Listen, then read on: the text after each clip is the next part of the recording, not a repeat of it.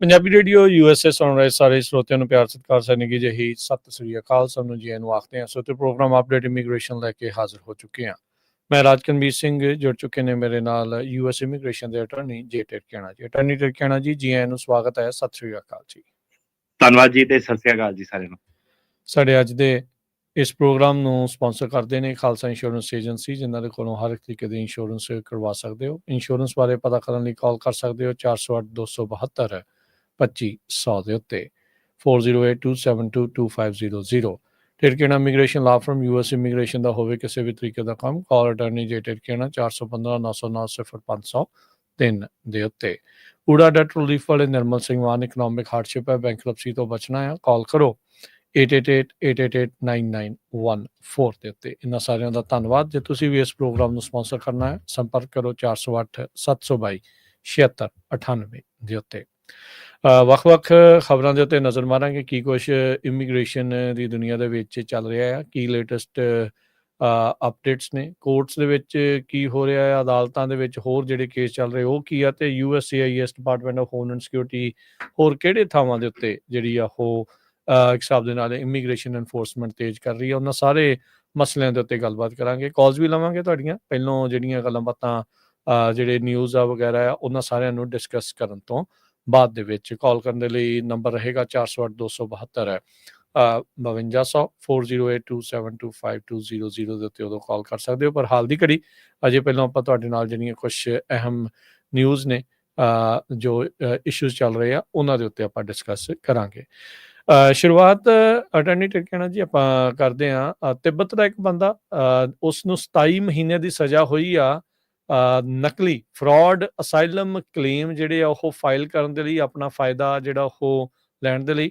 ਸੋ ਆਪਾਂ ਲੇਟਲੀ ਦੇਖ ਰਹੇ ਹਾਂ ਵੀ ਜਿਹੜੇ ਫਰਾਡ ਅਸਾਈਲਮ ਕੇਸ ਫਾਈਲ ਕਰਨ ਵਾਲੇ ਤੇ ਜਿਹੜੇ ਉਹਦਾ ਫਾਇਦਾ ਲੈਣ ਵਾਲੇ ਆ ਉਹਨਾਂ ਨੂੰ ਕਾਫੀ ਕੜਕੀ ਦੇ ਵਿੱਚ ਜਿਹੜਾ ਉਹ ਨੱਪ ਰਹੇ, ਸ਼ਿਕੰਜੇ 'ਚ ਕੱਸ ਰਹੇ ਆ। ਹਾਂਜੀ, ਇਹ ਜੀ ਇਹਦਾ ਨਾਂ ਹੈ ਜੀ ਟੈਂਜ਼ਨ ਨੋਰਬੂ। ਇਹ ਤਿੱਬਤ ਦਾ ਬੰਦਾ, ਤੇ ਜਿਹਨਾਂ ਨੂੰ ਨਹੀਂ ਪਤਾ ਇਹ ਆਪਣਾ ਜਿਹੜਾ ਇੰਡੀਆ ਤੇ ਚਾਈਨਾ ਦੇ ਵਿਚਕਾਰ ਜਿਹੜੀ ਕੰਟਰੀ ਲੱਗਦੀ ਆ, ਤੇ ਕਾਫੀ ਸਾਰੇ ਜਿਹੜੇ ਲੋਕੀ ਤਿੱਬਤ ਦੇ ਐਕਚੁਅਲੀ ਹੈਗੇ, ਇਹਨਾਂ ਨੇ ਅਸਾਈਲਮ ਵੀ ਜਿਹੜੀ ਸੀਗੀ ਇੰਡੀਆ ਦੇ ਵਿੱਚ ਲਈ ਹੋਈ ਆ। ਧਰਮਸ਼ਾਲਾ ਵੱਲ ਤੁਸੀਂ ਜਦੋਂ ਚਲ ਜਾਓ, ਹਾਂਜੀ, ਮਕਲੌਡਗੰਜ ਦੇ ਵਿੱਚ ਇਹਨਾਂ ਦਾ ਮੇਨ।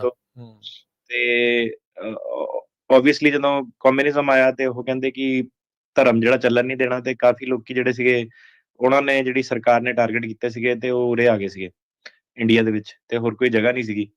ਤੇ ਕਾਫੀ ਸਾਲਾਂ ਤੋਂ ਇਹ ਜਿਹਨਾਂ ਨੂੰ ਨਹੀਂ ਪਤਾ ਹੈ ਨਾ, ਉਹ ਉੱਥੇ ਹੀ ਧਰਮਸ਼ਾਲਾ ਮਕਲੋਡਗੰਜ ਵੱਲ ਕਾਫੀ ਇਹ ਲੋਕ ਜਿਹੜੇ ਰਹਿੰਦੇ ਨੇ, ਉੱਥੇ ਮੋਨੈਸਟਰੀਜ਼ ਵਗੈਰਾ ਜਿਹੜੀਆਂ ਹੈਗੀਆਂ, ਤੇ ਕਾਫੀ ਇਹਨਾਂ ਦੀ ਓਬਵੀਅਸਲੀ ਸਟੇਟਲੈਸ ਤੁਸੀਂ ਕਹਿ ਲਓ ਇੱਕ ਤਰ੍ਹਾਂ ਦੇ। ਤੇ ਅਸਾਈਲਮ ਦਾ ਕਲੇਮ ਇਹਨਾਂ ਦਾ ਪ੍ਰੀਟੀ ਸਟ੍ਰੇਟ ਫਾਰਵਰਡ ਜਿਹੜਾ ਹੁੰਦਾ, ਪਰ ਇਹ ਜਿਹੜਾ ਤੁਸੀਂ ਦੇਖ ਲਓ ਤਾਂ ਵੀ ਉਹਦੇ ਕਲੇਮਸ ਦੇ ਹੋਣ ਦੇ ਬਾਵਜੂਦ ਵੀ ਜਿਹੜਾ ਵਿੱਚ ਮਿਡਲ ਮੈਨ ਜਿਹੜਾ ਆ ਜਾਂਦਾ, ਜਿਹਨੂੰ ਆਪਾਂ ਕਹਿ ਦਿੰਦੇ ਹਾਂ ਢਾਂਚੇ ਕਾਪੀ ਕਰਨੇ, ਠੀਕ ਹੈ। ਸੋ ਇਹ ਚੀਜ਼ ਜਿਹੜੀ ਹੈਗੀ ਆ ਇਹ ਸਾਡੀਆਂ ਕਮਿਊਨਿਟੀਆਂ ਦੇ ਵਿੱਚ ਵੀ ਕਾਫੀ ਆ, ਜਿਹੜੇ ਵਿੱਚ ਟਰਾਂਸਲੇਟਰ ਇੰਟਰਪ੍ਰੇਟਰ ਜਿਹੜੇ ਆ ਉਹ ਕਾਫੀ ਲੋਕਾਂ ਦਾ ਕੰਮ ਜਿਹੜਾ ਖਰਾਬ ਕਰਦੇ ਆ। ਤੇ ਉਸ ਚੀਜ਼ ਦੇ ਕਰਕੇ RK ਕੇਸ ਪਹਿਲਾਂ ਵੀ ਸੀਗਾ, ਹੁਣ ਵੀ ਜਿਹੜਾ ਹੈਗਾ, ਤੇ ਉਹ ਚੀਜ਼ ਦੇ ਲਈ ਕਈ ਵਾਰੀ ਆਪਾਂ ਜਿਹੜਾ ਵਾਰਨ ਵੀ ਕੀਤਾ ਲੋਕਾਂ ਨੂੰ ਕਿ ਆ ਕੇ ਆਪਣਾ ਦੱਸੋ ਜਿਹੜਾ। ਤੇ ਜਿਹੜੀ ਸਾਨੂੰ ਵੀ ਕਈ ਵਾਰੀ ਲੋਕੀ ਖਬਰ ਦੱਸਦੇ ਆ ਕਿ ਮੰਨ ਲਓ ਹੁਣ ਕਿਸੇ ਨੇ ਦੱਸਿਆ, ਆਪਣਾ ਬਿਆਨ ਸਾਰਾ ਕੀਤਾ, ਉਹ ਜਦੋਂ ਟਰਾਂਸਲੇਟ ਕਰਨ ਗਿਆ ਤੇ ਉਹ ਜਿਹੜਾ ਟਰਾਂਸਲੇਟਰ ਆ ਜੀ ਇੰਡੀਆ ਵਾਲੇ ਸਪੈਸ਼ਲੀ ਜਿਹੜੇ, ਉਹ ਜਿਹੜੀ ਉਹੀ ਚੀਜ਼ ਆ ਕਿਸੇ ਹੋਰ ਨੂੰ ਵੇਚ ਦਿੰਦੇ ਆ। ਮਤਲਬ ਏਦਾਂ ਦੀਆਂ ਖਬਰਾਂ ਵੀ ਜਿਹੜੀਆਂ ਸਾਹਮਣੇ ਜਿਹੜੀਆਂ ਆਈਆਂ ਇੰਡੀਆ ਤੋਂ। ਤੇ ਹੁਣ ਜਿਹੜਾ ਇਹ ਬੰਦਾ ਸੀਗਾ, ਇਹਦੀ ਤੁਹਾਨੂੰ ਗੱਲ ਸਾਂਝੀ ਤਾਂ ਕਰਾਂਗੇ ਤਾਂ ਕਿ ਥੋੜਾ ਜਿਹਾ ਤੁਹਾਨੂੰ ਨੌਲੇਜ ਮਿਲੇ, ਜਿਹੜਾ ਕਿ ਸਰਕਾਰ ਇਸ ਸਾਰੀ ਚੀਜ਼ ਨੂੰ ਕਿੱਦਾਂ ਜਿਹੜਾ ਦੇਖਦੀ ਆ ਜੀ। ਤੇ ਉਹ ਪੈਕੇਜ ਜਿਹੜੇ ਸੀਗੇ ਬਣਾਉਣ ਵਾਲੇ, ਉਹੀ ਜਿਹੜੀ ਚੀਜ਼ ਇਹਨਾਂ ਨੇ ਉਰੇ ਕੀਤੀ ਆ। ਸੋ ਇਹਨੂੰ 27 ਮਹੀਨੇ ਦੀ ਜੇਲ੍ਹ ਹੋਈ ਹੈ ਬੰਦੇ ਨੂੰ, ਤੇ ਇਹਨੂੰ ਜਿਹੜੇ ਪੈਸੇ ਸੀਗੇ ਜਿਹੜੇ ਇਹਨੇ ਕਮਾਏ ਸੀਗੇ ਉਹ ਸਾਰੇ ਇਹਨੂੰ ਵਾਪਸ ਕਰਨੇ ਪਏ, ਕਰਨ ਦਾ ਉਹ ਦਿੱਤਾ। ਇਹਨੇ ਆਪਣੀ ਜਿਹੜੀਆਂ ਅਸਾਈਲਮ ਦੀਆਂ ਐਪਲੀਕੇਸ਼ਨਾਂ ਝੂਠੀਆਂ ਜਿਹੜੀਆਂ ਲਾਉਂਦਾ ਸੀਗਾ, ਤੇ 3 ਸਾਲ ਤੋਂ ਇਹਦੀ ਇਨਵੈਸਟੀਗੇਸ਼ਨ ਜਿਹੜੀ ਚੱਲ ਰਹੀ ਸੀ, ਮਤਲਬ ਕਿ ਡੈਮੋਕ੍ਰੈਟਸ ਦੇ ਥੱਲੇ ਜਿਹੜੀ ਇਨਵੈਸਟੀਗੇਸ਼ਨ ਜਿਹੜੀ ਸ਼ੁਰੂ ਹੋ ਗਈ ਸੀ। ਇਹਦੇ ਵਿੱਚ US ਇਮੀਗ੍ਰੇਸ਼ਨ ਕਸਟਮ ਐਨਫੋਰਸਮੈਂਟ ਵਾਲੇ, ਹੋਮਲੈਂਡ ਸਿਕਿਉਰਿਟੀ ਇਨਵੈਸਟੀਗੇਸ਼ਨ ਵਾਲੇ, US ਅਟਰਨੀ ਦਾ ਆਫਿਸ ਜਿਹੜਾ ਹੈਗਾ ਸਦਰਨ ਡਿਸਟ੍ਰਿਕਟ ਆਫ ਨਿਊਯਾਰਕ ਵਾਲਾ, ਉਹ ਸਾਰਿਆਂ ਨੇ ਜਿਹੜਾ ਟੁਗੈਦਰ ਜਿਹੜਾ ਇਕੱਠੇ ਹੋ ਕੇ ਕੰਮ ਕੀਤਾ, ਤੇ ਫਿਰ ਇਹਦੀ ਬੰਦੇ ਦੀ ਕਨਵਿਕਸ਼ਨ ਜਿਹੜੀ ਹੋਈ ਆ। 56 ਸਾਲ ਦਾ ਇਹ ਵਿਅਕਤੀ ਸੀਗਾ, ਤੇ ਝੂਠੀਆਂ ਜਿਹੜੀਆਂ ਫਾਲਸ ਅਸਾਈਲਮ ਐਪਲੀਕੇਸ਼ਨਾਂ ਪੈਸੇ ਲੈ ਕੇ ਜਿਹੜੀਆਂ ਵੇਚਦਾ ਸੀਗਾ। 2007 ਤੋਂ ਲੈ ਕੇ 2018 ਤੱਕ ਜਿਹੜਾ ਇਹਨੇ ਕੰਮ ਕੀਤਾ। ਉਸ ਤੋਂ ਬਾਅਦ ਇਹ ਜੀ ਜਦੋਂ ਇਹਨੂੰ ਪਤਾ ਲੱਗਿਆ ਚਾਰਜ ਚੂਰਜ ਤੇ ਫਾਈਲ ਹੋਣ ਵਾਲੇ ਆ, ਇਹ ਛੱਡ ਕੇ ਭੱਜ ਗਿਆ ਸੀਗਾ ਕੈਨੇਡਾ। ਫਿਰ ਇਹਨੂੰ ਕੈਨੇਡਾ ਤੋਂ ਇਹਨਾਂ ਨੇ ਜਾ ਕੇ ਐਕਸਟਰਾਡਾਈਟ ਕੀਤਾ, ਵਾਪਸ ਲੈ ਕੇ ਆਏ। ਤੁਸੀਂ ਦੇਖ ਲਓ ਕਿਹੜੀ ਐਕਸਟੈਂਟ ਤੱਕ ਗਏ ਆ। ਤੇ ਫਿਰ ਇਹਨੂੰ ਜਿਹੜਾ ਸੀਗਾ ਗ੍ਰੈਂਡ ਜੂਰੀ ਨੇ ਇਹਨੂੰ ਇੰਡਿਕਟ ਕੀਤਾ ਮਾਰਚ 2024 ਦੇ ਵਿੱਚ, ਤੇ ਮਈ 2025 ਦੇ ਵਿੱਚ ਇਹਨੇ ਗਿਲਟੀ ਪਲੀ ਕੀਤੀ, conspiracy to commit asylum fraud ਤੇ ਮੇਕ ਫਾਲਸ ਸਟੇਟਮੈਂਟਸ। ਤੇ ਇਹਨੂੰ ਹੁਣ ਜਿਹੜਾ ਅਕਤੂਬਰ 15 ਨੂੰ ਇਹਨੂੰ ਸਜ਼ਾ ਦਿੱਤੀ ਆ ਕਿੰਬਾ ਵੁੱਡ ਕਰਕੇ, ਕਿ ਯੂਨਾਈਟਿਡ ਸਟੇਟ ਡਿਸਟ੍ਰਿਕਟ ਜੱਜ ਹੈਗਾ ਸਦਰ ਡਿਸਟ੍ਰਿਕਟ ਆਫ ਨਿਊਯਾਰਕ, ਉਧਰੋਂ ਦੀ ਇਹ ਜਿਹੜੀ ਖਬਰ ਜਿਹੜੀ ਇਹ ਆ ਰਹੀ ਆ। ਤੇ ਫਿਰ ਜਿਹੜੀ ਇਹਦੀ ਇਨਵੈਸਟੀਗੇਸ਼ਨ ਸੀਗੀ ਉਹਦੇ ਵਿੱਚ ਇਹਨਾਂ ਨੇ ਵੇਖਿਆ ਕਿ ਡਾਕੂਮੈਂਟ ਜਿਹੜੇ ਫਾਈਲ ਕੀਤੇ ਸੀ, ਸਟੇਟਮੈਂਟ ਸੀਗੀਆਂ, ਇਹਦੇ ਵਿੱਚ ਜਿਹੜਾ ਸੀਗਾ ਨੋਰਬੂ ਉਹਨੇ ਜਾਣ ਕੇ ਜਿਹੜਾ ਸੀਗਾ, ਤੁਸੀਂ ਕਹ ਲਓ ਕਿ ਝੂਠ ਬੋਲਿਆ ਸੀਗਾ, ਇੱਕ ਫਰਾਜੂਲੈਂਟ ਸਕੀਮ ਸੀਗੀ। ਤੇ ਇਹ ਬੇਸਿਕਲੀ ਜਿਹੜਾ ਸੀਗਾ ਪੈਕੇਜ ਬਣਾ ਕੇ ਵੇਚਦੇ ਹੀ ਸੀਗੇ। ਤੇ ਉਹ ਚੀਜ਼ਾਂ 'ਚ ਇਹਨਾਂ ਨੇ 3 ਸਾਲ ਜਿਹੜੀ ਹਿਡਨ ਇਨਵੈਸਟੀਗੇਸ਼ਨ ਕਰਕੇ ਜਿਹੜਾ ਇਹ ਬੰਦਾ ਫੜਿਆ। ਤੇ ਬੋਇਲਰ ਪਲੇਟ ਇਹਦੇ ਨੈਰੇਟਿਵ ਸੀਗੇ, ਮਤਲਬ ਕਿ ਐਜ਼ ਸੱਚ ਹੀ ਦੱਸ ਦਿੰਦਾ ਸੀਗਾ ਜੀ ਇੱਕ ਤੋਂ ਦੂਜੇ ਦੇ ਵਿੱਚ ਜਿਹੜਾ ਸੀਗਾ ਕਾਪੀ ਪੇਸਟ ਵਾਲਾ ਜਿਹੜਾ ਕੰਮ ਸੀਗਾ। ਤੇ ਇਹਦੇ ਵਿੱਚ ਇਹ ਕਹਾਣੀ ਬਣਾਉਂਦਾ ਸੀਗਾ ਕਿ ਜਿਹੜਾ ਤਿੱਬਤ ਦੇ ਲੋਕ ਜਿਹੜੇ ਹੈਗੇ ਉਹਨੂੰ ਪਰਸੀਕਿਊਸ਼ਨ, ਉਹਨੂੰ ਜਾਨ ਦਾ ਖਤਰਾ ਹੈਗਾ ਜੇ ਚਾਈਨਾ ਕੰਟਰੋਲ ਤਿੱਬਤ ਦੇ ਵਿੱਚ ਵਾਪਸ ਉਹਨਾਂ ਨੂੰ ਭੇਜਿਆ ਜਾਵੇ। ਤੇ ਆਫ ਕੋਰਸ ਖਤਰਾ ਹੈਗਾ ਵੀ ਉਹਨਾਂ ਨੂੰ, ਪਰ ਗੱਲ ਇਹ ਹੈਗੀ ਕਿ ਜਿਹੜੀ ਇਹਨੇ ਪੇਸ਼ਕਸ਼ ਕੀਤੀ ਉਹਨੇ ਇੱਕ ਤੋਂ ਲੈ ਕੇ ਦੂਜੇ ਦੇ ਕਾਪੀ ਕੀਤੇ ਆ। ਸੋ ਸਰਕਾਰ ਇਹ ਨਹੀਂ ਕਹਿ ਰਹੀ ਅਮਰੀਕਾ ਦੀ ਕਿ ਇਹ ਤਿੱਬਤ ਵਾਲੇ ਕਰ ਨਹੀਂ ਸਕਦੇ ਜਾਂ ਕੋਈ ਵੀ ਅਸਾਈਲਮ ਫਾਈਲ ਕਰ ਨਹੀਂ ਸਕਦਾ।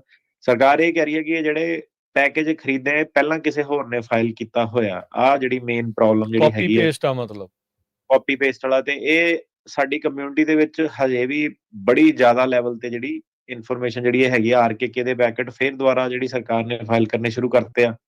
ਸੋ ਇਹ ਚੀਜ਼ ਜਿਹੜੀ ਕਾਫੀ ਸਾਹਮਣੇ ਜਿਹੜੀ ਆ ਰਹੀ ਆ, ਠੀਕ ਆ। ਤੇ ਇਹਦੇ ਵਿੱਚ ਇਹ ਕਹਿੰਦਾ ਸੀ ਫੇਕ ਡਾਕੂਮੈਂਟ, ਜਿਹੜੀ ਆਇਡੈਂਟੀਫਿਕੇਸ਼ਨ ਡਾਕੂਮੈਂਟ, ਮੈਡੀਕਲ ਡਾਕੂਮੈਂਟ, ਉਹ ਸਾਰਾ ਪੈਸੇ ਲੈ ਕੇ ਕਰਦਾ ਸੀਗਾ। ਤੇ ਲਾਅ ਐਨਫੋਰਸਮੈਂਟ ਨੂੰ ਜਦੋਂ ਪਤਾ ਲੱਗਿਆ, ਉਹਨਾਂ ਨੇ ਇਨਵੈਸਟੀਗੇਸ਼ਨ ਕਰਨੀ ਜਿਹੜੀ ਸ਼ੁਰੂ ਕੀਤੀ, ਤੇ ਇਹ ਦੌੜ ਗਿਆ ਕੈਨੇਡਾ। ਤੇ ਫਿਰ ਜਿਹੜਾ ਐਕਸਟ੍ਰੈਡੀਸ਼ਨ ਦਾ ਪ੍ਰੋਸੈਸ ਸੀਗਾ ਉਹਨੂੰ 5 ਸਾਲ ਲੱਗੇ ਕੈਨੇਡਾ ਗਵਰਨਮੈਂਟ ਦੇ ਨਾਲ, US ਗਵਰਨਮੈਂਟ ਨੂੰ ਜਿਹੜਾ ਸੀਗਾ ਡੀਲ ਕਰਦੇ ਹੋਏ। ਫਿਰ ਇਹਨੂੰ ਵਾਪਸ ਲੈ ਕੇ ਆਏ ਤੇ ਉਹ ਕੀਤਾ। ਤੇ ਜਿਹੜਾ ਭੱਜਿਆ ਸੀਗਾ ਇਹ ਕ੍ਰਿਮੀਨਲ ਪ੍ਰੋਸੀਕਿਊਸ਼ਨ ਅਵੋਇਡ ਕਰਨ ਲਈ ਭੱਜਿਆ ਸੀਗਾ ਓਬਵੀਅਸਲੀ। ਤੇ ਇਹ $5000 ਕਹਿੰਦੇ ਲੈਂਦਾ ਸੀਗਾ ਕਹਾਣੀ ਕੂਣੀ ਬਣਾਉਣ ਦੇ। ਤੇ ਇਹਦੇ ਕੋਲੋਂ ਕਾਫੀ ਫਿਰ ਜਿਹੜੀ ਸੀਗੀ ਸਾਰੀ ਇਹਨਾਂ ਨੇ ਵਾਪਸ ਭੁਗਤਾਨ ਕਰਾਇਆ। ਇਮੀਗ੍ਰੇਸ਼ਨ ਇਹਨਾਂ ਨੂੰ ਵਿਕਟਮ ਮੰਨਦੀ ਹੈ ਕਾਫੀ ਸਾਰੇ ਲੋਕਾਂ ਨੂੰ। ਉਹ ਕਹਿੰਦੇ ਆ ਕਿ ਕਈਆਂ ਦੇ ਜਿਹਨਾਂ ਦੇ ਕੇਸ ਗ੍ਰਾਂਟ ਵੀ ਹੋਏ ਉਹਨਾਂ ਨੂੰ ਹੁਣ ਉਹ ਵੀ ਖੋਲਣੇ ਪੈ ਰਹੇ ਆ, ਕਿਉਂਕਿ ਉਹਦੇ ਵਿੱਚ ਜਿਹੜੇ ਸੀਗੇ ਫਰਾਡ, ਜਿਹੜੇ ਅਸਾਈਲਮ ਦੇ ਐਲੀਮੈਂਟ ਜਿਹੜੇ ਸੀਗੇ। ਤੇ ਸਾਡੀ ਕਮਿਊਨਿਟੀਆਂ ਦੇ ਵਿੱਚ ਵੀ ਇਦਾਂ ਕਈ ਵਾਰੀ ਪਹਿਲਾਂ ਹੋਇਆ, 10-15 ਸਾਲ ਪਹਿਲਾਂ ਇਦਾਂ ਦੀਆਂ ਖਬਰਾਂ ਜਿਹੜੀਆਂ ਸੀਗੀਆਂ। ਤੇ ਉਹਦੇ ਵਿੱਚ ਫਿਰ ਕੀ ਕਰਦੇ ਆ ਇਹ ਕਿ ਸਾਰੇ ਜਿਹੜੇ ਕੇਸ ਉਹ ਖੋਲ ਦਿੰਦੇ ਆ। ਜੀ ਸੋ ਇਹ ਸਾਰੀਆਂ ਚੀਜ਼ਾਂ ਜਿਹੜੀਆਂ ਇਸ ਟਾਈਮ ਚੱਲ ਰਹੀਆਂ। ਸੋ ਇਹ ਆਰਕੇਕੇ ਦੇ ਪੈਕਟ ਦਾ ਥੋੜਾ ਜਿਹਾ ਦੱਸ ਦਿਓ। 9 ਸਰਕਟ ਦੇ ਵਿੱਚ ਇਸ ਨੂੰ ਲੈ ਕੇ ਇੱਕ ਕੇਸ ਵੀ ਤੁਸੀਂ ਵਿਨ ਕੀਤਾ ਸੀ, ਪਰ ਹੁਣ ਤੁਸੀਂ ਕਹਿ ਰਹੇ ਵੀ ਇਵੈਂਚੁਅਲੀ ਫੇਰ ਉਸ ਪਾਸੇ ਵੱਲ ਨੂੰ ਸਰਕਾਰ ਜਿਹੜੀ ਉਹ ਵੱਧ ਰਹੀ ਹੈ। ਹਾਂਜੀ, ਹੁਣ ਹੁੰਦਾ ਕੀ ਆ ਰਾਜਕਰਨ ਜੀ, ਕਿ ਜਿੱਦਾਂ ਹੁਣ ਕੋਈ ਮਤਲਬ ਬੰਦਾ ਆਇਆ, ਠੀਕ ਆ, ਉਹਨੂੰ ਪੁੱਛਿਆ ਕਿ ਕੀ ਉਹਦਾ ਕਲੇਮ ਆ, ਠੀਕ ਆ। ਉਹ ਜਿਹੜਾ ਮੈਥਡ ਹੈਗਾ ਕਿ ਬੰਦਾ ਆਪਣੇ ਮੂੰਹੋਂ ਦੱਸ ਰਿਹਾ, ਉਹਦਾ ਟਾਈਪ ਹੋ ਰਿਹਾ, ਉਹ ਬੰਦੇ ਤੇ ਯੂਨੀਕ ਜਿਹੜਾ ਕਲੇਮ ਹੈਗਾ, ਜੋ ਬੰਦਾ ਦੱਸਦਾ ਉਹਦੇ ਕਿਸੇ ਨਾਲ ਢਾਂਚੇ ਰਲਦੇ ਨਹੀਂ। ਪਰ ਅੱਜ ਦੀ ਪ੍ਰੋਬਲਮ ਇਹ ਆਉਂਦੀ ਹੈ ਕਿ ਜਦੋਂ ਇਹ ਬੰਦੇ ਆਪਣੇ ਟਰਾਂਸਲੇਟ ਕਰਾਉਂਦੇ ਆ ਇੱਧਰੋਂ ਉੱਧਰੋਂ ਦੀ, ਇੰਡੀਆ ਤੋਂ ਜਾਂ ਕਿਤੋਂ ਵੀ, ਤੇ ਇਹ ਜਿਹੜੇ ਇੰਡੀਆ 'ਚ ਟਰਾਂਸਲੇਟ ਕਰਨ ਵਾਲੇ ਆ ਜਾਂ ਉਰੇ ਟਰਾਂਸਲੇਟ ਕਰਨ ਵਾਲੇ ਆ, ਇਹ ਕੀ ਕਰਦੇ ਆ ਕਿ ਇਹਨੂੰ ਅੱਗੇ ਜਿਹੜਾ ਸੀਗਾ ਆਰਕੇਕੇ ਵਾਲਾ ਪੈਕੇਟ ਵਾਂਗੂ ਜਿਹੜਾ ਤੁਸੀਂ ਕਹਿ ਲਓ ਕਿ ਅੱਗੇ ਜਿਹੜਾ ਚੱਲ ਜਾਂਦਾ ਹੈ। ਇਹ ਕਾਫੀ ਜ਼ਿਆਦਾ ਪ੍ਰੋਬਲਮ ਜਿਹੜੀ ਕੋਰਟ ਸਿਸਟਮ ਦੇ ਵਿੱਚ ਉਹਨਾਂ ਨੇ ਨਵੇਂ ਜਿੱਦਾਂ ਪੈਕੇਟ ਲਗਾਇਆ, ਜਿਹਦੇ ਵਿੱਚ ਡੈਕਲਰੇਸ਼ਨਾਂ ਸਾਰੀਆਂ, ਤੇ ਈਵਨ ਮੈਡੀਕਲ ਵੀ ਜਿਹੜਾ 50 ਹਸਪਤਾਲਾਂ ਦੇ ਉਹਨਾਂ ਨੇ ਮੈਡੀਕਲ ਜਿਹੜੇ ਰੱਖੇ ਆ, ਜਿਹੜੇ ਕਿ ਸਾਰੇ ਕਾਪੀ ਹੋ ਰਹੇ ਆ। ਜੀ ਸੋ ਇੱਥੋਂ ਇਹ ਵੀ ਲੱਗਦਾ ਮਤਲਬ ਕੇਸਾਂ ਦੇ ਵਿੱਚ ਇਹ ਹੁਣ ਕਾਫੀ ਬਰੀਕੀ ਦੇ ਵਿੱਚ ਜਿਹੜੇ ਕੋਰਟ ਸਿਸਟਮ ਆ ਉਹ ਹੁਣ ਜਾ ਰਿਹਾ ਆ, ਸਰਕਾਰੀ ਵਕੀਲ ਜਿਹੜੇ ਉਹ ਜਾ ਰਹੇ ਆ।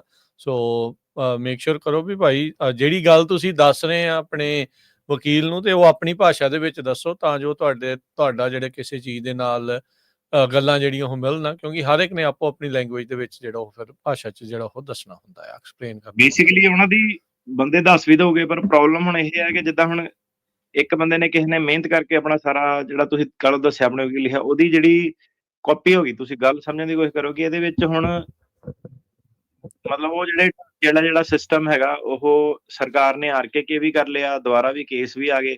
ਉਹ ਆਹ ਚੀਜ਼ ਜਿਹੜੀ ਹੈਗੀ ਆ, ਠੀਕ ਆ।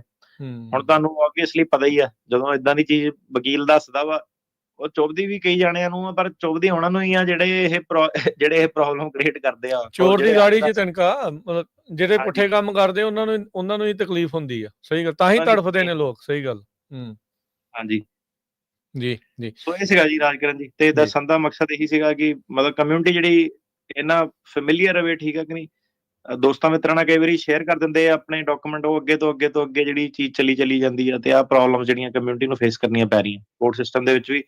ਹੁਣ ਤੁਹਾਡਾ ਕੇਸ ਸਭ ਤੋਂ ਪਹਿਲਾਂ ਕਿਸੇ ਹੋਰ ਦੀ ਤਰੀਕ ਆ ਗਈ, ਉਹਨੇ ਸਰਕਾਰੀ ਵਕੀਲ ਨੇ ਕਹਿਣਾ ਇਹ ਤਾਂ ਮੈਂ ਪਹਿਲਾਂ ਵੀ ਦੇਖਿਆ। ਜੀ, ਹੁਣ ਉਹ 'ਚ ਜੀ। ਕਿੱਦਾਂ ਪਤਾ ਲੱਗੂਗਾ ਕੌਣ ਸਹੀ ਆ, ਕੌਣ ਨਹੀਂ ਸਹੀ। ਕੌਣ ਸਹੀ ਹੈ, ਕੌਣ ਨਹੀਂ। ਜੀ, ਬਿਲਕੁਲ। ਅਗਲੀ ਜਿਹੜੀ ਗੱਲ ਕਰਦੇ ਹਾਂ, ਯੂਐਸ ਫੇਸ਼ੀਅਲ ਰੈਕੋਗਨਾਈਜੇਸ਼ਨ ਬਾਰਡਰਸ ਦੇ ਉੱਤੇ ਉਸਨੂੰ ਐਕਸਪੈਂਡ ਕਰਨ ਜਾ ਰਿਹਾ ਆ। ਦਸੰਬਰ ਮਹੀਨੇ ਦੀ 26 ਤਰੀਕ ਤੋਂ ਨਵੀਂ ਬਾਇਓਮੈਟ੍ਰਿਕ ਪਾਲਿਸੀ ਜਿਹੜੀ ਆ ਸੀਬੀਪੀ ਲਾਗੂ ਕਰ ਰਿਹਾ। ਕੀ ਹੈ ਜੀ ਪਾਲਿਸੀ ਤੇ ਕੀ ਚੇਂਜਸ ਹੋਣਗੇ ਇਹਦੇ ਨਾਲ? ਹਾਂਜੀ, ਸੋ ਸੀਬੀਪੀ ਨੇ ਅਨਾਉਂਸ ਕੀਤਾ ਕਿ ਬਾਇਓਮੈਟ੍ਰਿਕ ਪਾਲਿਸੀ 26 ਦਸੰਬਰ ਤੋਂ ਸ਼ੁਰੂ ਹੋਣੀ ਆ ਏਅਰਪੋਰਟ ਤੇ ਵੀ, ਤੇ ਭਾਵੇਂ ਤੁਸੀਂ ਸ਼ਿਪ ਰਾਹੀਂ ਆ ਰਹੇ ਆ, ਭਾਵੇਂ ਤੁਸੀਂ ਲੈਂਡ ਰਾਹੀਂ ਕ੍ਰਾਸ ਕਰ ਰਹੇ ਆ, ਤਿੰਨੋਂ ਹੀ ਤਰੀਕਿਆਂ ਦੇ ਨਾਲ ਹੋਣੀ। ਕੋਈ ਏਦਾਂ ਨਹੀਂ ਕਿ ਜਿੱਦਾਂ ਪਹਿਲਾਂ ਫਰਕ ਹੁੰਦਾ ਸੀ ਨਾ ਕਿ ਜਹਾਜ਼ ਤੇ ਆਉਂਦੇ ਆ ਤੁਸੀਂ ਹੋਰ ਰਿਕੁਆਇਰਮੈਂਟ ਹੁੰਦੀ ਸੀ, ਲੈਂਡ ਤੋਂ ਆਉਂਦੇ ਆ ਹੋਰ ਰਿਕੁਆਇਰਮੈਂਟ ਹੁੰਦੀ ਸੀ। ਸੋ ਕਹਿੰਦੇ ਕਿ ਫੇਸ਼ੀਅਲ ਰੈਕਗਨੀਸ਼ਨ ਕਰਨੀ ਆ, ਬਾਇਓਮੈਟ੍ਰਿਕਸ ਚੈੱਕ ਜਿੱਦਾਂ ਫਿੰਗਰਪ੍ਰਿੰਟ ਜਾਂ ਡੀਐਨਏ, ਇਹ ਅੱਛਾ। ਚੀਜ਼ ਇਹਨਾਂ ਨੇ ਇੰਪਲੀਮੈਂਟ ਕਰਨੀ ਆ। ਜਿਹੜੀਆਂ ਐਗਜ਼ੈਂਪਸ਼ਨ ਸੀਗੀਆਂ ਜਵਾਕਾਂ ਨੂੰ ਤੇ ਅਡਲਟਸ ਜਿਹੜੇ 79 ਇਅਰਸ ਤੋਂ ਉੱਤੇ ਸੀਗੇ, ਉਹਨਾਂ ਨੂੰ ਉਹ ਕਹਿੰਦੇ ਆ ਕਿ ਆਪਾਂ ਰਿਮੂਵ ਕਰ ਦੇਣਾ, ਉਹਦਾ ਸਾਰਿਆਂ ਨੂੰ ਸਬਜੈਕਟ ਕਰਨਾ। ਇਹਦੇ ਵਿੱਚ ਹੁਣ ਰਾਜਕਰਨ ਜੀ ਕੀ ਪ੍ਰੋਬਲਮ ਸੀਗੀ ਕਿ ਜਦੋਂ ਪਹਿਲਾਂ ਨਾ ਬਾਇਓਮੈਟ੍ਰਿਕਸ ਨਹੀਂ ਹੁੰਦੇ ਸੀਗੇ, ਫਿੰਗਰਪ੍ਰਿੰਟ ਨਹੀਂ ਹੁੰਦੇ ਸੀਗੇ। ਸੋ ਲੋਕਾਂ ਨੇ ਜ਼ਿਆਦਾਤਰ ਇਹਦੇ ਵਿੱਚ ਜਿਹੜੀ ਆਪਣੀ ਕਮਿਊਨਿਟੀ 'ਚ ਪ੍ਰੋਬਲਮ ਉਹ ਇਹ ਹੈ ਕਿ ਦੋ ਨਾਮ ਜਿਹੜੇ ਸਾਹਮਣੇ ਆ ਜਾਂਦੇ ਆ। ਪਹਿਲਾਂ ਖੇਤੀਬਾੜੀ ਵਾਲੇ ਪੇਪਰ, ਫਿਰ ਆਪਣਾ ਜਿਹੜਾ ਸੀਗਾ ਅਸਾਲਮ ਵਾਲੇ ਪੇਪਰ, ਤੇ ਫਿਰ ਉਸ ਤੋਂ ਬਾਅਦ ਕਈ ਵਾਰੀ ਵਿਆਹ ਵਾਲੇ ਪੇਪਰ, ਤੇ ਉਹ ਨਾਮ ਜਿਹੜੇ ਡਿਫਰੈਂਟ ਜਿਹੜੇ ਹੁੰਦੇ ਆ। ਤੇ ਉਦੋਂ ਹੁਣ ਮੈਨੂੰ ਪਤਾ ਨਹੀਂ ਕੀ ਸਟੈਂਡਰਡ ਆਫ ਪ੍ਰੈਕਟਿਸ ਸੀਗਾ। ਕਈ ਪੈਰਾਲੀਗਲ ਜਿਹੜੇ ਫੜੇ ਵੀ ਸੀਗੇ ਇਹਨਾਂ ਨੇ, ਜਿਹੜਾ ਖੇਤੀਬਾੜੀ ਦਾ ਜਿਹੜਾ ਫਰਾਡ ਸੀਗਾ ਉਹਦੇ ਰਿਲੇਟਡ। ਤੇ ਇਹਦੇ ਵਿੱਚ ਉਹ ਕੀ ਕਰਦੇ ਕਿ ਫੇਸ਼ੀਅਲ ਰੈਕਗਨੀਸ਼ਨ ਜਿਹੜੀ ਟੈਕਨੋਲੋਜੀ ਆ, ਤੇ ਉਹ ਟੈਕਨੋਲੋਜੀਜ਼ ਕਾਫੀ ਜਿਹੜੀਆਂ ਐਡਵਾਂਸ ਆਏ, ਮਤਲਬ ਕੁਝ ਪਰਸੈਂਟੇਜ ਮਤਲਬ ਐਕੂਰੇਸੀ ਦੇ ਨਾਲ ਦੱਸ ਵੀ ਦਿੰਦੀ ਆ ਕਿ ਜੇ ਬੰਦੇ ਨੇ ਕਿਸੇ ਦੀ ਫੋਟੋ ਆ ਤੇ ਉਹ 25 ਕੌਣ ਸਾਲ ਬਾਅਦ ਬੰਦਾ ਕਿੱਦਾਂ ਦਾ ਕਿੱਦਾਂ ਵੇਖਣ ਦਾ ਨੂੰ ਜਿਹੜਾ ਵੇਖੋ। ਕਰੂਗਾ। ਤੇ ਉਹਨੂੰ ਫਿਰ ਇਹ ਹੁਣ ਜਿੱਦਾਂ ਫਿੰਗਰਪ੍ਰਿੰਟ ਤੇ ਡੀਐਨਏ ਦੇ ਨਾਲ ਜਿਹੜਾ ਮੈਚ ਕਰ ਰਹੇ ਆ, ਜੀ। ਤੇ ਉਹਦੇ ਵਿੱਚ ਆਪਣਾ ਆਬਵੀਅਸਲੀ ਡੇਟਾ ਇਕੱਠਾ ਜਿਹੜਾ ਕਰ ਰਹੇ ਆ। ਤੇ ਕਾਫੀ ਸਾਰੇ ਜਿਹੜੇ ਇਦਾਂ ਦੇ ਸੀਗੇ, ਇਹਨਾਂ ਨੇ ਵਿੱਚ ਛੋਟੇ-ਮੋਟੇ ਇਦਾਂ ਦੇ ਆਪਰੇਸ਼ਨ ਵੀ ਕੀਤੇ ਜਿਹਦੇ ਵਿੱਚ ਲੋਕਾਂ ਦੇ ਕੋਲ ਸਿਟੀਜ਼ਨਸ਼ਿਪ ਸੀਗੀਆਂ, ਉਹਨਾਂ ਦੇ ਕੇਸ ਜਿਹੜੇ ਤੁਸੀਂ ਕਹਿ ਲਓ ਕਿ ਖੋਲ ਕੇ ਇਹੀ ਨਾਮ ਵਾਲੀ ਗੱਲ ਤੇ ਆਇਡੈਂਟੀਟੀ ਦੀ ਗੱਲ ਤੇ ਉਹ ਜਿਹੜੇ ਸਾਹਮਣੇ ਆਏ ਆ। ਤੇ ਜਿਹੜੀ ਗੱਲ ਉਹ ਸੀਗੀ ਕਿ ਨਹੀਂ ਫਿੰਗਰਪ੍ਰਿੰਟ ਨਹੀਂ ਹੋਏ ਤਾਂ ਪਤਾ ਨਹੀਂ ਲੱਗ ਸਕਦਾ। ਸੋ ਉਹ ਚੀਜ਼ ਜਿਹੜੀ ਹੋ ਗਈ, ਤੇ ਜਿਹੜਾ ਅੱਗੇ ਫਿਊਚਰ ਦੇ ਵਿੱਚ ਤੁਸੀਂ ਕਹਿ ਲਓ ਕਿ ਸਿਸਟਮ ਜਿਹੜਾ ਰੋਬਸਟ ਕਰਤਾ ਕਿ ਬੰਦਾ ਆਈਡੀ ਜਿਹੜੀਆਂ ਰਿਕੁਆਇਰਮੈਂਟਸ ਹੈਗੀਆਂ ਉਹ ਤੋਂ ਨਹੀਂ ਭੱਜ ਸਕਦਾ। ਤੇ ਹੁਣ ਜਿੱਦਾਂ ਪਹਿਲਾਂ ਸੀਗਾ ਮੈਨੂਅਲ ਫਾਈਲਸ ਉਹਨਾਂ ਟਾਈਮਾਂ ਦੇ ਵਿੱਚ, ਤੇ ਫਿੰਗਰਪ੍ਰਿੰਟ ਜਿਹੜਾ ਨਹੀਂ ਸੀਗੇ। ਸੋ ਉਦੋਂ ਤੁਸੀਂ ਕਹਿ ਲਓ ਕਿ ਜਿਹੜੀ 20 ਸਾਲ ਪਹਿਲੀ ਚੀਜ਼ ਆ ਹੁਣ, ਪਰ ਜਿਹੜੀ ਟੈਕਨੋਲੋਜੀ ਆ ਉਹਨਾਂ ਬੰਦਾ ਬੈਕਵਰਡਸ ਜਾ ਕੇ ਵੀ ਵੇਖਦਾ ਕਿ ਇਹਦੇ ਵਿੱਚ ਕੀ ਹੋਇਆ। ਤੇ ਆਰਟੀਫਿਸ਼ੀਅਲ ਇੰਟੈਲੀਜੈਂਸ ਵਗੈਰਾ ਉਹਦੇ ਵੀ ਯੂਜ਼ ਜਿਹੜੇ ਉਹ ਹੁੰਦੇ ਆ। ਤੇ ਇਹਦੇ ਵਿੱਚ ਹੁਣ ਜਿਹੜਾ ਮੇਨ ਚੀਜ਼ ਇਹੀ ਸੀਗੀ ਕਿ ਇਹ ਕਹਿੰਦੇ ਆ ਕਿ ਆਪਾਂ ਓਵਰਸਟੇ ਤੇ ਆਇਡੈਂਟੀਟੀ ਫਰਾਡ ਨੂੰ ਜਿਹੜਾ ਰੋਕਣਾ, ਕਿ ਕਿਸੇ ਹੋਰ ਦੇ ਵੀਜ਼ਾ ਜਾਂ ਪਾਸਪੋਰਟ ਉਹ ਬੰਦਾ ਯੂਜ਼ ਨਹੀਂ ਕਰ ਰਿਹਾ। ਠੀਕ ਹੈ। ਤੇ ਇਹਦੇ ਨਾਲ ਆਇਡੈਂਟੀਟੀ ਫਰਾਡ ਜਿਹੜਾ ਰੁਕ ਜਾਊਗਾ ਕਿ ਫੇਸ਼ੀਅਲ ਰੈਕਗਨੀਸ਼ਨ ਟੈਕਨੋਲੋਜੀ ਜਿਹੜੀ ਹੋਊਗੀ ਉਹ ਪਾਸਪੋਰਟ ਵਗੈਰਾ ਸਾਰਾ, ਤੁਹਾਡੀ ਆਈਡੀ, ਫਿੰਗਰਪ੍ਰਿੰਟ ਸਾਰਾ ਉਹ ਮੈਚ ਹੈਗਾ ਕਿ ਨਹੀਂ ਹੈਗਾ ਉਹ ਕਰ ਦੂਗੀ। ਇਹਦੇ ਵਿੱਚ ਜਿਹੜੇ ਸਿਵਲ ਲਿਬਰਟੀ ਗਰੁੱਪ ਹੈਗੇ ਆ ਉਹ ਕਹਿੰਦੇ ਆ ਕਿ ਇਹ ਬਹੁਤ ਜ਼ਿਆਦਾ ਸਰਵੇਲੈਂਸ ਸਟੇਟ ਜਿਹੜਾ ਅਮਰੀਕਾ ਇੱਕ ਬਣਨ ਜਾ ਰਿਹਾ। ਤੇ ਇਹਦੇ ਵਿੱਚ ਜਿਹੜਾ ਬਾਇਸ ਆ ਜਾਊਗਾ ਮਾਈਨੋਰਿਟੀਜ਼ ਦੇ ਵੱਲ, ਕਿ ਹੋਰ ਧੱਕੇਸ਼ਾਹੀ ਜਿਹੜੀ ਹੋਊਗੀ। ਸੀਬੀਪੀ ਕਹਿੰਦੀ ਹੈ ਕਿ ਜਿਹੜਾ ਇਹ ਸਾਰਾ ਡੇਟਾ ਹੈਗਾ ਇਹ ਇਨਕ੍ਰਿਪਟਡ ਹੈਗਾ, ਤੇ ਇਹ ਲੋਕੀ ਜਿਹੜਾ ਪੜ੍ਹ ਨਹੀਂ ਸਕਦੇ, ਸਿਸਟਮ ਸਟੋਰ ਕਰੂਗਾ, ਤੇ ਫਿਰ ਜੋ ਵੀ ਉਹਨਾਂ ਨੂੰ ਪਰਪਸਲੀ ਅਫੀਸ਼ੀਅਲ ਪਰਪਸਲੀ ਸਿਰਫ ਇਹ ਯੂਜ਼ ਹੋਊਗਾ। ਪਲੈਨੇਟਰ ਕਰਕੇ ਕੰਪਨੀ ਹੈ ਕਿ ਇਸ ਟਾਈਮ AI ਦੀ ਕੰਪਨੀ ਦੇ ਵਿੱਚੋਂ ਟੌਪ ਦੀ ਕੰਪਨੀ ਬਣ ਰਹੀ ਆ। ਉਹਨਾਂ ਦਾ CEO ਪੂਰੀ ਸਪੋਰਟ ਕਰਦਾ ਹੈ ਮੌਜੂਦਾ ਪ੍ਰਸ਼ਾਸਨ ਦੀ, ਤੇ ਉਹਨਾਂ ਦੀ technology I think coffee. Company ਹੈ, ਹਾਂਜੀ, I think Israel back company ਹੈਗੀ ਇਹ। ਮੋਸਟਲੀ ਉਧਰ ਦੀਆਂ ਹੀ ਹੁੰਦੀਆਂ ਇਹ ਵਾਲੀਆਂ ਇਦਾਂ ਦੀਆਂ, ਜੇ ਆਪਾਂ ਨੂੰ ਪਤਾ ਹਾਂਜੀ। ਵੀ ਉਹਨਾਂ ਦਾ ਕਿੱਦਾਂ ਹੈ। ਸੋ ਇਹ ਜਿਹੜੀ ਹੁਣ ਫੇਸ਼ੀਅਲ ਰੈਕਗਨਾਈਜੇਸ਼ਨ ਆ, ਇਹ ਸਾਰਿਆਂ ਦੇ ਲਈ ਹੋਊਗੀ ਕਿ ਨੌਨ ਸਿਟੀਜ਼ਨਸ ਆ ਉਹਨਾਂ ਲਈ ਆ, ਸਿਟੀਜ਼ਨਸ ਲਈ ਵੀ ਆ, ਜਾਂ ਕਿੰਨਾਂ ਲਈ ਆ? ਇਹ ਵੀ ਥੋੜਾ ਉਹਨਾਂ ਨੇ ਦੱਸਿਆ ਜਾਂ ਨਹੀਂ? ਨਹੀਂ, ਸਾਰਿਆਂ ਲਈ ਹੋਊਗੀ ਇਹ ਤਾਂ। ਜਿਹੜਾ ਹੁਣ ਤੁਸੀਂ ਦੇਖ ਲਓ ਕਈ ਜਿੱਦਾਂ 에ਅਰਪੋਰਟ ਹੈਗੇ ਆ ਉਹ ਐਡਵਾਂਸਡ ਵੀ ਹੈਗੇ ਏਸ਼ੀਆ ਦੇ ਵਿੱਚ। ਕਈ ਜਿੱਦਾਂ 에ਅਰਪੋਰਟ ਜਿਹੜਾ ਇੱਥੇ ਹੁਣ ਸਿਸਟਮ ਸਕੈਨਰ ਸਾਰਾ ਤੁਹਾਨੂੰ ਹੋ ਕੇ ਜਾਣਾ ਪੈਂਦਾ, ਉਹਦੇ ਵਿੱਚ ਕਹਿੰਦੇ ਸਿੱਧੇ ਤੁਸੀਂ ਜਿਹੜਾ ਵਾਕ ਇਨ ਨਹੀਂ ਕਰਦੇ ਹੋ, ਤੁਹਾਡਾ ਲੁਗੇਜ ਹਰੇਕ ਚੀਜ਼ ਜਿਹੜੀ ਸਕੈਨ ਕਰ ਲੈਂਦੀ ਏਦਾਂ ਰੁਕ ਕੇ ਉਹ ਕਰਨ। ਤੇ ਇਹ ਟੈਕਨੋਲੋਜੀਕਲ ਅਪਗ੍ਰੇਡ ਇੱਕ ਚਾਹੀਦਾ ਵੀ ਸੀਗਾ ਇਹਨਾਂ ਨੂੰ। ਤੇ ਜਿਹੜੇ ਹਿਸਾਬ ਨਾਲ ਮਤਲਬ ਕਿ ਢਾਂਚਾ ਤੁਸੀਂ ਕਹਿ ਲਓ ਇੱਕ ਪੁਰਾਣਾ ਸੀਗਾ, ਤੇ ਪਰ ਹੁਣ ਇਹ ਹੈ ਕਿ ਟੈਕਨੋਲੋਜੀ ਦੀ ਆੜ ਦੇ ਵਿੱਚ ਹੁਣ ਜਿਹੜਾ ਕੰਪਿਊਟਰਾਂ ਦੇ ਵਿੱਚ ਡੇਟਾ ਤੁਹਾਡਾ ਜਿਹੜਾ ਸੇਵ ਹੁੰਦਾ, ਤੇ ਗੱਲ ਇਹ ਹੈ ਕਿ ਬਾਇਸਨੈਸ ਕਿਸੇ ਪਾਰਟਿਕੂਲਰ ਵਿਅਕਤੀ ਦੇ ਖਿਲਾਫ ਆ ਸਕਦੀ ਹੈ ਕਿ ਨਹੀਂ ਆ ਸਕਦੀ ਆ, ਉਹਦਾ ਸਵਾਲ ਜਿਹੜਾ ਖੜਾ ਹੋ ਜਾਂਦਾ। ਜਿਹੜੀ ਤੁਸੀਂ ਕੰਪਨੀ ਦੀ ਗੱਲ ਕਹਿੰਦੇ ਸੀ, ਮੈਨੂੰ ਹੁਣ ਐਗਜ਼ੈਕਟਲੀ ਤਾਂ ਨਹੀਂ ਪਤਾ। ਜਿਹੜੀ ਇਹ ਕੰਪਨੀ ਦਾ ਮੈਂ ਇਹ ਸੁਣਿਆ ਸੀਗਾ ਕਿ ਤਕਰੀਬਨ 55 ਮਿਲੀਅਨ ਸਮਥਿੰਗ ਏਦਾਂ ਦਾ ਨੰਬਰ ਸੀਗਾ, ਕਿ ਮਿਲੀਅਨਸ ਦੇ ਵਿੱਚ ਜਿਹੜੀਆਂ ਪੁਰਾਣੀਆਂ ਐਪਲੀਕੇਸ਼ਨਾਂ ਹੈਗੀਆਂ ਇਮੀਗ੍ਰੇਸ਼ਨ ਦੀਆਂ, ਸਿਟੀਜ਼ਨਸ਼ਿਪ ਦੀਆਂ, ਗ੍ਰੀਨ ਕਾਰਡ ਦੀਆਂ, ਜਿਹੜੇ ਲੋਕਾਂ ਦੇ ਅਪਰੂਵ ਹੋਏ ਆ, ਉਹ ਕਹਿੰਦੇ ਆ ਕਿ ਇਹਨੂੰ ਸਾਰੇ ਨੂੰ ਆਪਣਾ AI ਸਬਜੈਕਟ ਕਰਕੇ ਤੇ ਇਹਦੇ ਵਿੱਚ ਦੇਖੋ ਕਿ ਕੋਈ ਫਰਾਡ ਵਗੈਰਾ ਤਾਂ ਨਹੀਂ ਆਂਦਾ। ਤੇ ਜ਼ਿਆਦਾਤਰ ਜਿਹੜੇ ਫਰਾਡ ਦੇ ਚਾਂਸ ਜਿਹੜੇ ਹੁੰਦੇ ਆ, ਉਹ ਏਦਾਂ ਹੁੰਦੇ ਆ ਕਿ ਕਿਸੇ ਨੇ ਆਪਣਾ ਨਾਮ ਜੇ ਚੇਂਜ ਕੀਤਾ ਤਾਂ ਪਰ ਘਰਦਿਆਂ ਦੇ ਨਾਮ ਉਹਦੇ ਸੇਮ। ਤੇ ਇੱਕ ਹੋਰ ਆਪਣੀ ਕਮਿਊਨਿਟੀ 'ਚ ਪ੍ਰੋਬਲਮ ਕਾਫੀ ਹੈ ਕਿ ਵਿਆਹ ਕਰਾ ਕੇ ਜਿਹੜਾ ਫਿਰ ਕਈ ਵਾਰੀ ਡਿਵੋਰਸ ਲਿਆ ਹੁੰਦਾ ਨਾਮ ਨੂੰ, ਜਿਹੜਾ ਹਸਬੈਂਡ ਵਾਈਫ ਦੇ, ਉਹ ਕੇਸਾਂ ਦੇ ਵਿੱਚ ਕਾਫੀ ਜਿਹੜੀ ਆਈਡੀ ਦੇ ਰੀਅਲ ਆਈਡੀ ਐਕਟ ਦੇ ਥੱਲੇ ਜਿਹੜੇ ਇਸ਼ੂਜ਼ ਆ ਜਾਂਦੇ ਆ। ਤੇ AI ਨਾਲ ਇਹ ਹੈਗਾ ਕਿ ਉਹ ਸੇਵ ਹੋ ਸਕਦਾ, ਕਿਉਂਕਿ ਉਹ ਆਇਡੈਂਟੀਫਾਈ ਬੜੀ ਕੁਇਕਲੀ ਕਰ ਸਕਦੀ ਆ ਕਿ ਸੇਮ ਪੇਰੈਂਟਸ ਦੇ ਨਾਮ ਜਿਹੜੇ ਹੈਗੇ, ਤੇ ਫੈਮਿਲੀ ਟਰੀ ਜਿਹੜਾ ਕਿੱਦਾਂ ਬਣਦਾ, ਉਸ ਹਿਸਾਬ ਨਾਲ ਉਹ ਕਾਫੀ ਲੱਗਦਾ ਐਡਵਾਂਸ ਆ ਕਿ ਕੰਮ ਹੈ। ਕਾਫੀ ਐਡਵਾਂਸ ਜਿਹੜਾ ਕੰਮ ਕਰਨ ਜਾ ਰਿਹਾ। ਤੇ ਇਹਦੇ ਵਿੱਚ ਏਦਾਂ ਨਹੀਂ ਕਿ ਬੜੀ ਦੇਰ ਇਹਨਾਂ ਨੂੰ ਲੱਗਣੀ ਹੈ, ਕਿਉਂਕਿ ਕੰਪਿਊਟਰ ਜਨਰੇਟਡ ਸਾਰਾ ਹੈਗਾ ਤੇ ਰਨ ਕਰਨਾ, ਤੇ ਉਹ ਕੁਇਕਲੀ ਜਿਹੜੇ ਇਹ ਡੇਟਾਬੇਸ ਵਗੈਰਾ ਜਿਹੜੇ ਰਨ ਕਰ ਸਕਦੇ ਆ। ਇਮੀਗ੍ਰੇਸ਼ਨ ਜਿਹੜੀ ਇਟਸੈਲਫ ਹੈਗੀ ਆ, ਉਹ ਸਾਰੀ ਤੁਹਾਨੂੰ ਪਤਾ ਹੁਣ ਜਿਹੜੀ ਸ਼ਿਫਟ ਹੋ ਗਈ ਇਲੈਕਟ੍ਰੋਨਿਕ ਦੇ ਉੱਤੇ, ਫਾਈਲਾਂ ਵੀ ਸਾਰੀਆਂ ਉਧਰ ਨੂੰ ਲਿਜਾ ਰਹੇ ਆ, ਪੇਮੈਂਟਸ ਵਗੈਰਾ ਵੀ ਉਹਨਾਂ ਦੀਆਂ ਕ੍ਰੈਡਿਟ ਕਾਰਡ ਰਾਹੀਂ, ਤੇ ਸਾਰਾ ਕੁਝ ਜਿਹੜਾ ਡਿਜੀਟਲਾਈਜ਼ ਇਹਨਾਂ ਨੇ ਕਰਤਾ। ਤੇ ਉਹਦਾ ਮਕਸਦ ਇਹੀ ਸੀਗਾ ਕਿ ਪੇਪਰ ਵਾਲਾ ਜਿਹੜਾ ਸੀਗਾ ਥੋੜਾ ਸਿਸਟਮ ਸਲੋ ਸੀਗਾ, ਤੇ ਉਹਨੂੰ ਇਹ ਚੇਂਜ ਕਰਕੇ ਜਿਹੜਾ ਸੀਗਾ ਇੱਧਰਲੇ ਪਾਸੇ ਜਿਹੜਾ ਜਾ ਰਹੇ। ਜੀ, ਅਗਸਤ ਮਹੀਨੇ 'ਚ ਇਹਨਾਂ ਨੇ ਇਮੀਗ੍ਰੇਸ਼ਨ OS ਜਿਹੜਾ ਪਲੈਨਟੇਟ ਦਾ ਆ, ਆਈਸ ਨੇ ਉਹ ਯੂਜ਼ ਕਰਨਾ ਸ਼ੁਰੂ ਕੀਤਾ। ਉੱਦਾਂ ਡੈਨਵਰ ਦੀ ਕੰਪਨੀ ਦੱਸਦੇ ਆ। ਪੀਟਰ ਥੀਲ ਜਿਹੜਾ ਇਹਨਾਂ ਦਾ ਫਾਊਂਡਰ ਆ, ਉਹ ਜਰਮਨ ਹੈਗਾ ਆ ਤੇ ਅਮਰੀਕਨ ਆ। ਸੋ ਉਹਨਾਂ ਦੇ ਵਿੱਚੋਂ ਇੱਕ ਆ। ਇਹ ਉਹੀ ਆ ਮੈਨੂੰ ਲੱਗਦਾ ਜਿਹਨੇ ਪੇਪਾਲ ਜਿਹਨੇ ਲਿਆਂਦੀ ਸੀ। ਸੋ ਸਿਲੀਕਨ ਵੈਲੀ ਦੇ ਵਿੱਚ ਕਾਫੀ ਤਗੜਾ ਵੈਂਚਰ ਕੈਪੀਟਲਿਸਟ ਆ, ਤੇ ਸਿਲੀਕਨ ਵੈਲੀ ਇਸ ਟਾਈਮ ਵੈਰੀ ਕਲੋਜ਼ਲੀ ਵਰਕ ਕਰ ਰਹੀ ਆ ਸਰਕਾਰ ਦੇ ਜਿਹੜਾ ਉਹ ਨਾਲ। ਸੋ ਉਹਦਾ ਕਾਫੀ ਜ਼ਿਆਦਾ ਜਿਹੜੀ ਉਹ ਵਰਤੋਂ ਕੀਤੀ ਜਿਹੜੀ ਉਹ ਜਾ ਰਹੀ ਆ। ਸੋ ਇਹ ਆ ਵੀ ਜਿਨ੍ਹਾਂ ਨੇ ਕਿੱਥੇ ਪੁੱਟੇ ਸਿੱਧੇ ਕੰਮ, ਉਹ ਹੌਲੀ ਹੌਲੀ ਫਸਣਗੇ। ਇਹ AI ਦੀ ਵਰਤੋਂ ਦੇ ਨਾਲ ਕਾਫੀ ਜ਼ਿਆਦਾ ਜਿਹੜਾ ਉਹ ਰਗੜਾ ਆ, ਉਹ ਲੱਗਦਾ ਵੀ ਇਸ ਤਰੀਕੇ ਦੇ ਨਾਲ ਲੱਗੂਗਾ। ਬਾਕੀ ਇਹ ਆ ਵੀ ਜਿਹੜੀ ਮੈਂ ਦੇਖ ਰਿਹਾ ਸੀ ਵੀ ਰੀਸੈਂਟਲੀ ਵਾਸ਼ਿੰਗਟਨ DC ਜਦੋਂ ਗਿਆ ਸੀਗਾ ਅਟਰਨੀ ਟਰਕਿਆਨਾ ਜੀ, ਹੁਣ ਜਦੋਂ ਤੁਸੀਂ ਬੋਰਡਿੰਗ ਪਾਸ ਦੇ ਉੱਤੇ ਵੀ ਜਾਂਦੇ ਆ ਤਾਂ ਉੱਥੇ ਤੁਹਾਡਾ ਫੋਟੋ ਤਾਂ ਜਿਹੜੀ ਉਹ ਖਿੱਚਦੇ ਹੀ ਆ। ਸੋ ਇਹਦੇ ਵਿੱਚ ਕੰਮ ਜਿਹੜਾ ਹੁਣ ਉਹਨਾਂ ਨੇ ਹੋਰ ਵਧਾਉਣਾ, ਫੇਸ਼ੀਅਲ ਰੈਕੋਗਨਾਈਜੇਸ਼ਨ ਤੇ ਨਾਲ DNA ਤੇ ਫਿੰਗਰਪ੍ਰਿੰਟ ਤੱਕ ਵੀ ਕੰਮ। ਜਿਉਂ ਟੈਕਨੋਲੋਜੀ ਨੇ ਫਾਸਟ ਹੋਣਾ, ਫਰਾਡ ਤੇ ਜਿਹੜੀਆਂ ਸਕੀਮਾਂ ਆ, ਬਹੁਤ ਕਾਫੀ ਕੁਛ ਜਿਹੜੀਆਂ ਉਹ ਹੋਰ ਉਹਨਾਂ ਦੇ ਪਰਦਾਫਾਸ਼ ਜਿਹੜੇ ਉਹ ਹੁੰਦੇ ਜਿਹੜੇ ਉਹ ਜਾਣੇ ਹੈਗੇ ਆ। ਮੇਰੇ ਖਿਆਲ ਹਰੇਕ ਈਵਨ ਡੋਮੈਸਟਿਕ ਫਲਾਈਟ ਵੀ ਤੁਸੀਂ ਲੈਣੇ ਆ ਹੁਣ ਤਾਂ ਫੋਟੋ ਕਈ ਜਿਹੜਾ ਜਾਣਾ ਪੈਂਦਾ। ਤੇ AI ਤਾਂ ਹੁਣ ਦੇਖ ਲਓ ਕਿ ਮਤਲਬ ਨਵੀਂ ਟੈਕਨੋਲੋਜੀ ਆ, ਤੇ ਹਰੇਕ ਕੰਪਨੀ ਜਿਹੜੀ ਹੈਗੀ ਆ, ਭਾਵੇਂ ਗੂਗਲ ਤੋਂ ਲੈ ਕੇ ਹਰੇਕ ਚੀਜ਼ ਜਿਹੜੀ ਬੈਕਡ ਬਾਈ AI ਹੈਗੀ ਆ ਇਸ ਵੇਲੇ। ਕਿਉਂਕਿ ਇੱਕ ਸ਼ਿਫਟ ਤੁਸੀਂ ਕਹਿ ਲਓ ਕਿ ਹੋ ਗਿਆ ਉਧਰਲੇ ਪਾਸੇ ਨੂੰ, ਮਤਲਬ ਉਹ ਤਾਂ ਇਦਾਂ ਦੇ ਹਾਲਾਤ ਆ ਕਿ ਜਿਹੜੇ ਨਹੀਂ ਮਤਲਬ ਉੱਤੇ ਜਾ ਸਕੇ, ਉਹ ਥੋੜੇ ਬਿਹਾਈਂਡ ਰਹਿ ਜੂਗੇ। ਉਹ ਵਾਲਾ ਸਿਸਟਮ ਜਿਹੜਾ ਸੀਗਾ ਲੱਗ ਰਿਹਾ। ਬਿਲਕੁਲ ਬੜੀ ਸਪੀਡਲੀ ਜਿਹੜਾ ਹੈ ਨਾ ਟੈਕਨੋਲੋਜੀ ਜਿਹੜੀ ਉਹ ਚੇਂਜ ਹੋ ਰਹੀ ਹੈਗੀ ਆ ਜੀ। ਇਹ ਵੀ ਦੱਸਦੇ ਜਾਈਏ, ਰੀਸੈਂਟਲੀ ਜਿਹੜੇ DHS ਆ, ਉਹਨਾਂ ਨੇ ਹੁਣ ਕਹਿੰਦੇ ਵੀ ਤੁਹਾਨੂੰ ਸ਼ੂਜ਼ ਲਾਉਣ ਦੀ ਜ਼ਰੂਰਤ ਨਹੀਂ ਆ। ਉਹ ਓਬਵੀਅਸਲੀ ਟੈਕਨੋਲੋਜੀ ਬੈਟਰ ਹੋਈ ਆ ਤਾਂ ਹੀ ਉਹ ਕਰ ਰਹੇ ਆ ਵੀ ਤੁਸੀਂ ਸ਼ੂਜ਼ ਜਿਹੜਾ ਉਹ ਨਾਲ ਲਾਓ ਜਦੋਂ ਕਰਨੇ ਹੁੰਦੇ ਆ। ਸੋ ਉਹ ਵੀ ਚੇਂਜਸ ਜਿਹੜੇ ਉਹ ਨਾਲ ਜਿਹੜੇ ਉਹ ਚੱਲ ਰਹੇ ਆ। ਸੋ ਐਕਸਪੈਂਡ ਹੋ ਰਹੀ ਹੈ ਜੀ ਟੈਕਨੋਲੋਜੀ ਬਹੁਤ ਜ਼ਿਆਦਾ। ਇਹ ਜ਼ਰੂਰ ਜਿੱਦਾਂ ਸਿਵਲ ਲਿਬਰਟੀ ਗਰੁੱਪਸ ਸਰਵੇਲੈਂਸ ਨੂੰ ਲੈ ਕੇ ਜਿਹੜਾ ਉਹ ਰੌਲਾ ਪਾਉਂਦੇ ਆ ਵੀ ਇੱਕ ਪੁਲਿਸ ਸਟੇਟ ਤੇ ਇਦਾਂ ਦੀ ਚੀਜ਼ ਜਿਹੜੀ ਉਹ ਬਣ ਜਾਊਗੀ। ਬਾਕੀ ਇਹ ਆ ਵੀ ਭਾਈ ਪੈਟਰੀਅਟ ਐਕਟ ਨੇ ਵੀ ਇਹੀ ਕੁਛ ਕੀਤਾ, ਤੇ ਬਾਕੀ ਇਹ ਸਾਰਾ ਕੁਛ ਵੀ ਅੱਗੇ ਜਾ ਕੇ ਕਿਸ ਤਰੀਕੇ ਦੇ ਨਾਲ ਤੁਹਾਡਾ ਡਾਟਾ ਇਕੱਠਾ ਕੀਤਾ ਜਾ ਰਿਹਾ ਆ, ਉਹ ਹੁਣ ਇਦਾਂ ਹੀ ਆ। ਕਈ ਕੰਪਨੀਆਂ ਇਸ ਦੇ ਵਿੱਚ ਨਾਲ ਜੁੜ ਕੇ ਸਰਕਾਰ ਦੇ ਚੱਲਦੀਆਂ ਆ। ਅਗਲੀ ਅਟਰਨੀ ਟਰਕਿਆਨਾ ਜੀ ਗੱਲ ਕਰੀਏ, ਲਾਈਬੇਰੀਆ ਨੇ ਕਹਿੰਦੇ ਵੀ ਮੰਨ ਲਿਆ ਆ ਵੀ ਉਹ ਜਿਹੜੇ ਡਿਪੋਰਟ ਕੀਤਾ ਗਿਆ ਸੀ ਮਾਈਗ੍ਰੈਂਟ ਰੌਂਗਫੁਲੀ, ਉਸ ਨੂੰ ਉਹ ਅਸੈਪਟ ਕਰ ਲੈਣਗੇ। ਹਾਂਜੀ, ਸਾਰਾ ਜਿਹੜਾ ਵਿਵਾਦ ਇਹ ਜੀ ਕਿਲਮਰ ਅਬਰੈਗੋ ਗਾਰਸੀਆ ਦੇ ਆਲੇ ਦੁਆਲੇ ਆਂਦਾ। ਤੁਸੀਂ ਦੇਖੋ ਕੋਈ ਇੱਕ ਬੰਦੇ ਪਿੱਛੇ ਜਿਹੜਾ ਸਿਟੀਜ਼ਨ ਦੇ ਨਾਲ ਵਿਆਹਿਆ ਹੋਇਆ, ਬੱਚੇ ਵੀ ਉਹਦੇ ਹੈਗੇ ਆ, ਉਹਦੇ ਨਾਲ ਦੇਖ ਲਓ ਤੁਸੀਂ ਕਿ ਕੰਮ ਕਰਦੇ ਵਿਅਕਤੀ ਨੂੰ, ਮਤਲਬ ਐਂ ਲੱਗ ਰਿਹਾ ਕਿ ਪਰਸਨਲ ਜਿੱਦਾਂ ਈਗੋ ਤੇ ਨਹੀਂ ਆ ਗਈ ਕਿ ਹੱਥ ਧੋ ਕੇ ਜਿੱਦਾਂ ਪਿੱਛੇ ਪੈ ਗਏ ਬੰਦੇ ਦੇ। ਸੁਪਰੀਮ ਕੋਰਟ ਤੱਕ ਵੀ ਚਲਾ ਗਿਆ, ਉਹਨਾਂ ਨੇ ਵੀ ਕਹਿ ਦਿੱਤਾ, ਤੇ ਵਿਦਹੋਲਡਿੰਗ ਜਿਹੜੀ ਦਿੱਤੀ ਹੋਈ ਆ ਤੇ ਵਿਦਹੋਲਡਿੰਗ ਦਾ ਜਿਹੜਾ ਸੀਗਾ ਐਕਚੁਅਲੀ ਦੇ ਵਿੱਚ ਕੀ ਹੁੰਦਾ ਕਿ ਕਲਾਇੰਟ ਆਪਣੇ ਵੀ ਕਈ ਪੁੱਛਦੇ ਆ, ਤੇ ਕਈ ਲੋਕਾਂ ਨੂੰ ਵਿਦਹੋਲਡਿੰਗ ਦੇ ਕੇ ਨਾ ਛੱਡ ਨਹੀਂ ਰਹੇ ਜੇਲ੍ਹਾਂ ਦੇ ਵਿੱਚੋਂ ਵੀ, ਕੈਂਪਾਂ ਦੇ ਵਿੱਚੋਂ ਦੀ, ਅੱਛਾ। ਬਿਨਾਂ ਆਪਣਾ ਜੁਡੀਸ਼ੀਅਲ ਇੰਟਰਵੈਂਸ਼ਨ ਦੇ। ਇਹ ਵਾਲੇ ਬੰਦੇ ਨੂੰ ਤੁਸੀਂ ਦੇਖ ਲਓ ਕਿ ਸੁਪਰੀਮ ਕੋਰਟ ਤੱਕ ਉਹ ਹੋ ਗਿਆ ਕਿ ਤੁਸੀਂ ਨਹੀਂ ਕਰ ਸਕਦੇ, ਇਹਨੂੰ ਵਿਦਹੋਲਡਿੰਗ ਮਿਲੀ ਆ, ਫਿਰ ਦੁਬਾਰਾ ਇਹਨੂੰ ਫੜਿਆ।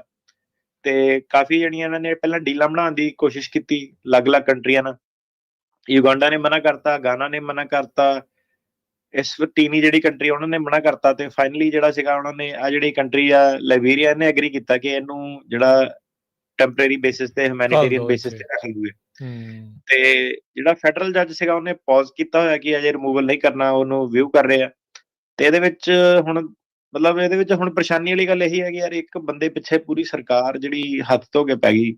ਮਤਲਬ ਸੁਪਰੀਮ ਕੋਰਟ ਨੇ ਵੀ ਜਦੋਂ ਕਹਿ ਦਿੱਤਾ ਸੀਗਾ ਕਿ ਲੈ ਕੇ ਆਓ, ਪਹਿਲਾਂ ਕਹਿੰਦੇ ਸੀ ਨਹੀਂ ਗਵਾਚ ਗਿਆ ਸੈਲਵਾਡੋਰ ਚ, ਉਹਦੇ ਪ੍ਰੈਜ਼ੀਡੈਂਟ ਦੇ ਵੀ ਉਹ ਆ ਗਏ।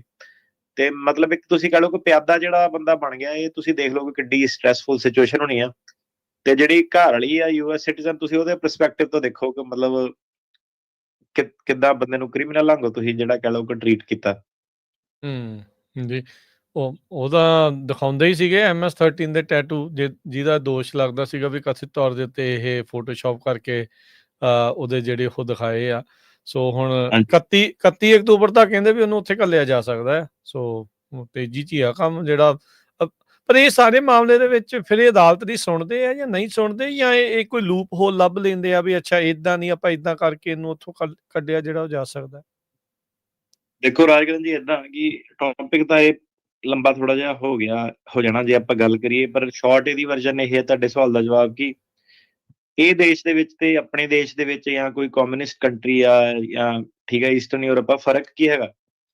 ਤੇ ਜਿਹੜਾ ਇਹ ਕੰਟਰੀ ਸੀਗਾ ਇਹਦੇ ਵਿੱਚ ਇੱਕ ਡੈਮੋਕ੍ਰੈਟਿਕ ਪ੍ਰੋਸੈਸ, ਡਿਊ ਪ੍ਰੋਸੈਸ ਰਾਈਟਸ, ਏਦਾਂ ਦੀਆਂ ਚੀਜ਼ਾਂ ਜਿਹੜੀਆਂ ਬਹੁਤ ਕਾਮਨ ਸੀਗੀਆਂ ਕਿ ਡਿਊ ਪ੍ਰੋਸੈਸ ਰਾਈਟ ਵਾਇਓਲੇਸ਼ਨ ਹੋਈ ਹੈ। ਹੁਣ ਜਦੋਂ ਤੁਸੀਂ ਸਿਵਲ ਲਾਅ ਕੰਟਰੀ 'ਚ ਜਾਂਦੇ ਆ, ਠੀਕ ਆ, ਫਰਾਂਸ ਫਰੂਸ ਜਾਂਦੇ ਆ, ਸਿਵਲ ਲਾਅ ਕੰਟਰੀ ਹੈਗੇ ਆ, ਉੱਤੇ ਪਹਿਲਾਂ ਹੀ ਨਿਰਧਾਰਿਤ ਲਿਖਿਆ ਹੋਇਆ ਕਿ ਇਹ ਜੁਰਮ ਹੈ, ਇਹ ਸਜ਼ਾ, ਉਹ ਉਦਾਂ ਹੀ ਤਰੀਕੇ ਨਾਲ ਚੱਲਦਾ। ਕਈ ਤੁਸੀਂ ਜਾਓਗੇ ਮਿਡਲ ਈਸਟਰਨ ਕੰਟਰੀ ਜਾਓਗੇ, ਉੱਥੇ ਲਾਅ ਹੋਰ ਹਿਸਾਬ ਦਾ, ਬੜੀ ਸਖਤੀ ਜਿਹੜੀ ਹੁੰਦੀ ਆ, ਉਹਨੂੰ ਚੇਂਜ ਨਹੀਂ ਕਰ ਸਕਦੇ ਭਾਵੇਂ ਤੁਸੀਂ ਐਗਰੀ ਕਰਦੇ ਆ ਕਿ ਨਹੀਂ ਕਰਦੇ ਆ। ਕਈ ਜਿੱਦਾਂ ਜਗ੍ਹਾ ਦੇ ਵਿੱਚ ਮੌਤ ਦੀ ਸਜ਼ਾ, ਆਪਣੇ ਹਿਊਮਨ ਜਿਹੜਾ ਕੋੜੇ ਛੋੜੇ ਵੀ ਮਾਰਦੇ ਆ, ਏਦਾਂ ਦੀਆਂ ਕਈ ਸ਼ਰੀਆ ਲਾ ਜਿਹੜਾ ਜਿੱਥੇ ਖਾਸ ਕਰਕੇ ਉਹਨਾਂ ਥਾਵਾਂ ਤੇ। ਜਿਹੜਾ ਯੂਐਸ ਦਾ ਸਿਸਟਮ ਸੀਗਾ ਉਹਦੇ ਵਿੱਚ ਡਿਊ ਪ੍ਰੋਸੈਸ ਸੀਗਾ ਕਿ ਡਿਊ ਪ੍ਰੋਸੈਸ ਮਤਲਬ ਕਿ ਹੁਣ ਜਿੱਥੇ ਨਹੀਂ ਲਾਅ ਬਣਿਆ, ਜਿਹੜਾ ਏਦਾਂ ਦਾ ਏਰੀਆ ਜਿੱਥੇ ਕਿ ਤੁਸੀਂ ਇਹ ਸਾਬਿਤ ਕਰਦੇ ਹੋ ਕਿ ਬੰਦੇ ਨੂੰ ਸਹੀ ਜਿਹੜੀ ਹੀਅਰਿੰਗ ਨਹੀਂ ਮਿਲਦੀ ਆ ਜਾਂ ਉਹਦੇ ਰਾਈਟਸ ਵਾਇਓਲੇਟ ਹੋਏ ਆ, ਤੇ ਉਹ ਦੁਬਾਰਾ ਉਹਨੂੰ ਇੱਕ ਫੇਅਰ ਟ੍ਰਾਇਲ ਦੇ ਦਿੰਦੇ ਸੀ, ਪੁਰਾਣੀਆਂ ਜਿਹੜੀਆਂ ਚੀਜ਼ਾਂ ਕੈਂਸਲ ਵੀ ਜਿਹੜੀਆਂ ਕਰ ਦਿੰਦੇ ਸੀਗੇ। ਹੁਣ ਇਹ ਜਿਹੜੀ ਚੀਜ਼ ਆ ਇਹਨੂੰ ਮੇਨਟੇਨ ਕਰਨ ਲਈ ਇਹ ਕਿੱਦਾਂ ਚੱਲਦਾ ਹੈਗਾ, ਠੀਕ ਹੈ ਕਿ ਨਹੀਂ? ਇਹਨੂੰ ਹੁਣ ਦੇਖੋ, ਸਭ ਤੋਂ ਵੱਡਾ ਵਿਅਕਤੀ ਤਾਂ ਪ੍ਰੈਜ਼ੀਡੈਂਟ ਹੀ ਹੁੰਦਾ ਕੰਟਰੀ ਦੇ ਵਿੱਚ, ਤੇ ਜਿਹੜੇ ਡਿਊ ਪ੍ਰੋਸੈਸ ਰਾਈਟਸ ਹੋ ਗਏ, ਕੰਟਰੀ ਦੇ ਵਿੱਚ ਕਰਪਸ਼ਨ ਹੋਣੀ ਚਾਹੀਦੀ, ਨਹੀਂ ਹੋਣੀ ਚਾਹੀਦੀ, ਕਿਹੜੇ ਲੈਵਲ ਤੇ ਹੋਣੀ ਚਾਹੀਦੀ, ਕਿ ਕੋਈ ਕਿਸੇ ਤੋਂ ਇੱਕ ਕਲਾਸ ਦੂਜੀ ਕਲਾਸ ਤੋਂ ਉੱਤੇ ਹੈਗੀ, ਜਾਂ ਕਿੱਦਾਂ ਇੰਡੀਆ 'ਚ ਤੁਸੀਂ ਦੇਖਿਆ ਹੀ ਆ ਜਾਤ ਪਾਤ ਜਿਹੜਾ ਚੱਲਦਾ, ਹੱਡਾਂ 'ਚ ਹੀ ਲੋਕਾਂ ਦੇ ਬਹਿ ਗਿਆ, ਠੀਕ ਹੈ ਕਿ ਨਹੀਂ? ਉਹ ਗੱਲ ਅਲੱਗ ਆ ਕਿ ਜਦੋਂ ਆਪਣੇ ਤੇ ਹੁੰਦੀ ਆ ਉਦੋਂ ਬੰਦਾ ਰੌਲਾ ਪਾਉਂਦਾ, ਪਰ ਮਤਲਬ ਹਰੇਕ ਬੰਦਾ ਦੂਜੇ ਬੰਦੇ ਨੂੰ ਕਿੱਦਾਂ ਜਿਹੜਾ ਟਰੀਟ ਕਰਦਾ। ਪਿੰਡ ਵਾਲੇ ਲੈਵਲ ਤੱਕ ਚੱਲ ਜਾਓ ਤੁਸੀਂ, ਉੱਤੋਂ ਦੀ ਲੈ ਕੇ ਪੁਰਾਣੇ ਭਾਵੇਂ ਇੰਡੀਆ ਦੇ 500 ਸਾਲ ਤੁਸੀਂ ਵੇਖ ਲਓ।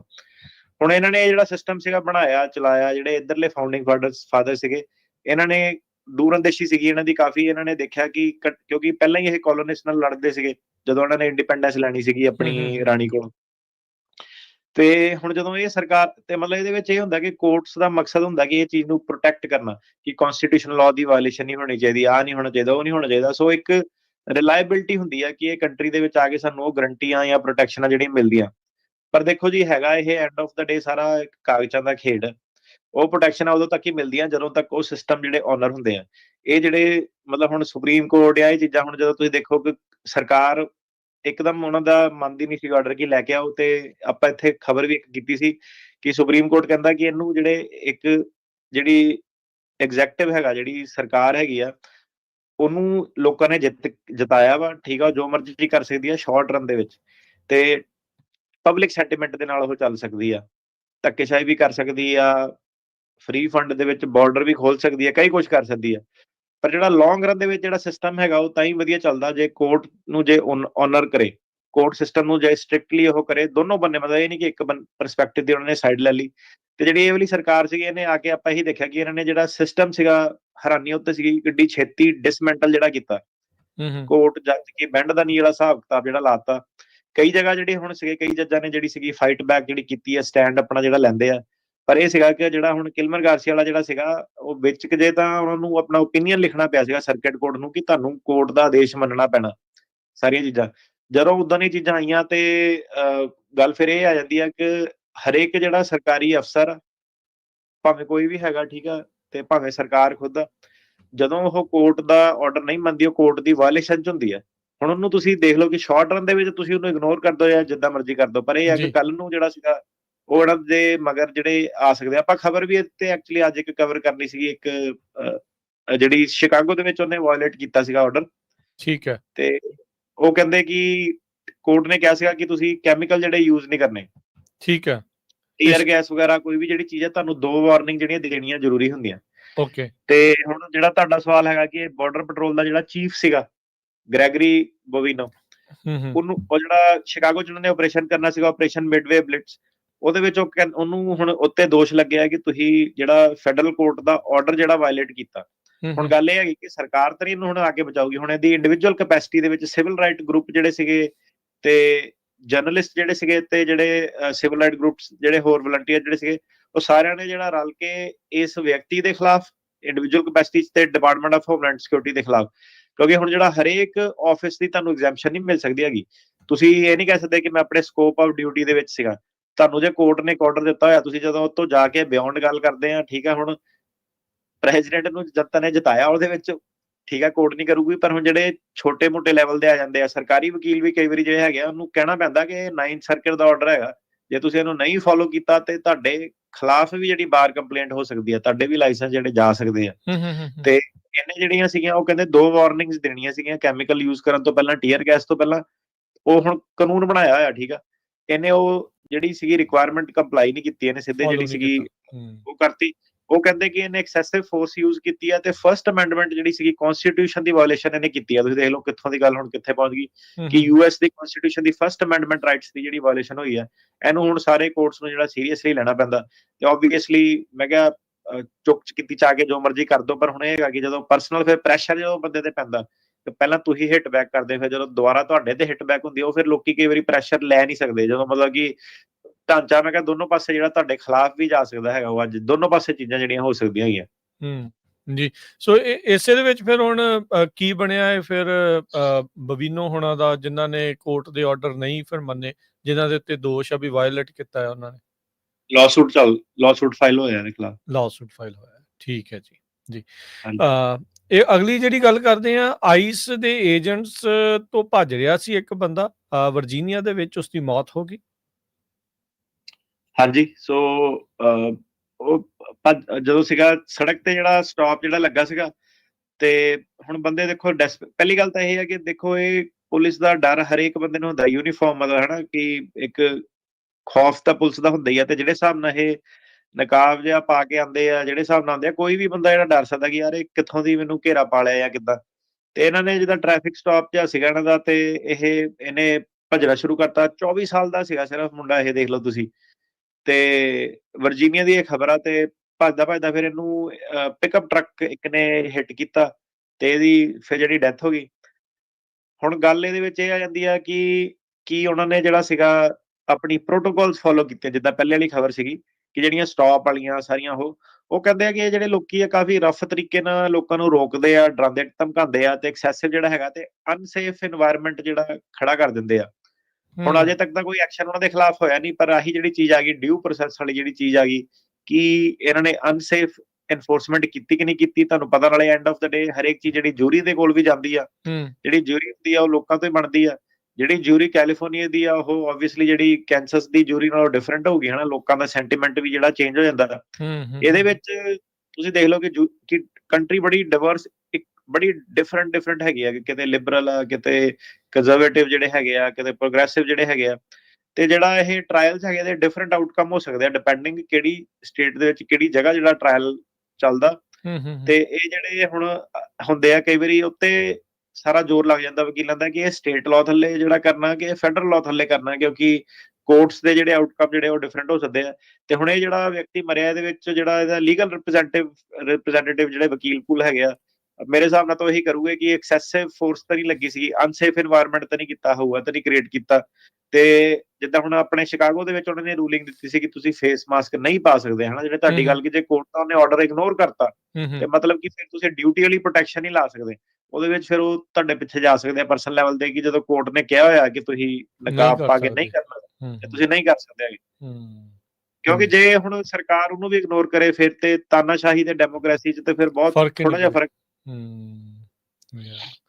ਬੇ ਏਰੀਆ ਦੇ ਵਿੱਚ ਇਮੀਗ੍ਰੇਸ਼ਨ ਐਨਫੋਰਸਮੈਂਟ ਆ ਰਹੀ ਸੀਗੀ, ਸਰਜ ਨੂੰ ਕਹਿੰਦੇ ਵੀ ਕਾਲ ਆਫ ਕਰ ਦਿੱਤਾ ਗਿਆ ਆ, ਪਰ ਕੱਲ ਕੋਸਟ ਗਾਰਡ ਦੇ ਗੇਟ ਦੇ ਵਿੱਚ ਇੱਕ ਯੂ-ਹਾਲ ਦਾ ਟਰੱਕ ਮਾਰ ਕੇ ਭੰਨਣ ਦੀ ਕੋਸ਼ਿਸ਼ ਕੀਤੀ, ਉੱਥੇ ਗੋਲੀ ਵੀ ਜਿਹੜੀ ਉਹ ਚੱਲਦੀ ਆ। ਹੁਣ ਉਹ ਅਜੇ ਵੀ ਸਥਿਤੀ ਉਦਾਂ ਹੀ ਆ ਜਾਂ ਸਟਿਲ ਕਾਲਡ ਆਫ ਆ ਜਿਹੜੀ ਇਮੀਗ੍ਰੇਸ਼ਨ ਦੀ ਐਨਫੋਰਸਮੈਂਟ ਬੇ ਏਰੀਆ 'ਚ? ਹਾਂਜੀ, ਇਹਨਾਂ ਦਾ ਜੀ ਐਲਮੀਡਾ ਓਕਲੈਂਡ ਦੇ ਵਿੱਚ ਜਿਹੜਾ ਸੀਗਾ US ਕੋਸਟ ਗਾਰਡ ਦਾ ਬੇਸ, ਪਹਿਲਾਂ ਤਾਂ ਤੁਸੀਂ ਦੇਖੋ ਕਿ ਜਿਹੜੀਆਂ ਇਮੀਗ੍ਰੇਸ਼ਨ ਏਜੰਸੀਆਂ ਵੀ ਨਹੀਂ ਹੈਗੀਆਂ, ਕੋਸਟ ਗਾਰਡ ਨੂੰ ਜਿਹੜਾ ਇਨਵੋਲਵ ਜਿਹੜਾ ਕਿਹੜੇ ਹਿਸਾਬ ਨਾਲ ਜਿਹੜਾ ਫੈਡਰਲ ਜਿਹੜੀ ਸੀ ਉਹਨੂੰ ਇਨਵੋਲਵ ਜਿਹੜਾ ਕੀਤਾ, ਉਹਦੇ ਉੱਤੇ ਇੱਕ ਕੁਐਸਚਨ ਜਿਹੜਾ ਓਬਵੀਅਸਲੀ ਚੱਲਦਾ ਕਿ ਇਸ ਲੈਵਲ ਤੇ ਉਹ ਇਨਵੋਲਵ ਕਰ ਸਕਦੇ ਆ ਕਿ ਨਹੀਂ ਕਰ ਸਕਦੇ ਆ। ਸਰਕਾਰ ਕਹਿੰਦੀ ਕਿ ਆਪਾਂ ਐਮਰਜੈਂਸੀ ਸਿਚੁਏਸ਼ਨ ਆ, ਏਦਾਂ ਵਾ ਓਦਾਂ। ਜਿਹੜੇ ਜਰਨਲਿਸਟ ਆ ਉਹ ਪੁੱਛਦੇ ਆ ਕਿ ਤੁਸੀਂ ਫਿਰ ਡੈਕਲੇਰੇਸ਼ਨ ਆਫ ਵਾਰ ਕਰ ਦਿਓ ਕਾਂਗਰਸ ਤੋਂ, ਸਾਰੀ ਤੋਂ ਅਪਰੂਵਲ ਲਓ। ਕੱਲ ਮੈਂ ਵੀਡੀਓ ਦੇਖ ਰਿਹਾ ਸੀ, ਹੁਣ ਕਈ ਵਾਰੀ ਇਹ ਨਹੀਂ ਪਤਾ ਲੱਗਦਾ ਕਿ AI ਵੀਡੀਓ ਅਸਲੀ ਆ ਜਾਂ ਨਕਲੀ ਆ। ਉਹ ਕਹਿੰਦਾ ਮੈਨੂੰ ਅਪਰੂਵਲ ਲੈਣ ਦੀ ਲੋੜ ਨਹੀਂ, ਕਹਿੰਦਾ ਮੈਂ ਸਿੱਧੇ ਗੋਲੀ ਮਾਰਨੀ ਹੈ। ਤੇ ਹੁਣ ਜਿਹੜਾ ਹਾਂਜੀ ਉਹ ਵੀ ਵੀਡੀਓ ਆ ਰਹੀ ਹੈ ਕਿ ਰਿਪੋਰਟਰ ਪੁੱਛ ਰਹੇ ਆ ਕਿ ਜੇ ਏਦਾਂ ਹੀ ਹੈ ਕਿ ਸਿਸਟਮ ਨਾ ਚੱਲੋ, ਉਹ ਕਰੋ ਕਿ ਤੁਸੀਂ ਡਰੱਗ ਡੀਲਰਾਂ ਨਾਲ ਜਿਹੜਾ ਸੀਗਾ ਇੱਕ ਡੈਕਲੇਰੇਸ਼ਨ ਆਫ ਵਾਰ, ਕਾਂਗਰਸ ਦਾ ਪੂਰਾ ਅਪਰੂਵਲ ਲਓ। ਤੇ ਇਹ ਜਿਹੜੀ ਸਰਕਾਰ ਆ ਇਹ ਮੇਰੇ ਖਿਆਲ ਇਹਨਾਂ ਨੂੰ ਐਂ ਲੱਗਦਾ ਕਿ ਕਾਂਗਰਸ ਦੇ ਪੂਰੀ ਵੋਟ ਨਾਲ ਤਾਂ ਹੁੰਦਾ ਨਹੀਂ, ਬੰਦੇ ਦੋਨੋਂ ਪਾਸੇ ਹੋ ਜਾਂਦੇ ਆ। ਇਹ ਆਪਣੇ ਵੱਲੋਂ ਜਿਹੜਾ ਸੀਗਾ ਇਹ ਚੀਜ਼ ਜਿਹੜੀ ਕਰ ਰਹੀ ਆ। ਤੇ ਇਹ ਜਿਹੜਾ ਕੋਸਟ ਗਾਰਡ ਵਾਲਾ ਜਿਹੜਾ ਸੀਗਾ ਇਵੈਂਚੁਅਲੀ ਇਹਨਾਂ ਨੇ ਜਾਣਾ ਸੀਗਾ ਸੈਨ ਫਰਾਂਸਿਸਕੋ ਨੂੰ ਟਾਰਗੇਟ ਕਰਨਾ ਸੀਗਾ ਮੋਸਟਲੀ। ਤੇ ਸੈਨ ਫਰਾਂਸਿਸਕੋ ਹੁਣ ਤੁਸੀਂ ਗਏ ਹੈ ਨਾ, ਵਧੀਆ ਸ਼ਹਿਰ ਹੈ ਸਾਰਾ ਤੇ ਲਿਬਰਲ ਜਿਹੜਾ ਸਟਰੋਂਗ ਹੋਲਡ ਹੈਗਾ। ਤੇ ਫਾਈਨਲੀ ਇਹਨੂੰ ਨਾ ਫਿਰ ਕਾਲ ਜਿਹੜੇ ਟੈਕ ਦੇ ਲੀਡਰ ਹੈਗੇ, ਜਿਹੜੇ ਤੁਸੀਂ ਕਹਿੰਦੇ ਟੈਕ ਕੰਪਨੀ ਵਾਲੇ, ਉਹਨਾਂ ਨੇ ਫਿਰ ਜਾ ਕੇ ਐ ਸੁਣਨ ਨੂੰ ਆਇਆ ਕਿ ਉਹਨਾਂ ਨੇ ਫਿਰ ਕਨਵਿੰਸ ਕੀਤਾ ਇਹਨੂੰ ਟਰੰਪ ਨੂੰ ਕਿ ਨਹੀਂ ਇਹਦਾ ਨਾ ਕਰ, ਇਹਨੂੰ ਕਾਲ ਆਫ ਕਰ ਦੇ। ਤੇ ਮਤਲਬ ਓਬਵੀਅਸਲੀ ਸੱਜਣ ਮਿੱਤਰ ਹੋ ਗਏ ਉਹਨਾਂ ਨੇ, ਜਿਹੜਾ ਸੀਗਾ ਮੇਰਾ ਮੂਰਾ ਨੇ ਜਿਹੜਾ ਸੀਗਾ ਲੀਡਰਸ਼ਿਪ ਨੇ ਰਲ ਕੇ ਜਿਹੜਾ ਕਰਾ ਲਿਆ।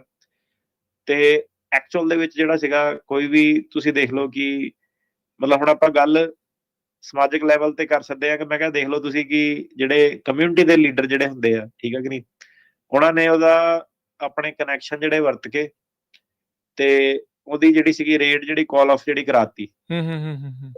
ਠੀਕ ਹੈ। ਤੇ ਹਿਸਪੈਨਿਕ ਕਮਿਊਨਿਟੀ ਕਾਫੀ ਜ਼ਿਆਦਾ ਜਿਹੜੀ ਲੀਡਰਸ਼ਿਪ ਲੈਵਲ ਤੇ ਕਾਫੀ ਜ਼ਿਆਦਾ ਰਾਜਕਰਨ ਜੀ ਆਪਣਾ ਮੈਂ ਕਿਹਾ ਇਸ ਕੰਟਰੀ ਦੇ ਵਿੱਚ ਜਿਹੜੀ ਇਨਵੈਸਟਡ ਹੈਗੀ ਆ, ਸਟਰੋਂਗ ਹੋਲਡ ਜਿਹੜਾ ਹੈਗਾ। ਮਤਲਬ ਕਿ ਨਹੀਂ ਤਾਂ ਇਹ ਜਿਹੜਾ ਬੰਦਾ ਟਰੰਪ ਮੈਂ ਕਿਹਾ ਬੈਕ ਨਹੀਂ ਕਰਦਾ ਕਦੀ ਕਿਸੇ ਚੀਜ਼ ਤੋਂ, ਜਿਹੜੀ ਕਹਿ ਕੇ ਸਪੈਸ਼ਲੀ ਵਿਚੋਲਗਿਰੀ ਕਰਾ ਲਈ ਇਹਨਾਂ ਨੇ, ਵਿਚਾਲੇ ਬੰਦੇ ਪਾ ਲਏ ਇਹਨਾਂ ਨੇ, ਤੇ ਡਿਪਲੋਮੇਸੀ ਜਿਹੜੀ ਚੱਲਦੀ ਏਦਾਂ ਕਿ ਰਾਈਟ ਕਨੈਕਸ਼ਨ ਬਿਲਕੁਲ। ਤੇ ਹੁਣ ਮਤਲਬ ਇਹ ਕੋਈ ਨਾ ਰੈਲੀਆਂ ਤਾਂ ਇਹ ਮਤਲਬ ਏਦਾਂ ਨਹੀਂ ਚੱਲਦੀ। ਇਹਦੇ ਵਿੱਚ ਜਿਹੜਾ ਹੁਣ ਪੋਲਿਟਿਕਸ ਦੇ ਵਿੱਚ ਜਿਹੜਾ ਸੀਗਾ ਕਈ ਕੁਛ ਜਿਹੜਾ ਆ ਜਾਂਦਾ, ਤੇ ਪਰ ਇਹ ਸੀਗਾ ਕਿ ਇਹਨਾਂ ਦੀ ਇਹ ਕਮਿਊਨਿਟੀ ਦੀ ਜਿੱਤ ਇਹਦੇ ਨਾਲ ਸਾਰੇ ਲੋਕਾਂ ਨੂੰ ਜਿਹੜਾ ਫਾਇਦਾ ਹੋਇਆ। ਠੀਕ ਹੈ ਕਿ ਜਿਹਨਾਂ ਨੇ ਵੀ ਇਹ ਕੀਤਾ ਉਹਨਾਂ ਦਾ ਜੀ ਸਲੂਟ ਹੈ ਜੀ ਉਹਨਾਂ ਨੂੰ। ਉਹਨਾਂ ਨੇ ਇਹ ਜਿਹੜੀ ਸੀਗੀ ਏਦਾਂ ਨਹੀਂ ਘੱਟੋ ਘੱਟ। ਹਾਂਜੀ ਜੀ ਬਿਲਕੁਲ। ਸੋ ਡੈਫੀਨੇਟਲੀ ਇਹ ਚੀਜ਼ ਜਿਹੜੀ ਉਹ ਹੈਗੀ ਆ। ਬਾਕੀ ਹੁਣ ਦੇਖੋ ਵੀ ਉਹ ਚੀਜ਼ਾਂ ਜਿਹੜੀਆਂ ਉਹ ਕੀ ਹੁੰਦੀਆਂ। ਕੱਲ ਜਿਹੜੀ ਓਕਲੈਂਡ ਦੀ ਮੇਅਰ ਬਾਰਬਰਾ ਲੀ ਨੇ ਅਨਾਊਂਸ ਕੀਤਾ ਸੀਗਾ ਵੀ ਇਹ ਕੈਂਸਲ ਹੋ ਚੁੱਕੀ ਆ। ਸੋ ਐਨਫੋਰਸਮੈਂਟ ਜਿਹੜੀ ਉਹ ਨਹੀਂ ਹੋ ਰਹੀ ਹੈਗੀ।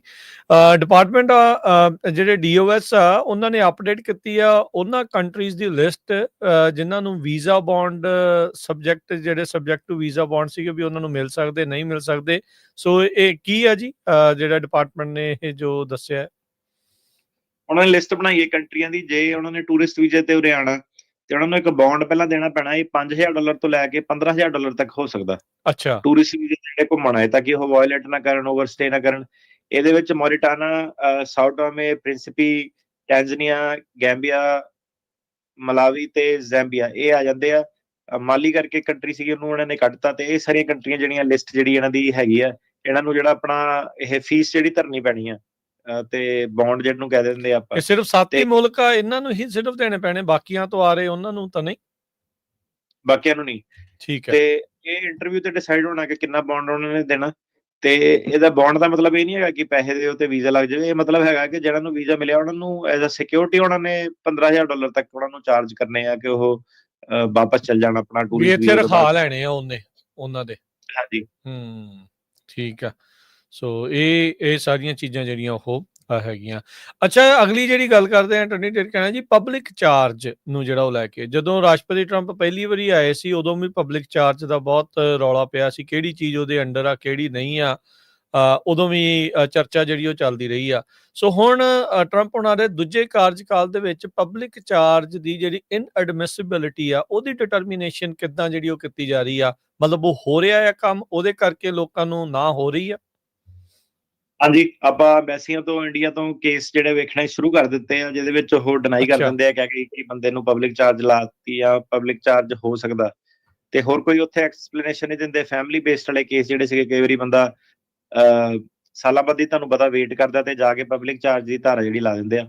ਇਹਨਾਂ ਨੇ ਐਕਚੁਅਲੀ ਸਤੰਬਰ 4 2025 ਨੂੰ ਇਹਨਾਂ ਨੇ ਆਪਣਾ ਇੱਕ ਮੈਮੋ ਇਸ਼ੂ ਕੀਤਾ ਸੀਗਾ। ਪਿਛਲੀ ਵਾਰੀ ਤਾਂ ਜਦੋਂ ਇਹ ਆਏ ਸੀ ਉਦੋਂ ਉਹਨਾਂ ਨੇ ਰੂਲ ਹੀ ਬਣਾਤਾ ਸੀਗਾ, ਪੂਰਾ ਇੱਕ ਫਾਰਮ ਕਰਨਾ ਪੈਂਦਾ ਸੀਗਾ I-944, ਹੁਣ ਤਾਂ ਉਹ ਨਹੀਂ ਹੈਗਾ ਚਲੋ ਇੰਨੀ ਡਿਟੇਲ ਦੇ ਵਿੱਚ, ਤੇ ਉਦੋਂ ਜ਼ਿਆਦਾ ਸਖਤੀ ਸੀਗੀ, ਐਤਕੀ ਥੋੜੀ ਘੱਟ ਸਖਤੀ ਇਹਦੇ ਵਿੱਚ ਐਕਸਪੈਕਟਡ ਸੀਗਾ ਕਿ ਮਤਲਬ ਮੈਨੂੰ ਤਾਂ ਲੱਗਦਾ ਸੀਗਾ ਇਹਨਾਂ ਨੇ ਪਹਿਲਾਂ ਹੀ ਸਿੱਧੇ ਆਂਦੇ ਹੀ ਇਹ ਚੀਜ਼ ਕਰ ਦੇਣੀ ਆ, ਪਰ ਪਬਲਿਕ ਚਾਰਜ ਦੇ ਦੁਆਲੇ ਅਜੇ ਹੋਏ ਨਹੀਂ, ਫੈਮਿਲੀ ਬੇਸ ਕੈਟਾਗਰੀ ਵਾਲੇ ਦੇ ਦੁਆਲੇ ਨਹੀਂ ਇਹ ਹੋਏ।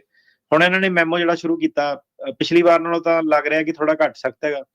ਇਹਦੇ ਵਿੱਚ ਕੀ ਹੈ ਕਿ ਉਹਨਾਂ ਨੇ ਦੇਖਣਾ ਹਰੇਕ ਓਵਰਆਲ ਫੈਕਟਰਸ ਉਹਨਾਂ ਨੇ ਦੇਖਣੇ ਆ ਕਿ ਬੰਦੇ ਦੀ ਏਜ ਕੀ ਹੈ, ਹੈਲਥ ਕੀ ਹੈ, ਫੈਮਿਲੀ ਦਾ ਸਟੇਟਸ ਕੀ ਹੈ, ਇਹਨਾਂ ਕੋਲ ਐਸੈਟ ਪ੍ਰਾਪਰਟੀਆਂ ਵਗੈਰਾ, ਰਿਸੋਰਸਿਸ ਵਗੈਰਾ ਕੀ ਹੈਗੇ ਨੇ, ਐਜੂਕੇਸ਼ਨ ਸਕਿੱਲ ਲੈਵਲ ਕੀ ਹੈਗਾ, ਤੇ ਉਹਨਾਂ ਦੇ ਓਬਵੀਅਸਲੀ ਆਪਣਾ ਡੇਟਾ ਕੀ ਲੋਕੀ ਆ ਕੇ ਜਿਹੜਾ ਸੀਗਾ ਪਬਲਿਕ ਬੈਨੀਫਿਟ ਨੂੰ ਅਬਿਊਜ਼ ਕਰਦੇ ਆ, ਭਾਵੇਂ ਕਿੰਨੇ ਮਰਜ਼ੀ ਪੈਸੇ ਇੰਡੀਆ ਦੇ ਵਿੱਚ ਹੋਣ। ਤੇ ਇਹਦੇ ਵਿੱਚ ਉਹਨਾਂ ਨੇ ਜਿਹੜਾ ਸੀਗਾ ਕਈ ਪ੍ਰੋਗਰਾਮ ਜਿਹੜੇ ਹੈਗੇ SSI TANF, ਇਹ ਜਿਹੜੇ ਜਨਰਲ ਅਸਿਸਟੈਂਸ ਵਾਲੇ ਪ੍ਰੋਗਰਾਮ ਸੀਗੇ, ਇਹ ਸਾਰੇ ਇਹਨਾਂ ਨੇ ਜਿਹੜੇ ਸੀਗੇ ਉਹ ਦੇਖਣੇ ਆ। ਤੇ ਲੌਂਗ ਟਰਮ ਜਿਹੜੀ ਇੰਸਟੀਟਿਊਸ਼ਨਲ ਕੇਅਰ ਜੇ ਕਿਤੇ ਦੀ ਹੋਈ ਹੈ ਸਰਕਾਰੀ ਹਸਪਤਾਲ 'ਚ, ਕੋਈ ਲੰਬੇ ਸਮੇਂ ਦੇ ਲਈ ਰਿਹਾ, ਟਾਈਮ ਨਹੀਂ ਉਹਨਾਂ ਨੇ ਡਿਫਾਈਨ ਕੀਤਾ, ਮਤਲਬ ਛੋਟੀ ਟ੍ਰੀਟਮੈਂਟ ਨਹੀਂ ਵੱਡੀ ਟ੍ਰੀਟਮੈਂਟ, ਜਾਂ 10 ਸਾਲ 10 ਦਿਨ 15 ਦਿਨ ਏਦਾਂ, ਤੇ ਉਹ ਚੀਜ਼ਾਂ ਉਹ ਕਹਿੰਦੇ ਆਪਾਂ ਕੰਸੀਡਰ ਕਰਨੀਆਂ। ਸਿਰਫ ਜਿਹੜਾ ਤੁਸੀਂ ਸੀਗਾ ਇਹ ਨਹੀਂ ਕਿ ਫਾਈਨੈਂਸ਼ੀਅਲ ਐਫੀਡੇਵਿਟ ਲਾਤਾ ਤੇ ਉਹਦੇ ਨਾਲ ਕੰਮ ਚੱਲ ਜਾਣਾ। ਤੇ ਉਹ ਕਹਿੰਦੇ ਜਿਹੜੀ ਸਕਰੀਨਿੰਗ ਕੇਸ ਬਾय ਕੇਸ ਹੋਣੀ ਆ, ਕਈ ਲੋਕੀ ਜਿਹੜੇ ਇਹਦੇ ਵਿੱਚ ਨਹੀਂ ਆਉਂਦੇ, ਜਿੱਦਾਂ SIJ ਵਾਲੇ ਜਿਹੜੇ ਗਾਰਡੀਅਨਸ਼ਿਪ ਵਾਲੇ ਹੋ ਗਏ, ਰਿਫਿਊਜੀ ਹੋ ਗਏ, ਵਾਵਾ ਵਾਲੇ ਹੋ ਗਏ, ਅਸਾਲਮ ਵਾਲੇ ਹੋ ਗਏ, ਕਈ ਲੋਕੀ ਜਿਹੜੇ ਇਹਨਾਂ ਤੋਂ ਐਗਜ਼ੈਂਪਟ ਜਿਹੜੇ ਹੁੰਦੇ ਆ, ਇੰਪਲੋਇਮੈਂਟ ਬੇਸਡ ਵਾਲੇ, ਜਿੱਦਾਂ ਕਈਆਂ ਤੋਂ ਨਹੀਂ ਇਹ ਪੁੱਛਦੇ ਆ, ਤੇ ਜਾਂ ਜਿਹਨਾਂ ਨੇ 40 ਕੁਆਟਰ ਜਿਹੜਾ ਸੋਸ਼ਲ ਸਿਕਿਉਰਿਟੀ ਐਡਮਿਨਿਸਟ੍ਰੇਸ਼ਨ ਦੇ ਵਿੱਚ, ਜਿਹਨਾਂ ਦੇ 40 ਕੁਆਟਰ ਦੇ ਵਿੱਚ SSA ਕ੍ਰੈਡਿਟ ਜਿਹੜੇ ਹੈਗੇ ਨੇ, ਉਹ ਨਹੀਂ ਜਿਹੜਾ ਪਬਲਿਕ ਚਾਰਜ ਨੂੰ ਸਬਜੈਕਟ ਜਿਹੜੇ ਹੁੰਦੇ ਆ। ਬਾਕੀ ਤਕਰੀਬਨ ਹਰੇਕ ਬੰਦਾ ਜਿਹੜਾ ਵੀਜ਼ਾ ਲੈ ਰਿਹਾ, ਗ੍ਰੀਨ ਕਾਰਡ ਫਾਈਲ ਕਰ ਰਿਹਾ, ਉਹ ਸਭ ਜਿਹੜੇ ਸੀਗੇ ਆਪਣੇ ਪਬਲਿਕ ਚਾਰਜ ਦੀ ਧਾਰਾ ਦੇ ਥੱਲੇ ਜਿਹੜੇ ਆਉਂਦੇ ਆ। ਤੇ ਇਹ ਜਿਹੜੇ ਇਹਦੇ ਵਿੱਚ ਹੁਣ ਦੇਖਦੇ ਆ ਕਿ ਹੋਰ ਜਿਹੜੀ ਸੀਗੀ ਉਹ ਰੈਗੂਲੇਸ਼ਨ ਜਿਹੜੇ ਕਿਹੜੇ ਪਾਸੇ ਲੈ ਕੇ ਜਿਹੜੀ ਆਉਂਦੀ ਆ। ਤੇ ਇਹਦੇ ਵਿੱਚ ਹੁਣ ਇੱਕ ਬੌਂਡ ਦੀ ਗੱਲ ਚੱਲਦੀ ਸੀਗੀ ਕਿ ਜਿਹੜੇ ਤੇ ਪਬਲਿਕ ਚਾਰਜ ਲਾਇਆ ਕਿ ਉਹ ਕੁਝ ਪੈਸੇ ਦੇ ਕੇ ਜਿਹੜਾ ਸ਼ਾਇਦ ਉਹਨਾਂ ਨੂੰ ਉਹ ਵੇਵ ਕਰ ਦੇਣ। ਤੇ ਹੁਣ ਤੱਕ ਤਾਂ ਜਿੱਦਾਂ ਫੈਮਿਲੀ ਬੇਸਡ ਵਾਲਾ ਫਿਰ ਜਿਹੜਾ ਸਿੱਧਾ ਹੀ ਚੱਲਦਾ ਸੀਗਾ ਕਿ ਤੁਸੀਂ ਫਾਈਲਿੰਗ ਫੀਸ ਫੂਸ ਦੀ ਭਰੀ ਆਪਣੀ, ਠੀਕ ਆ, $4-5,000 ਪੂਰਾ ਮਿਲਾ ਕੇ ਬੰਦਾ ਪੂਰੀ ਪਰਿਵਾਰ ਜਿਹੜਾ ਆ ਜਾਂਦਾ ਸੀਗਾ। ਤੇ ਉਹਨੂੰ ਜੇ ਹੁਣ ਇਹਨੇ ਜੇ ਚੇਂਜ ਕਰਨ ਇਹ, ਤੇ ਇਹ ਕਹਿੰਦੇ ਆ ਕਿ ਉਹਦੇ ਵਿੱਚ ਬੌਂਡ ਇੰਟਰੋਡਿਊਸ ਕਰਨਾ। ਕਈ ਕੰਟਰੀਜ਼ ਤੁਸੀਂ ਦੇਖੋ ਕਿ $50,000 $1,00,000 ਤੱਕ ਜਿਹੜਾ ਬੌਂਡ ਜਿਹੜਾ ਭਰਨਾ ਪੈਂਦਾ ਉਹਨਾਂ ਦੀ ਕਰੰਸੀਆਂ ਦੇ ਹਿਸਾਬ ਨਾਲ। ਕਿਉਂ ਭਰਨਾ ਪੈਂਦਾ? ਕਿ ਉਹ ਕਹਿੰਦੇ ਆ ਕਿ ਜਿਹੜੀ ਹੈਲਥ ਕਵਰੇਜ ਆ ਕਿ ਟੈਕਸ ਪੇਅਰ ਕਿਉਂ ਫੰਡ ਕਰੇ। ਜੇ ਬੰਦਾ ਇੱਕ ਉਮਰ ਵਾਲਾ ਬੰਦਾ ਜਾਂ ਪਰਿਵਾਰ ਜਿਹੜਾ ਆ ਰਿਹਾ ਸਾਰਾ, ਕਿ US ਦਾ ਜਿਹੜਾ ਸਿਸਟਮ ਉੱਤੇ ਬੋਝ ਪੈਂਦਾ, ਤੇ ਉਹ ਇਸ ਹਿਸਾਬ ਨਾਲ ਜਿਹੜਾ ਚੱਲ ਰਿਹਾ। ਤੇ ਇਹਦੇ ਵਿੱਚ ਦੇਖਦੇ ਆ ਫਿਰ ਜੀ ਅੱਗੇ ਕੀ ਡਿਵੈਲਪਮੈਂਟ ਜਿਹੜੀ ਹੁੰਦੀ ਆ। ਜੇ ਤਾਂ ਮੈਮੋ ਇਹਨਾਂ ਨੇ ਕੀਤਾ ਕਿ ਆਫਿਸਰਸ ਨੂੰ ਕਿਹਾ ਕਿ ਤੁਸੀਂ ਇਹ ਚੀਜ਼ ਨੂੰ ਵੇਖਣਾ ਜਿਹੜਾ ਸ਼ੁਰੂ ਕਰੋ, ਤੇ ਫਿਰ ਦੇਖਦੇ ਆ ਉੱਤੇ ਕੋਈ ਨਵੇਂ ਉਹ ਰੂਲ ਬਣਾਉਂਦੇ ਆ ਕਿ ਨਹੀਂ ਬਣਾਉਂਦੇ ਆ। ਜੀ, ਪਰ ਇਹ ਵੀ ਸਖਤੀ ਜਿਹੜੀ ਆ ਐਫੀਡੇਵਿਟ ਆਫ ਸਪੋਰਟ ਨੂੰ ਲੈ ਕੇ ਵੀ ਪਿੱਛੇ ਜੇ ਕਾਫੀ ਜਿਹੜੀ ਚਰਚਾ ਜਿਹੜੀ ਉਹ ਚੱਲੀ ਸੀ ਵੀ ਸਰਕਾਰ ਕਹਿ ਰਹੀ ਸੀ ਵੀ ਜਿਨ੍ਹਾਂ ਨੇ ਹੁਣ ਸਾਈਨ ਕੀਤਾ, ਤੇ ਜੇ ਉਹਨਾਂ ਦੇ ਪਿੱਛੇ ਵੀ ਉਹ ਜਾਣਗੇ, ਜੇ ਉਹਨਾਂ ਦੇ ਦੁਆਰਾ ਜਿਨ੍ਹਾਂ ਨੂੰ ਕਿਹਾ ਵੀ ਹਾਂ ਤੁਹਾਡੀ ਫਾਈਨੈਂਸ਼ੀਅਲੀ ਅਸੀਂ ਸਪੋਰਟ ਕਰਾਂਗੇ, ਤੁਹਾਡੀ ਜਿਹੜੀ ਉਹ ਟੇਕ ਕੇਅਰ ਕਰਾਂਗੇ, ਜਿਹੜੇ ਪਬਲਿਕ ਚਾਰਜ ਲੈਣਗੇ ਅਸੀਂ ਉਹਨਾਂ ਨੂੰ ਵੀ ਬਿੱਲ ਬੁੱਲ ਜਿਹੜੇ ਉਹ ਘੱਲ ਸਕਦੇ ਹਾਂ।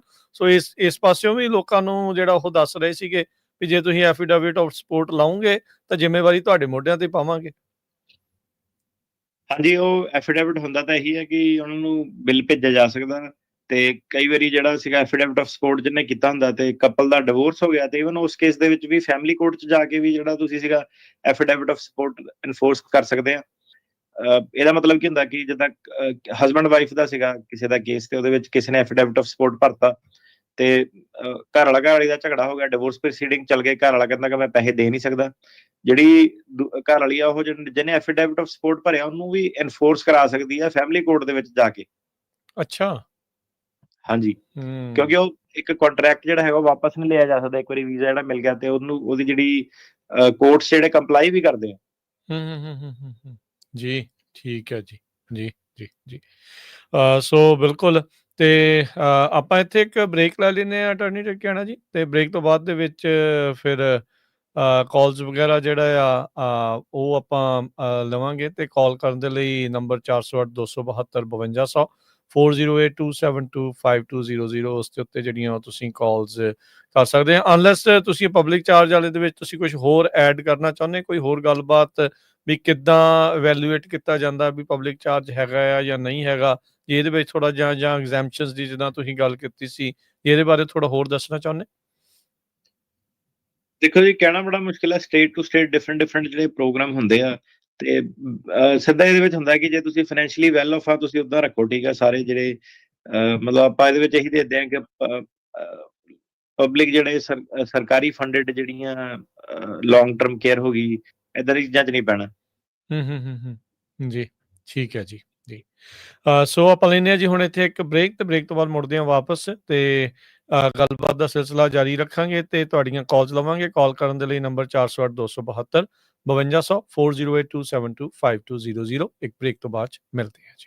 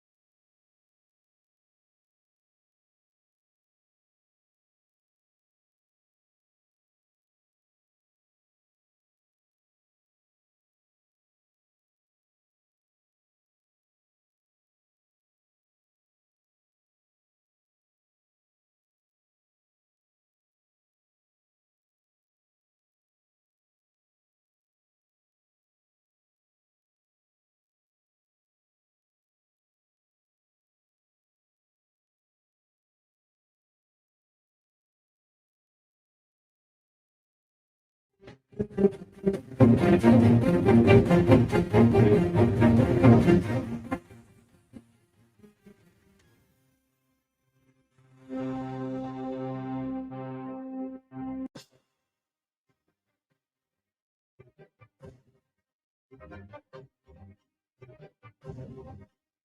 ਤੋਂ ਬਾਅਦ ਇੱਕ ਵਾਰੀ ਫੇਰ ਆਪ ਸਭ ਦਾ ਸਵਾਗਤ ਕਰਦੇ ਹਾਂ ਪ੍ਰੋਗਰਾਮ ਅਪਡੇਟ ਇਮੀਗ੍ਰੇਸ਼ਨ ਦੇ ਵਿੱਚ। ਮੈਂ ਰਾਜਕਰਮੀਤ ਸਿੰਘ, ਜਿਹੜੇ ਹੋਏ ਨੇ ਮੇਰੇ ਨਾਲ US ਇਮੀਗ੍ਰੇਸ਼ਨ ਦੇ ਅਟਾਰਨੀ ਜੇ ਟਰਕਿਆਣਾ। ਜੇ ਅਟਾਰਨੀ ਟਰਕਿਆਣਾ ਜੀ, ਇੱਕ ਵਾਰੀ ਫੇਰ ਸਵਾਗਤ ਕਰਦੇ ਹਾਂ ਤੁਹਾਡਾ। ਜੀ ਆਇਆਂ ਨੂੰ ਜੀ, ਸਤਿ ਸ਼੍ਰੀ ਅਕਾਲ ਜੀ। ਧੰਨਵਾਦ ਜੀ ਤੇ ਸਤਿ ਸ੍ਰੀ ਅਕਾਲ ਜੀ। ਜੀ ਸੋ ਤੇ ਹੁਣ ਆਪਾਂ ਤੁਹਾਡੀਆਂ ਕਾਲਸ ਜਿਹੜੀਆਂ ਉਹ ਲਵਾਂਗੇ। ਕਾਲ ਕਰਨ ਦੇ ਲਈ ਨੰਬਰ ਹੈ 4082722500 4082725200। ਇਸ ਨੰਬਰ ਦੇ ਉੱਤੇ ਤੁਸੀਂ ਕਾਲ ਕਰੋ ਤੇ ਕਾਲ ਕਰਕੇ ਜਿਹੜਾ ਆ ਤੁਸੀਂ ਸਵਾਲ ਜਿਹੜਾ ਉਹ ਪੁੱਛ ਸਕਦੇ ਆ। ਤੇ ਆਪਾਂ ਕਾਲਸ ਵੱਲ ਨੂੰ ਜਿਹੜਾ ਵੱਧਦੇ ਆ। ਅੱਜ ਦੇ ਆਪਣੇ ਪਹਿਲੇ ਕਾਲਰ ਨੇ ਸੁਖਵਿੰਦਰ ਜੀ। ਹਾਂਜੀ ਸੁਖਵਿੰਦਰ ਜੀ, ਸਤਿ ਸ਼੍ਰੀ ਅਕਾਲ। ਕੀ ਸਵਾਲ ਹੈ ਜੀ? ਸਤਿ ਸ਼੍ਰੀ ਅਕਾਲ ਭਾਈ। ਸਤਿ ਸ਼੍ਰੀ ਅਕਾਲ ਜੀ। ਸਤਿ ਸ਼੍ਰੀ ਅਕਾਲ। ਕੁਐਸਚਨ ਹੈਗਾ ਜੀ, ਜਿਸ ਤਰ੍ਹਾਂ ਕੇਸ ਅਸਾਈਲਮ ਦਾ ਕੇਸ ਹੈ ਮੇਰਾ ਜੀ, ਤਾਂ ਅਸੀਂ ਤਰੀਕ ਤੋਂ ਪਹਿਲਾਂ ਵਲੰਟੀਅਰ ਡਿਪਾਰਚਰ ਲੈ ਸਕਦੇ ਹਾਂ ਜੀ? ਤੇ ਕੋਈ ਬਾਤ ਨਹੀਂ ਹੁੰਦੀ ਜੇ ਵਲੰਟੀਅਰ ਡਿਪਾਰਚਰ ਮਿਲ ਗਿਆ। ਭਾਈ ਤੁਹਾਡੀ ਆਵਾਜ਼ 'ਚ ਥੋੜੀ ਤੁਸੀਂ ਵਲੰਟੀਅਰ ਡਿਪਾਰਚਰ ਕਹਿੰਦੇ ਵੀ ਲੈ ਸਕਦੇ ਆ ਕੇਸ ਦੀ, ਮਤਲਬ ਰਿਜ਼ਲਟ ਤੋਂ ਪਹਿਲਾਂ, ਤੇ ਜੇ ਲੈਂਦੇ ਆ ਤੇ ਕੋਈ ਬਾਹਰ ਤਾਂ ਨਹੀਂ? ਪਹਿਲਾਂ ਹੀ ਜਿਹੜਾ ਲੈ ਸਕਦੇ ਆ ਜੀ, ਬਾਅਦ 'ਚ ਤਾਂ ਨਹੀਂ ਲੈ ਸਕਦੇ। ਮਤਲਬ ਬਾਹਰ ਇਹਦੇ ਵਿੱਚ ਤਾਂ ਫਾਇਦਾ ਉਹੀ ਹੋਣਾ ਕਿ ਜੇ ਸਿਟੀਜ਼ਨ ਵਗੈਰਾ ਨਾਲ ਵਿਆਹ ਕਰਕੇ ਆਉਣਾ, ਤੇ ਬਾਕੀ ਤਾਂ ਜਿਹੜਾ ਟੂਰਿਸਟ ਵੀਜ਼ੇ ਵਗੈਰਾ ਉਹ ਸਾਰੀਆਂ ਚੀਜ਼ਾਂ ਤਾਂ ਆਫ ਹੀ ਹੈ। ਮਤਲਬ ਇਹ 'ਚ ਫਿਰ ਫੈਮਿਲੀ ਬੇਸਡ ਇਮੀਗ੍ਰੇਸ਼ਨ ਲਈ ਰਾਊਟ ਜਿਹੜਾ ਬਚਦਾ। ਤੇ ਹਾਂਜੀ, ਵਲੰਟੀਅਰ ਡਿਪਾਰਚਰ ਤੁਸੀਂ ਲੈ ਸਕਦੇ ਆ। ਤੇ ਇਹਦੇ ਵਿੱਚ ਹੋਰ ਵੀ ਜਿਹੜੀਆਂ ਚੀਜ਼ਾਂ ਹੁੰਦੀਆਂ ਕਿ ਜਿਹੜੀ ਅਨਲੌਫੁਲ ਪ੍ਰੈਜ਼ੈਂਸ ਜਿਹੜੀ ਹੁੰਦੀ ਆ, ਉਹ ਸਾਰਾ ਦੇਖਦੇ ਆ ਕਿ ਅਸਾਈਲਮ ਕਦੋਂ ਲਾਇਆ ਸੀਗਾ। ਅਨਲੌਫੁਲ ਪ੍ਰੈਜ਼ੈਂਸ ਤਾਂ ਨਹੀਂ ਹੈਗੀ। ਜਿਹਦੀ 6 ਮਹੀਨੇ ਤੋਂ ਵੱਧ ਅਨਲੌਫੁਲ ਪ੍ਰੈਜ਼ੈਂਸ ਆ, ਉੱਤੇ 3 ਸਾਲ ਦੀ ਬਾਰ ਲੱਗਦੀ ਆ। 1 ਸਾਲ ਤੋਂ ਵੱਧ ਅਨਲੌਫੁਲ ਪ੍ਰੈਜ਼ੈਂਸ ਆ, ਅਸਾਈਲਮ ਲੇਟ ਫਾਈਲ ਕੀਤਾ ਜਿਹਨੇ, ਉੱਤੇ 10 ਸਾਲ ਦੀ ਬਾਰ ਲੱਗਦੀ ਹੈ। ਵਲੰਟੀਅਰ ਡਿਪਾਰਚਰ ਦਾ ਸਿਰਫ ਇਹੀ ਮਤਲਬ ਹੁੰਦਾ ਕਿ ਡੀਪੋਰਟੇਸ਼ਨ ਆਰਡਰ ਨਹੀਂ ਲੱਗਦਾ। ਠੀਕ ਹੈ ਜੀ। ਇੱਕ ਹੋਰ ਕੁਐਸਚਨ ਭਾਈ ਛੋਟਾ ਜਿਹਾ, ਜਿਸ ਤਰ੍ਹਾਂ ਅਸੀਂ ਮੇਰਾ ਪਾਸਪੋਰਟ ਇੰਡੀਅਨ ਪਾਸਪੋਰਟ ਐਕਸਪਾਇਰ ਹੈ, तो मैं ये US एम्बेसी और इंडियन एम्बेसी के पासपोर्ट अप्लाई करना है, तो मैं मेलिंग एड्रेस कोई और दे सकता अपना? मेलिंग एड्रेस ਇਹਦੇ ਬਾਰੇ ਨਹੀਂ ਜੀ ਪਤਾ। ਇੰਡੀਆ ਵਾਲੇ ਜਿਹੜੇ ਉਹਦਾ ਨਹੀਂ ਪਤਾ। ਇਹ ਜਿਹੜੇ ਉਹ ਕਰਦੇ ਉਹਨਾਂ ਤੋਂ ਪੁੱਛਿਆ ਜਾਵੇ ਜੀ। Thank you. ਐਡਰੈਸ ਦਾ ਨਾਲ ਘਪਲਾ ਨਹੀਂ ਕਰ ਸਕਦੇ ਭਾਜੀ। ਕਿਸੇ ਵੀ ਫਾਰਮ 'ਚ ਐਡਰੈਸ ਦਾ ਘਪਲਾ ਨਹੀਂ ਕਰ ਸਕਦੇ। ਹੋਰ ਨਹੀਂ ਕੋਈ ਵੀ ਦੇਣਾ ਮੇਲਿੰਗ ਐਡਰੈਸ, ਕੁਝ ਵੀ ਭਰਨਾ। ਆਪਣਾ ਅਸਲੀ ਵਾਲਾ ਜਿਹੜਾ ਉਹ ਰੈਜ਼ੀਡੈਂਸ਼ੀਅਲ ਫਿਜ਼ੀਕਲ ਐਡਰੈਸ ਅਸਲੀ ਦੱਸਣਾ। ਜਿਹੜੀ ਇੱਕ ਹੁੰਦਾ ਰੈਜ਼ੀਡੈਂਸ਼ੀਅਲ ਐਡਰੈਸ, ਇੱਕ ਹੁੰਦਾ ਮੇਲਿੰਗ ਐਡਰੈਸ। ਸਿਰਫ ਮੇਲਿੰਗ ਐਡਰੈਸ ਕਿ ਡਾਕ ਕਿੱਥੇ ਜਾਣੀ ਹੈ। ਤੇ ਮਤਲਬ ਇਹ ਹੈ ਕਿ ਐਡਰੈਸ ਦਾ ਘਪਲਾ ਨਹੀਂ ਹੋਣਾ ਚਾਹੀਦਾ। ਬਸ ਇਹ ਹੈ ਕਿ ਤੁਹਾਡਾ ਇਹ ਤਾਂ ਇੰਡੀਅਨ ਪਾਸਪੋਰਟ ਦਾ ਪੁੱਛਦੇ ਸੀਗੇ ਵੀ ਉਹਦੇ ਵਿੱਚ ਕਿਹੜਾ ਜਿਹੜਾ ਉਹ ਦੇਣਾ ਕਿੱਦਾਂ ਨਹੀਂ। ਸੋ ਉਹ ਤੁਸੀਂ ਉਹਨਾਂ ਵਾਲਿਆਂ ਨੂੰ ਪੁੱਛੋ, ਉਹਦੇ ਬਾਰੇ ਨਹੀਂ। ਅਮਰੀਕਾ ਵਾਲੇ ਦੇ ਵਿੱਚ ਤਾਂ ਐਡਰੈਸ ਦਾ ਤੁਸੀਂ ਘਪਲਾ ਨਾ ਕਰੋ ਬਿਲਕੁਲ ਵੀ ਜੀ। ਆਪਣੇ ਅਗਲੇ ਜਿਹੜੇ ਕਾਲਰ ਨੇ ਬਲਜੀਤ ਜੀ। ਹਾਂਜੀ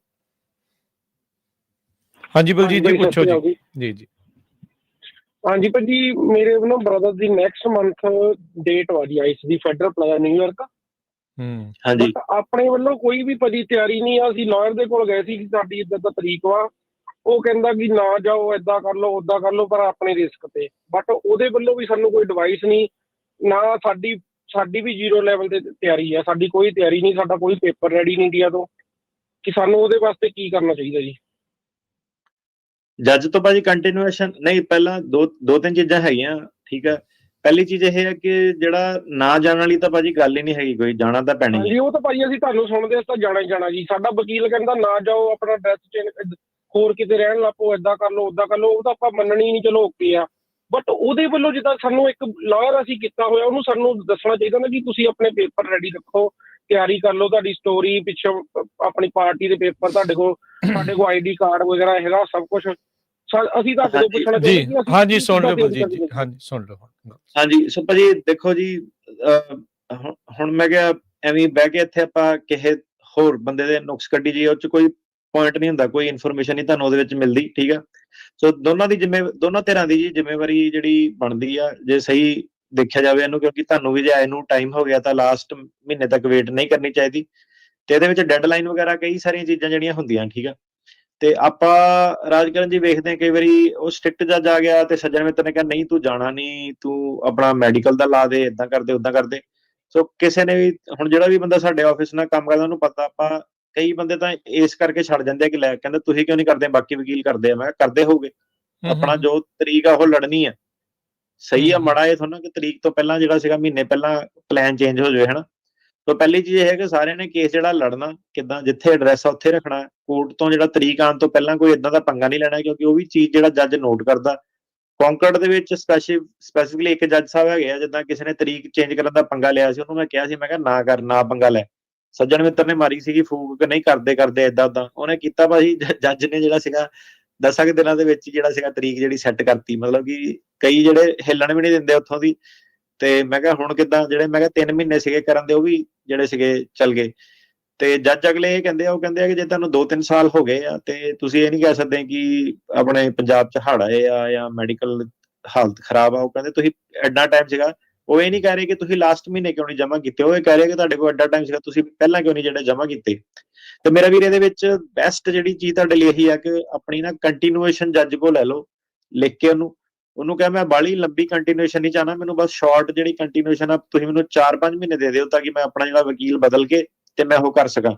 ਤੇ ਜਿਹੜਾ ਤੁਹਾਡਾ ਵਕੀਲ ਆ ਉਹ ਵੀ ਰਿਕੁਐਸਟ ਉਹਨੂੰ ਪਾ ਸਕਦਾ, ਤੇ ਤੁਸੀਂ ਇਹਨੂੰ ਮਿਊਚੁਅਲ ਰਿਲੀਜ਼ ਇੱਕ ਚੀਜ਼ ਹੁੰਦੀ ਹੈ, ਤੁਸੀਂ ਆਪਣੇ ਵਕੀਲ ਦੇ ਨਾਲ ਜਿਹੜਾ ਸੀਗਾ ਮਿਲ ਕੇ ਤੇ ਉਹ ਲੈਟਰ ਇੱਕ ਸਾਈਨ ਕਰ ਸਕਦੇ ਆ, ਜਿਹਦੇ ਵਿੱਚ ਵਕੀਲ ਤੁਹਾਡਾ ਤੁਸੀਂ ਉਹਨੂੰ ਕਹਿ ਸਕਦੇ ਆ ਕਿ ਮੈਂ ਇਹਨੂੰ ਵਕੀਲ ਨਹੀਂ ਰੱਖਣਾ, ਉਹ ਕਹੂਗਾ ਮੈਂ ਕਲਾਇੰਟ ਨਹੀਂ ਰੱਖਣਾ। ਜੁਆਇੰਟ ਐਗਰੀਮੈਂਟ ਕਰਕੇ ਕੋਰਟ ਦੇ ਵਿੱਚ ਫਾਈਲ ਕਰ ਦਿਓ, ਠੀਕ ਆ।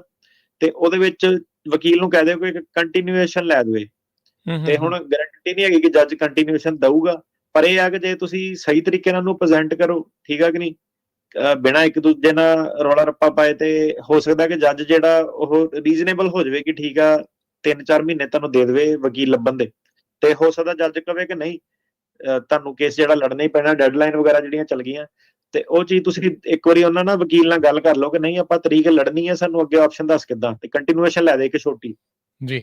ਠੀਕ ਹੈ। ਤੇ ਕੰਟੀਨਿਊਏਸ਼ਨ ਦਾ ਰੀਜ਼ਨ ਜਿਹੜਾ ਚਾਹੀਦਾ ਉਹ 'ਚ ਕੋਈ ਪੁੱਠਾ ਸਿੱਧਾ ਰੀਜ਼ਨ ਨਹੀਂ ਦੇਣਾ।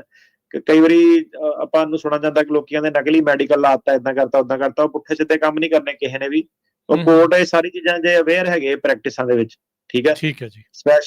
ਸਪੈਸ਼ਲੀ ਜਿੱਦਾਂ ਇਹ LA ਕੋਰਟ, ਸੈਂਟਾਨਾ ਕੋਰਟ ਦੇ ਵਿੱਚ ਬਹੁਤ ਇਹ ਜਿਹੜੀ ਪ੍ਰੋਬਲਮ ਆਪਾਂ ਨੂੰ ਵੇਖਣ ਨੂੰ ਮਿਲਦੀ ਆ, ਉਹ ਕਰਦੇ ਆ ਤੇ ਜੱਜ ਉਹਨੂੰ ਬਾਅਦ 'ਚ ਵਕੀਲ ਵੀ ਚੇਂਜ ਹੋ ਜਾਂਦਾ, ਤਰੀਕ ਵੀ ਅੱਗੇ ਜੱਜ ਇਹੀ ਪੁੱਛਦਾ ਕਿ ਇਹ ਕਿਹੜੇ ਹਿਸਾਬ ਨਾਲ ਆਈ ਸੀਗੀ। ਤੇ ਉਹ ਕੋਈ ਪੁੱਠਾ ਕੰਮ ਨਹੀਂ ਕਰਨਾ, ਤੇ ਸਿੱਧੇ ਜਾ ਕੇ ਆਪਣਾ ਜਿਹੜਾ ਵਕੀਲ ਆ ਉਹ ਤੁਹਾਡਾ ਕਹਿ ਦੇਵੇ ਉਹਨਾਂ ਨੂੰ ਕਿ ਤਰੀਕ ਅੱਗੇ ਦੇ ਦਿਓ, ਸਾਡੇ ਸੰਬੰਧ ਨਹੀਂ ਸਹੀ ਹੈਗੇ ਤੇ ਇਹਨੇ ਵਕੀਲ ਬਦਲਣਾ। ਜੀ। ਪਤਿੰਦਰ ਜੀ ਸਤਿ ਸ਼੍ਰੀ ਅਕਾਲ। ਵੀਰ ਜੀ ਸਤਿ ਸ਼੍ਰੀ ਅਕਾਲ ਜੀ ਦੋਨਾਂ ਵੀਰਾਂ ਨੂੰ। ਜੀ ਜੀ। ਇੱਕ ਤਾਂ ਮੈਂ ਪੁੱਛਣਾ ਸੀ, ਅੱਜ ਪ੍ਰੋਗਰਾਮ ਤੋਂ ਬਾਅਦ ਵੀਰ ਜੀ ਮਿਲ ਸਕਦੇ ਨੇ ਪਰਸਨਲੀ ਜੇ ਅਸੀਂ ਕਾਲ ਕਰਨੀ ਹੋਵੇ ਤਾਂ? ਅੱਜ ਤਾਂ ਜੀ ਥੋੜਾ ਜਿਹਾ ਮੁਸ਼ਕਿਲ ਹੋ ਜਾਣਾ, ਤੁਸੀਂ ਆਪਣਾ ਆਫਿਸ ਕਾਲ ਕਰ ਲਿਓ ਜੀ, ਉਹ ਆਪਣਾ ਮੰਡੇ ਥਰੂ ਫਰਾਈਡੇ ਦੇ ਵਿੱਚ ਕਰ ਦੋਗੇ, ਅੱਜ ਥੋੜਾ ਜਿਹਾ ਮੁਸ਼ਕਿਲ ਹੋ ਜਾਣਾ। ਠੀਕ ਹੈ ਜੀ। ਮੈਂ ਇੱਕ ਬਸ ਸਵਾਲ ਪੁੱਛਣਾ ਸੀ, ਮੇਰੇ ਮਦਰ ਨੇ 82 ਈਅਰ ਓਲਡ ਨੇ, ਉਹ ਵਿਜ਼ਟਰ ਆਏ ਸੀ, ਕਿਉਂਕਿ ਮੈਂ ਤੁਹਾਨੂੰ ਔਨ ਏਅਰ ਮੈਂ ਸਾਰੀ ਕਹਾਣੀ ਨਹੀਂ ਦੱਸ ਸਕਦੀ, ਤਾਂ ਕੁਛ ਇਸ਼ੂ ਨੇ। ਉਹ ਨਾ ਅਸੀਂ 2 ਵਾਰ ਟਿਕਟ ਲਈ ਸੀ ਉਹਨਾਂ ਨੂੰ ਵਾਪਸ ਭੇਜਣ ਲਈ, ਮੋਟਾ ਜਿਹਾ ਦੱਸ ਦਿੰਦੀ ਤਾਂ ਸਡਨਲੀ ਬਿਮਾਰ ਬਹੁਤ ਹੋ ਗਏ ਤੇ ਐਮਰਜੈਂਸੀ ਸਾਨੂੰ ਲਿਜਾਣੇ ਪਏ ਸੀ, ਤੇ ਹਲੇ ਵੀ ਸਿੱਖ ਨੇ, ਤੇ ਇੰਡੀਆ ਦੇ ਵਿੱਚ ਉਹਨਾਂ ਦੀ ਕੋਈ ਟੇਕ ਕੇਅਰ ਕਰਨ ਵਾਲਾ ਵੀ ਹੈ ਨੀਗਾ, ਤੇ ਉਹਨਾਂ ਦਾ ਗ੍ਰੀਨ ਕਾਰਡ ਆਪਾਂ ਅਪਲਾਈ ਕਰ ਸਕਦੇ ਹਾਂ ਜਾਂ ਕੀ ਕਰ ਸਕਦੇ ਹਾਂ, ਕਿਉਂਕਿ ਓਵਰਸਟੇ ਹੋ ਗਏ ਆਏ ਸੀ। ਹਾਂਜੀ ਮੈਂ ਸਿਟੀਜ਼ਨ ਹਾਂ ਜੀ, ਇੱਥੇ ਜੌਬ ਵੀ ਕਰਦੀ ਹਾਂ, ਵਧੀਆ ਜੌਬ ਹੈਗੀ ਆ ਜੀ। ਉਹਨਾਂ ਨੂੰ 90 ਡੇਜ਼ ਤੋਂ ਉੱਤੇ ਹੋ ਗਏ? ਹਾਂਜੀ ਉੱਪਰ ਹੋ ਗਿਆ। ਉਹ ਕਹਿੰਦੇ ਓਵਰਸਟੇ ਕਰ ਗਏ ਨੇ ਹੁਣ।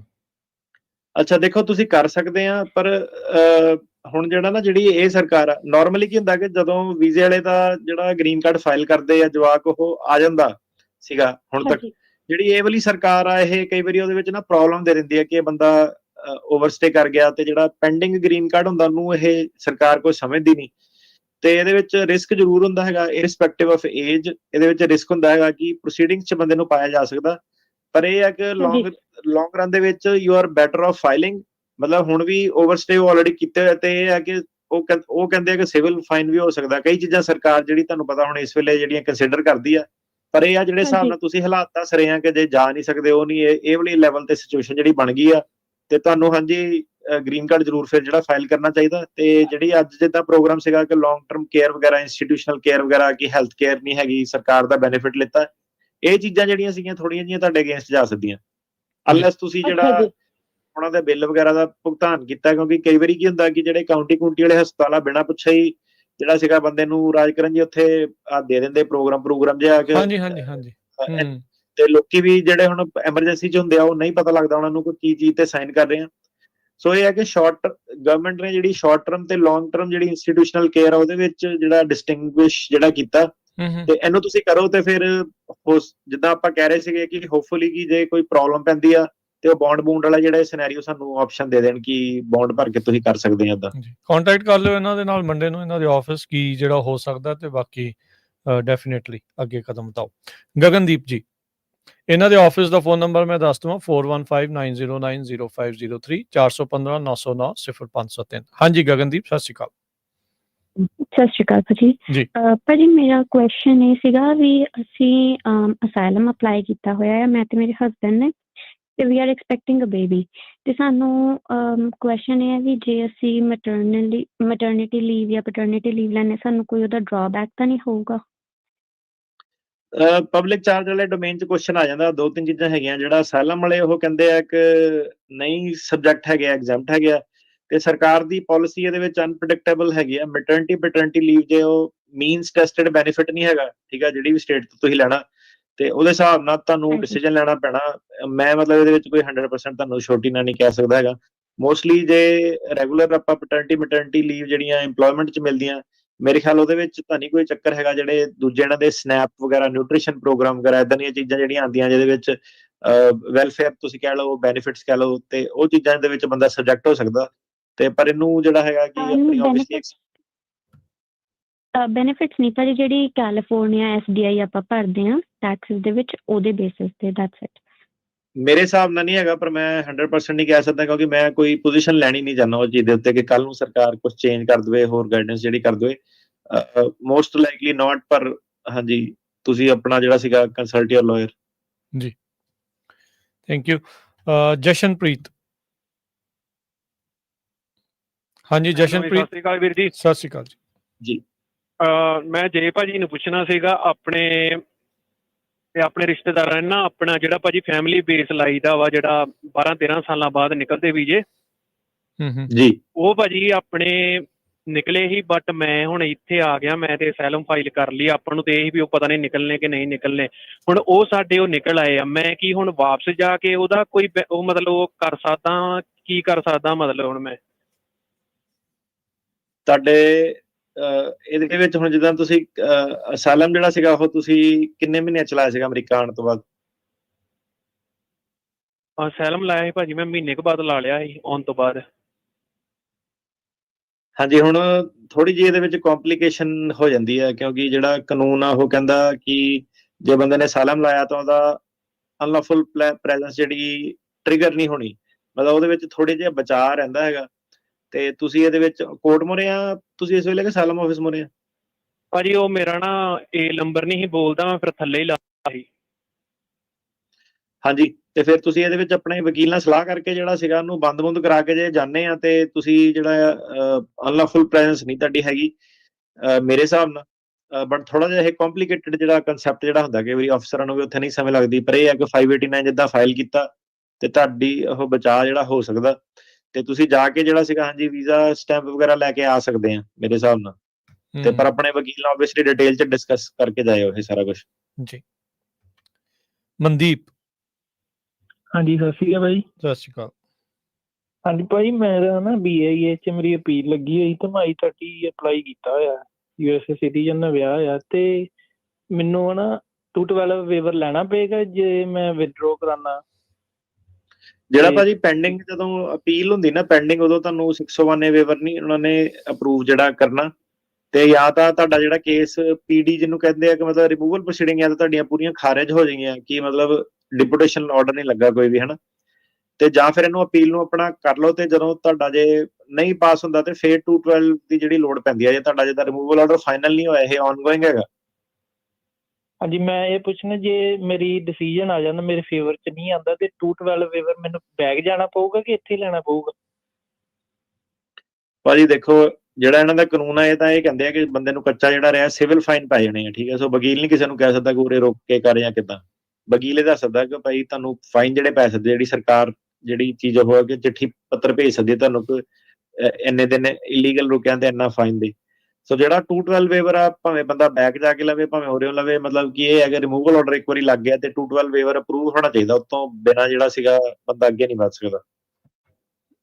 ਵਿਡਰੋ ਭਾਜੀ ਅਪੀਲ ਕਰਾਉਣਾ ਤੇ ਮੈਨੂੰ ਪਿੱਛੇ ਜਾ ਕੇ ਕਿੰਨੇ ਕੁ ਸਾਲ ਲੱਗਣਗੇ, ਮਤਲਬ ਕਿ 212 ਵੇਵਰ ਤੇ 601 ਵੇਵਰ, ਕਿੰਨਾ ਕੁ ਪ੍ਰੋਸੈਸ ਇਹਦਾ ਹੈਗਾ?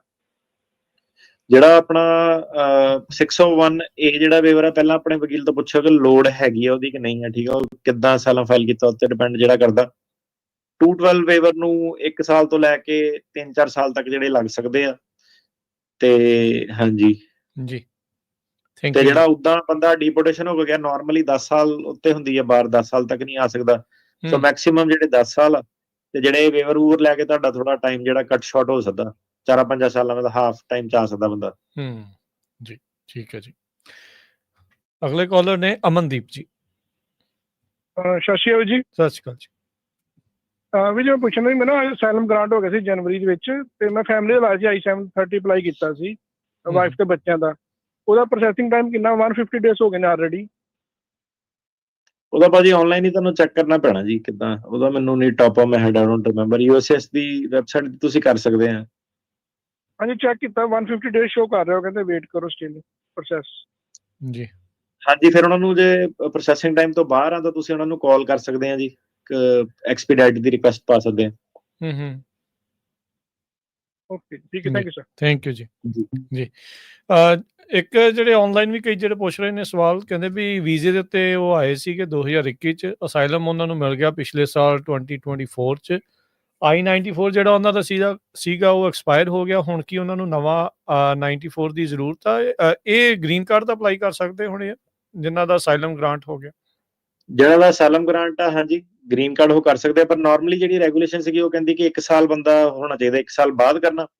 ਪਰ ਬਾਈਡਨ ਦੀ ਸਰਕਾਰ ਚ ਉਹਨਾਂ ਨੇ ਜਿਹੜਾ ਸੀਗਾ ਡਿਫਾਈਨ ਕੀਤਾ ਸੀਗਾ ਕਿ ਨਹੀਂ ਤੁਸੀਂ ਪਹਿਲਾਂ ਵੀ ਕਰ ਸਕਦੇ ਆ, ਤੇ ਉਹਦੇ ਵਿੱਚ ਗ੍ਰੀਨ ਕਾਰਡ ਆਏ ਵੀ ਹੈ, ਕਈ ਟਰੰਪ ਦੇ ਕਾਰਜਕਾਲ ਚ ਵੀ ਆਏ ਆ। ਜਿਹੜੀ ਸਹੀ ਪੋਜੀਸ਼ਨ ਆ ਉਹ ਹੈਗੀ ਸਾਲ ਵੇਟ ਕਰਕੇ, ਪਰ ਇਹ ਬੰਦੇ ਤੇ ਆ ਕਿੱਦਾਂ, ਕਿਉਂਕਿ ਬੰਦਾ ਟਾਈਮ ਵੀ ਜਿਹੜਾ ਜ਼ਿਆਦਾ ਲੂਜ਼ ਨਹੀਂ ਕਰਨਾ ਚਾਹੁੰਦਾ, ਫਾਈਨੈਂਸ਼ੀਅਲ ਗੈਂਬਲ ਆ ਤੁਹਾਡਾ ਜੇ ਤੁਸੀਂ ਪਹਿਲਾਂ ਸਾਲ ਤੋਂ ਜਿਹੜਾ ਕਰਨਾ।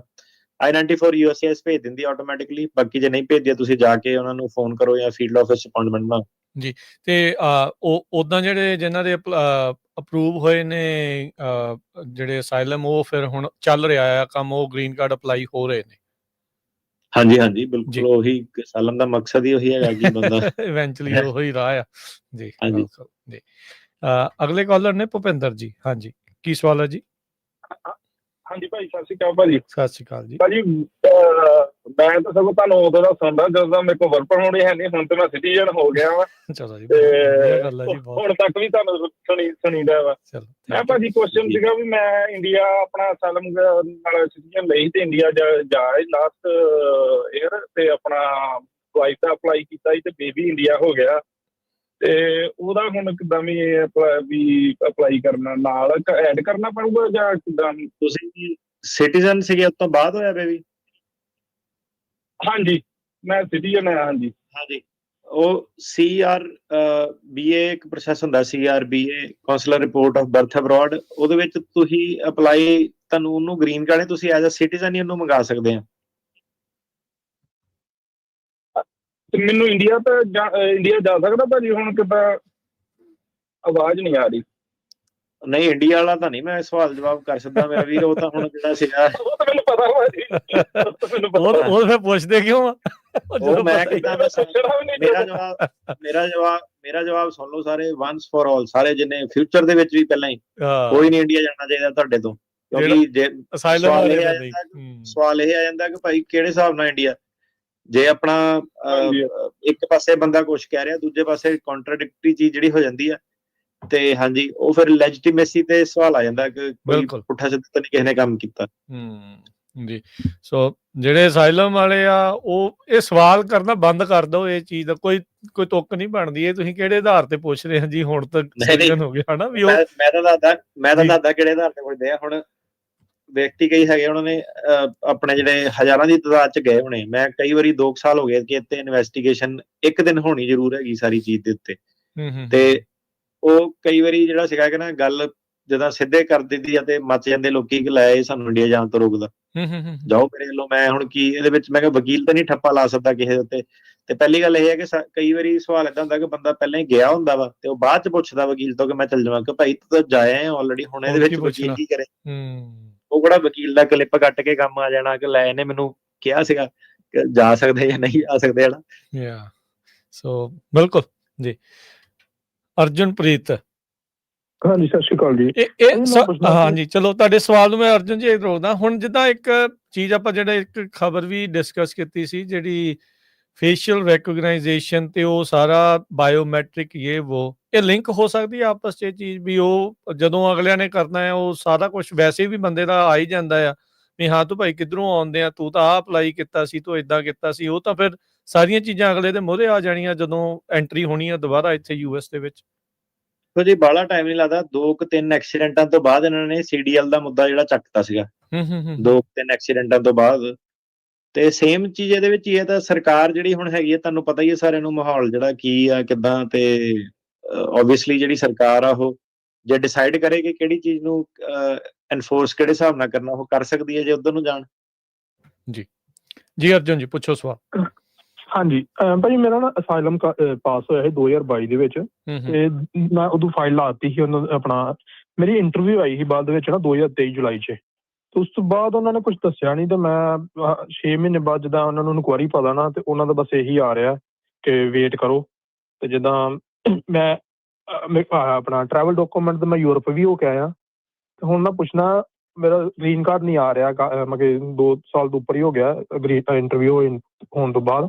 ਤੇ ਮੇਰਾ ਕੁਐਸਚਨ ਇਹ ਹੈ ਕਿ ਜੇ ਮੇਰਾ ਬੇਟਾ ਇੱਥੇ ਸਿਟੀਜ਼ਨ ਹੈ ਤੇ ਮੈਂ ਉਹਨਾਂ ਥਰੂ ਆਪਣਾ ਲਾ ਸਕਦਾ, I-94 ਹੈਗਾ, ਉਹਨਾਂ ਥਰੂ ਲਾ ਸਕਦਾ ਕਿ ਜਾਂ ਮੈਂ ਆਪਣਾ ਅਸਾਈਲਮ ਦਾ ਗ੍ਰੀਨ ਕਾਰਡ ਦੀ ਵੇਟ ਕਰਾਂ? ਦੇਖੋ ਪੁਰਾਣੀ ਸਰਕਾਰ ਦੇ ਸਾਰੇ ਲਾ ਸਕਦੇ, ਜਿਹੜੀ ਨਵੀਂ ਸਰਕਾਰ ਹੈ ਇਹਨਾਂ ਦਾ ਕੁਝ ਨਹੀਂ ਪਤਾ ਕਿ ਜਿਹੜੀ ਤੁਹਾਡੀ ਪੇਰੋਲ ਵਾਲੀ ਐਂਟਰੀ ਜਿਹੜੀ ਟਰੈਵਲ ਡਾਕੂਮੈਂਟ ਤੁਸੀਂ ਆਏ ਇਹ ਇਹਨੂੰ ਰਿਜੈਕਟ ਕਰ ਸਕਦੇ ਆ ਕਿ ਨਹੀਂ, ਆਪਾਂ ਇਹਨੂੰ ਮੰਨਦੇ ਨਹੀਂ ਹੈਗੇ। ਹਨਾ, ਤੁਸੀਂ ਲਾ ਸਕਦੇ ਆ, ਕੋਈ ਨੁਕਸਾਨ ਨਹੀਂ ਹੈਗਾ, ਪਰ ਅਪਰੂਵ ਹੋਣਾ ਕਿ ਨਹੀਂ ਹੋਣਾ ਸਰਕਾਰ ਇਹ ਕਹਿ ਸਕਦੀ ਹੈ ਕਿ ਨਹੀਂ ਇਹ ਆਪਾਂ ਇਹਨੂੰ ਜਿਹੜੀ ਐਂਟਰੀ ਇਹਨੂੰ ਆਪਾਂ ਸੇਮ ਐਡਮਿਸ਼ਨ ਨਹੀਂ ਮੰਨਦੇ ਹੈਗੇ। ਜੀ ਠੀਕ ਹੈ ਜੀ। ਤੇ ਮੈਂ ਇੱਕ ਪੁੱਛਣਾ ਸੀ, ਇੱਕ ਛੋਟਾ ਜਿਹਾ ਕੁਐਸਚਨ ਹੈ, ਜੇ ਆਪਾਂ ਲਾ ਦੇਣੇ ਆ ਤੇ ਉਹ ਆਪਾਂ ਨੂੰ ਫਿਰ ਅਸਾਈਲਮ ਦਾ ਹੀ ਗ੍ਰੀਨ ਕਾਰਡ ਆਏਗਾ ਕਿ ਜਾਂ ਸਿਟੀਜ਼ਨ ਜਿਹੜਾ ਕੈਟਾਗਰੀ ਚੇਂਜ ਹੋ ਜਾਏਗੀ?